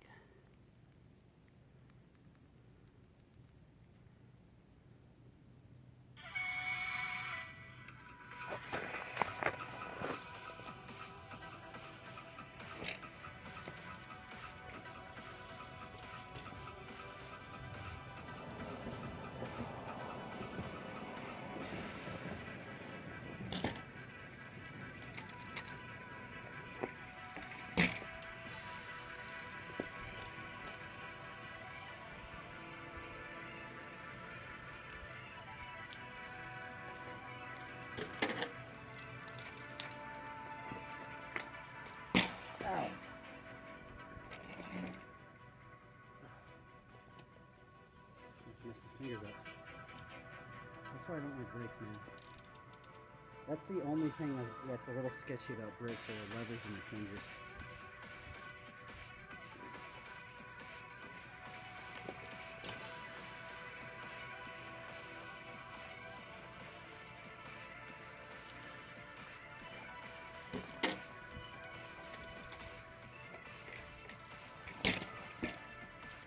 That's sketchy.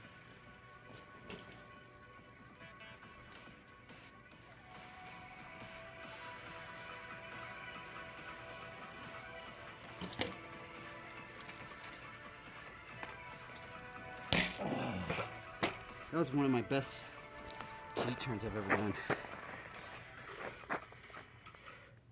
That was a proper G-turn right there, I think. It felt really good.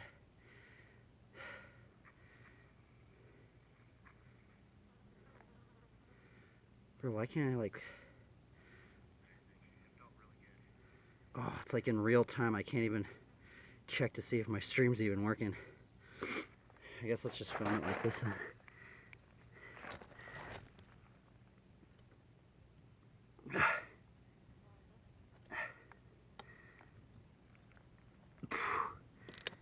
Oh, did I just crack my phone? Okay, no, I didn't. Okay. Oh, shnikes, come on. Right here. Oh, good one. Good G-turn to Vader no-handed.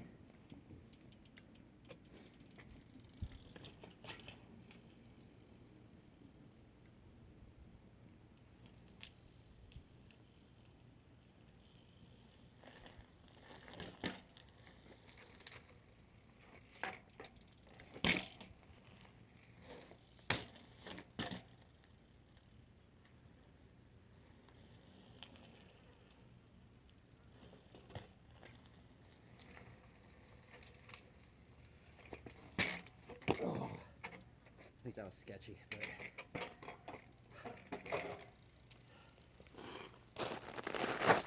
let's see what that looked like. Maybe it was a line.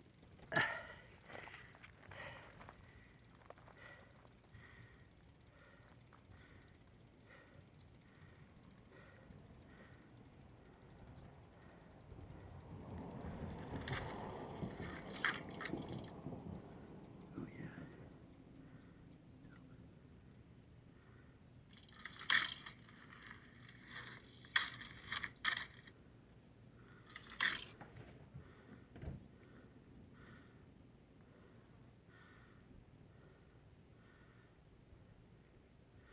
I'm gonna stream mark this. Boom. Okay. Let's do this again. I want to do it better. I'm like barely getting it on frame. I'm like right at the edge.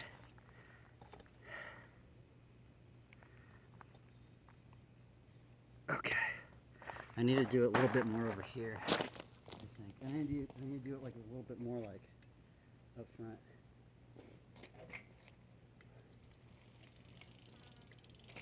That was pretty cool line, I guess. Let's just see if we can clean it up.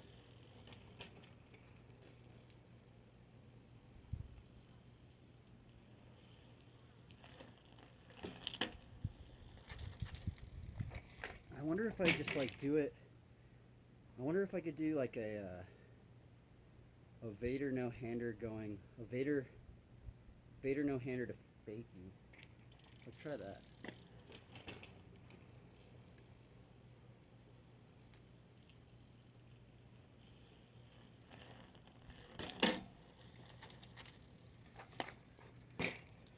Huh.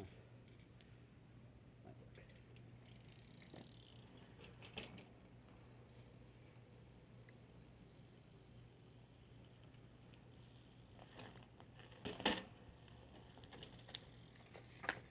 I think so. Because you need to kind of like go into it and then you can land it. I don't know, maybe we'll try do Vader no-hander. Vader no-hander to fakie.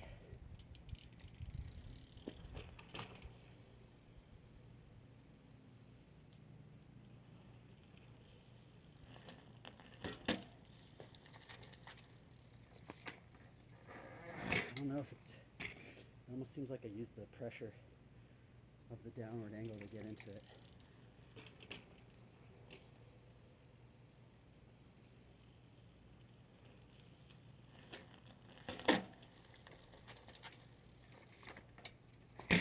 that's doable. It's doable.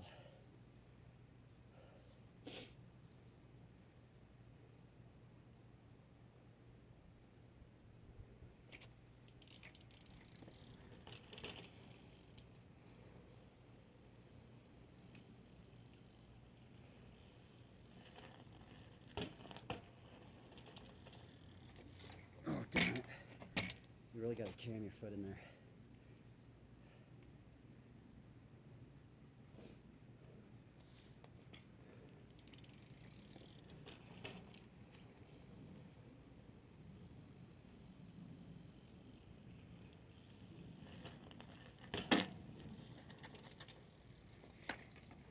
I don't know, man. You really get, actually, there's probably a reason why I have never seen anybody do a Vader no-hander to fakie. Because it always seems like they go in at the angle and then drop in back in. I mean, I guess we could just do a foot jam no-hander to fakie. What about that? Let's do a foot jam no-hander to fakie, like,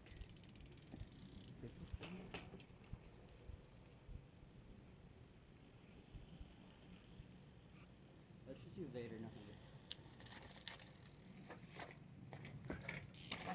Yeah, I don't know if that's good.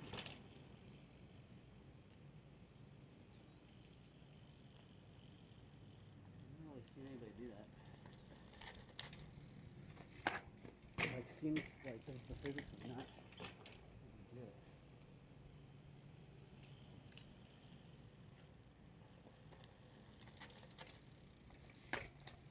Yeah, I guess you can do it. You just gotta really hand it in there.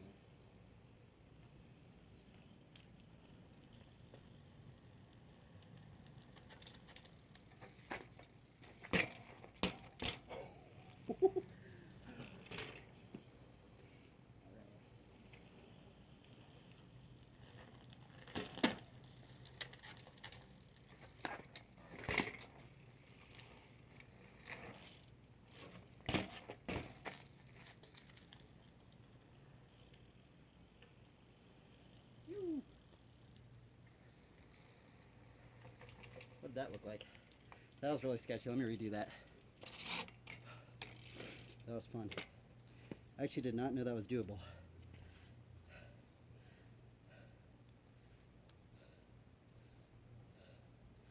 Let me try this. It's weird. You don't see people doing Vader to fakie. I've never. Has anybody out there seen a person do a Vader no-hander to fakie? I've never seen anybody. Maybe.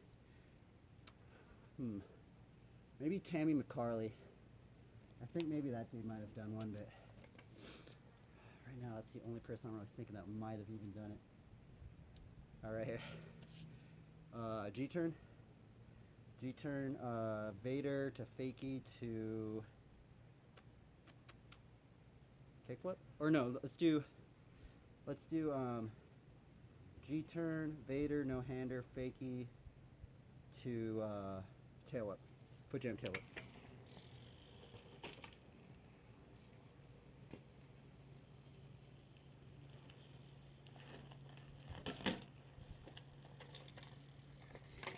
Oh, you're like.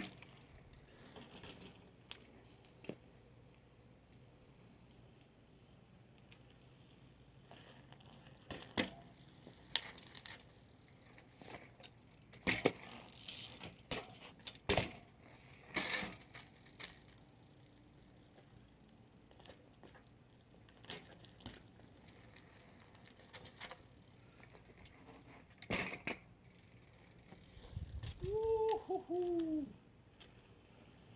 You guys see that line? That was fun. That was just straight improv right there. Bro, that was sweet.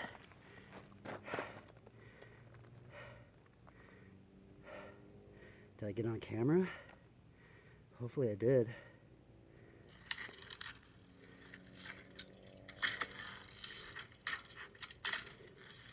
Oh, you gotta be kidding me, bro. It wasn't on frame.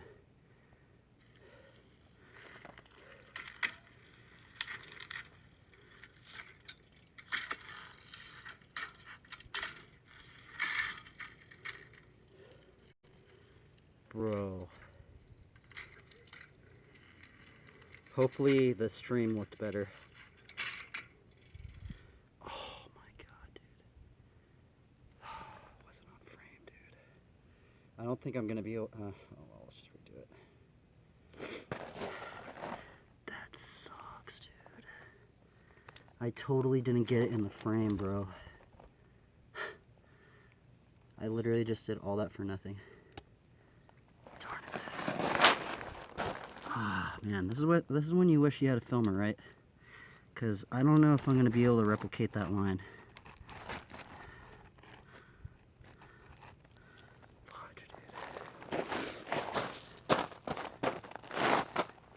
Let's redo it. I don't know. See, I'm just gonna have to improv it. Right here.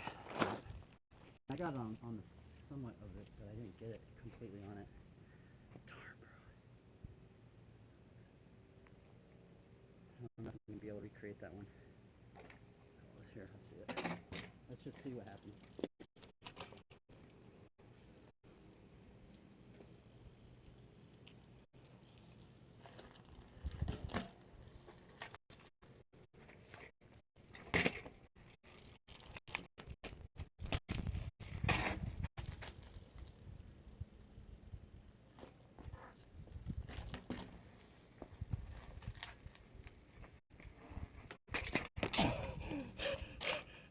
I almost just redid it, dude. I mean, I guess that's not even that hard. All right. Well, I guess let's just keep going.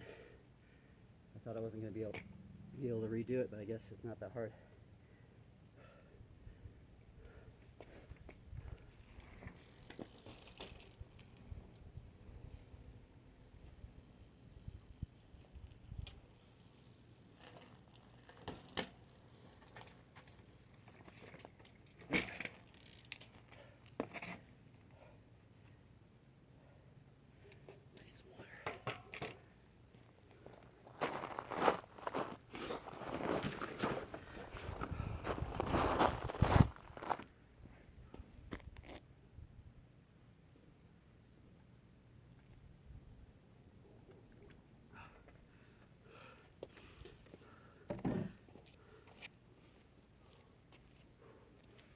Right here.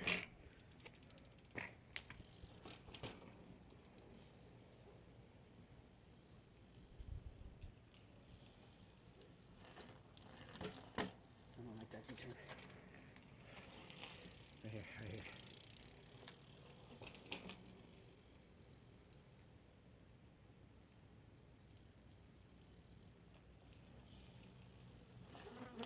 Oh, that was like a backwards nose wheelie right there. I wasn't even juicing.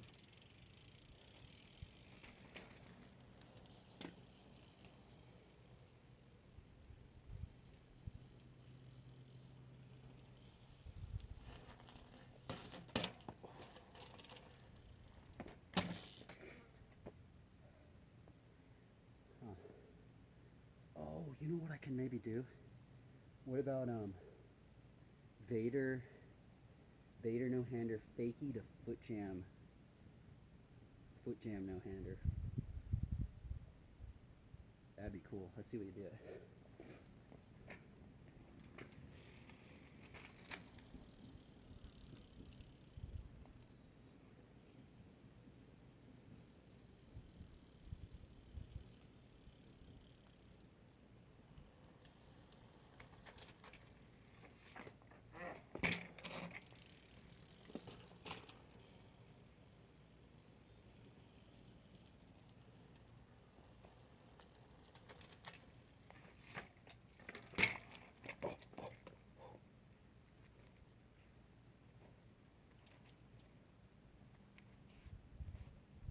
Shingo got caught.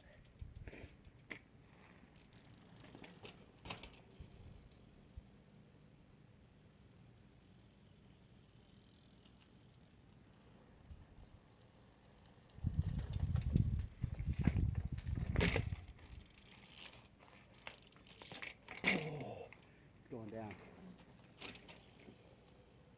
Right here.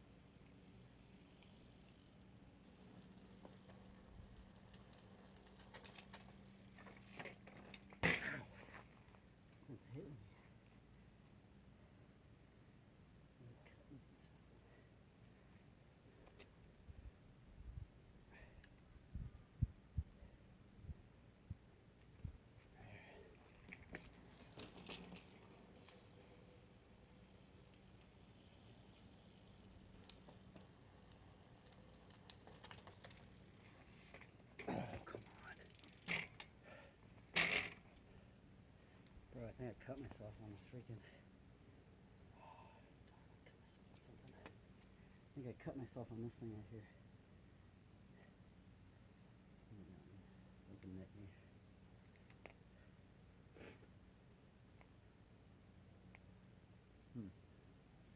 What am I gonna do now? Go backwards manual.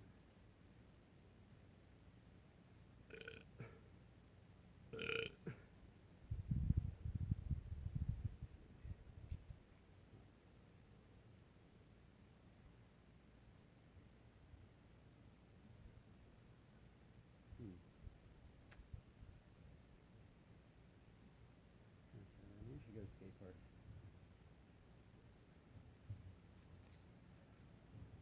I guess time downstream.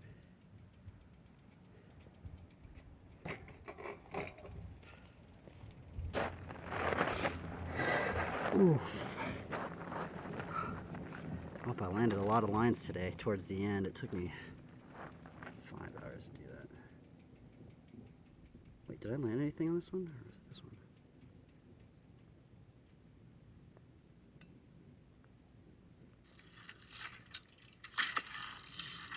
Okay, yeah, I redid it.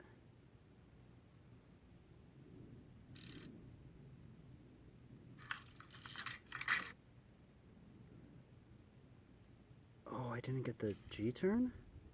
Come on.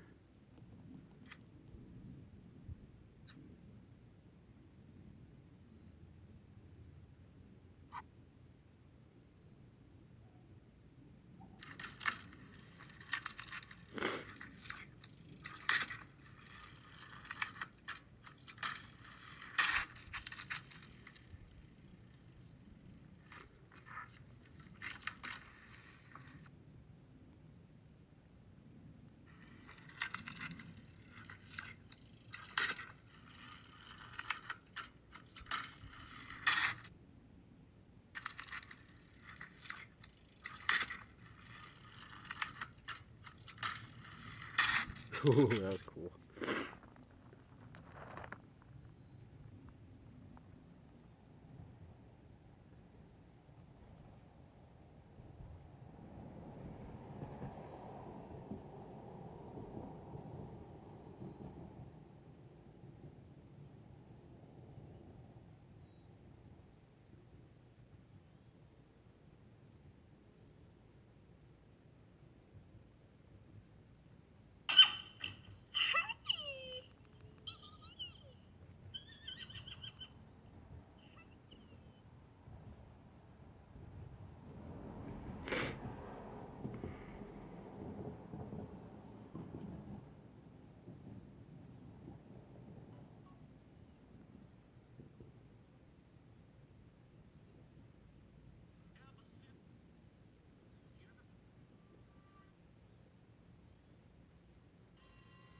Let's see, how long has this stream been?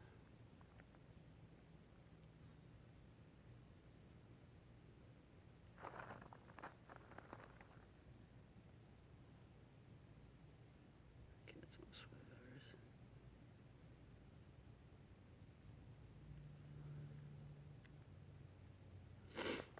Alright, we're gonna end the stream right here. We'll leave it Linda on the Bible verse.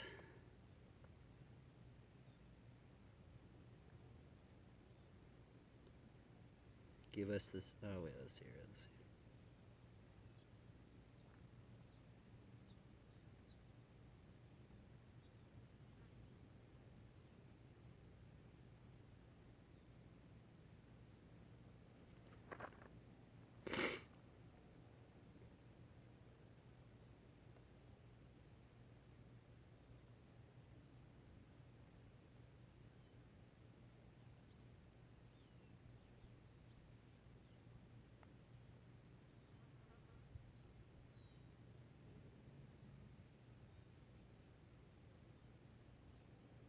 It is an honor for a man to cease from strife, but every fool will be meddling. Proverbs 23.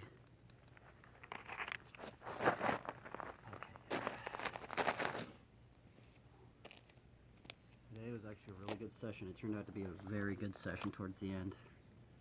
I was kind of struggling in the beginning. Got done.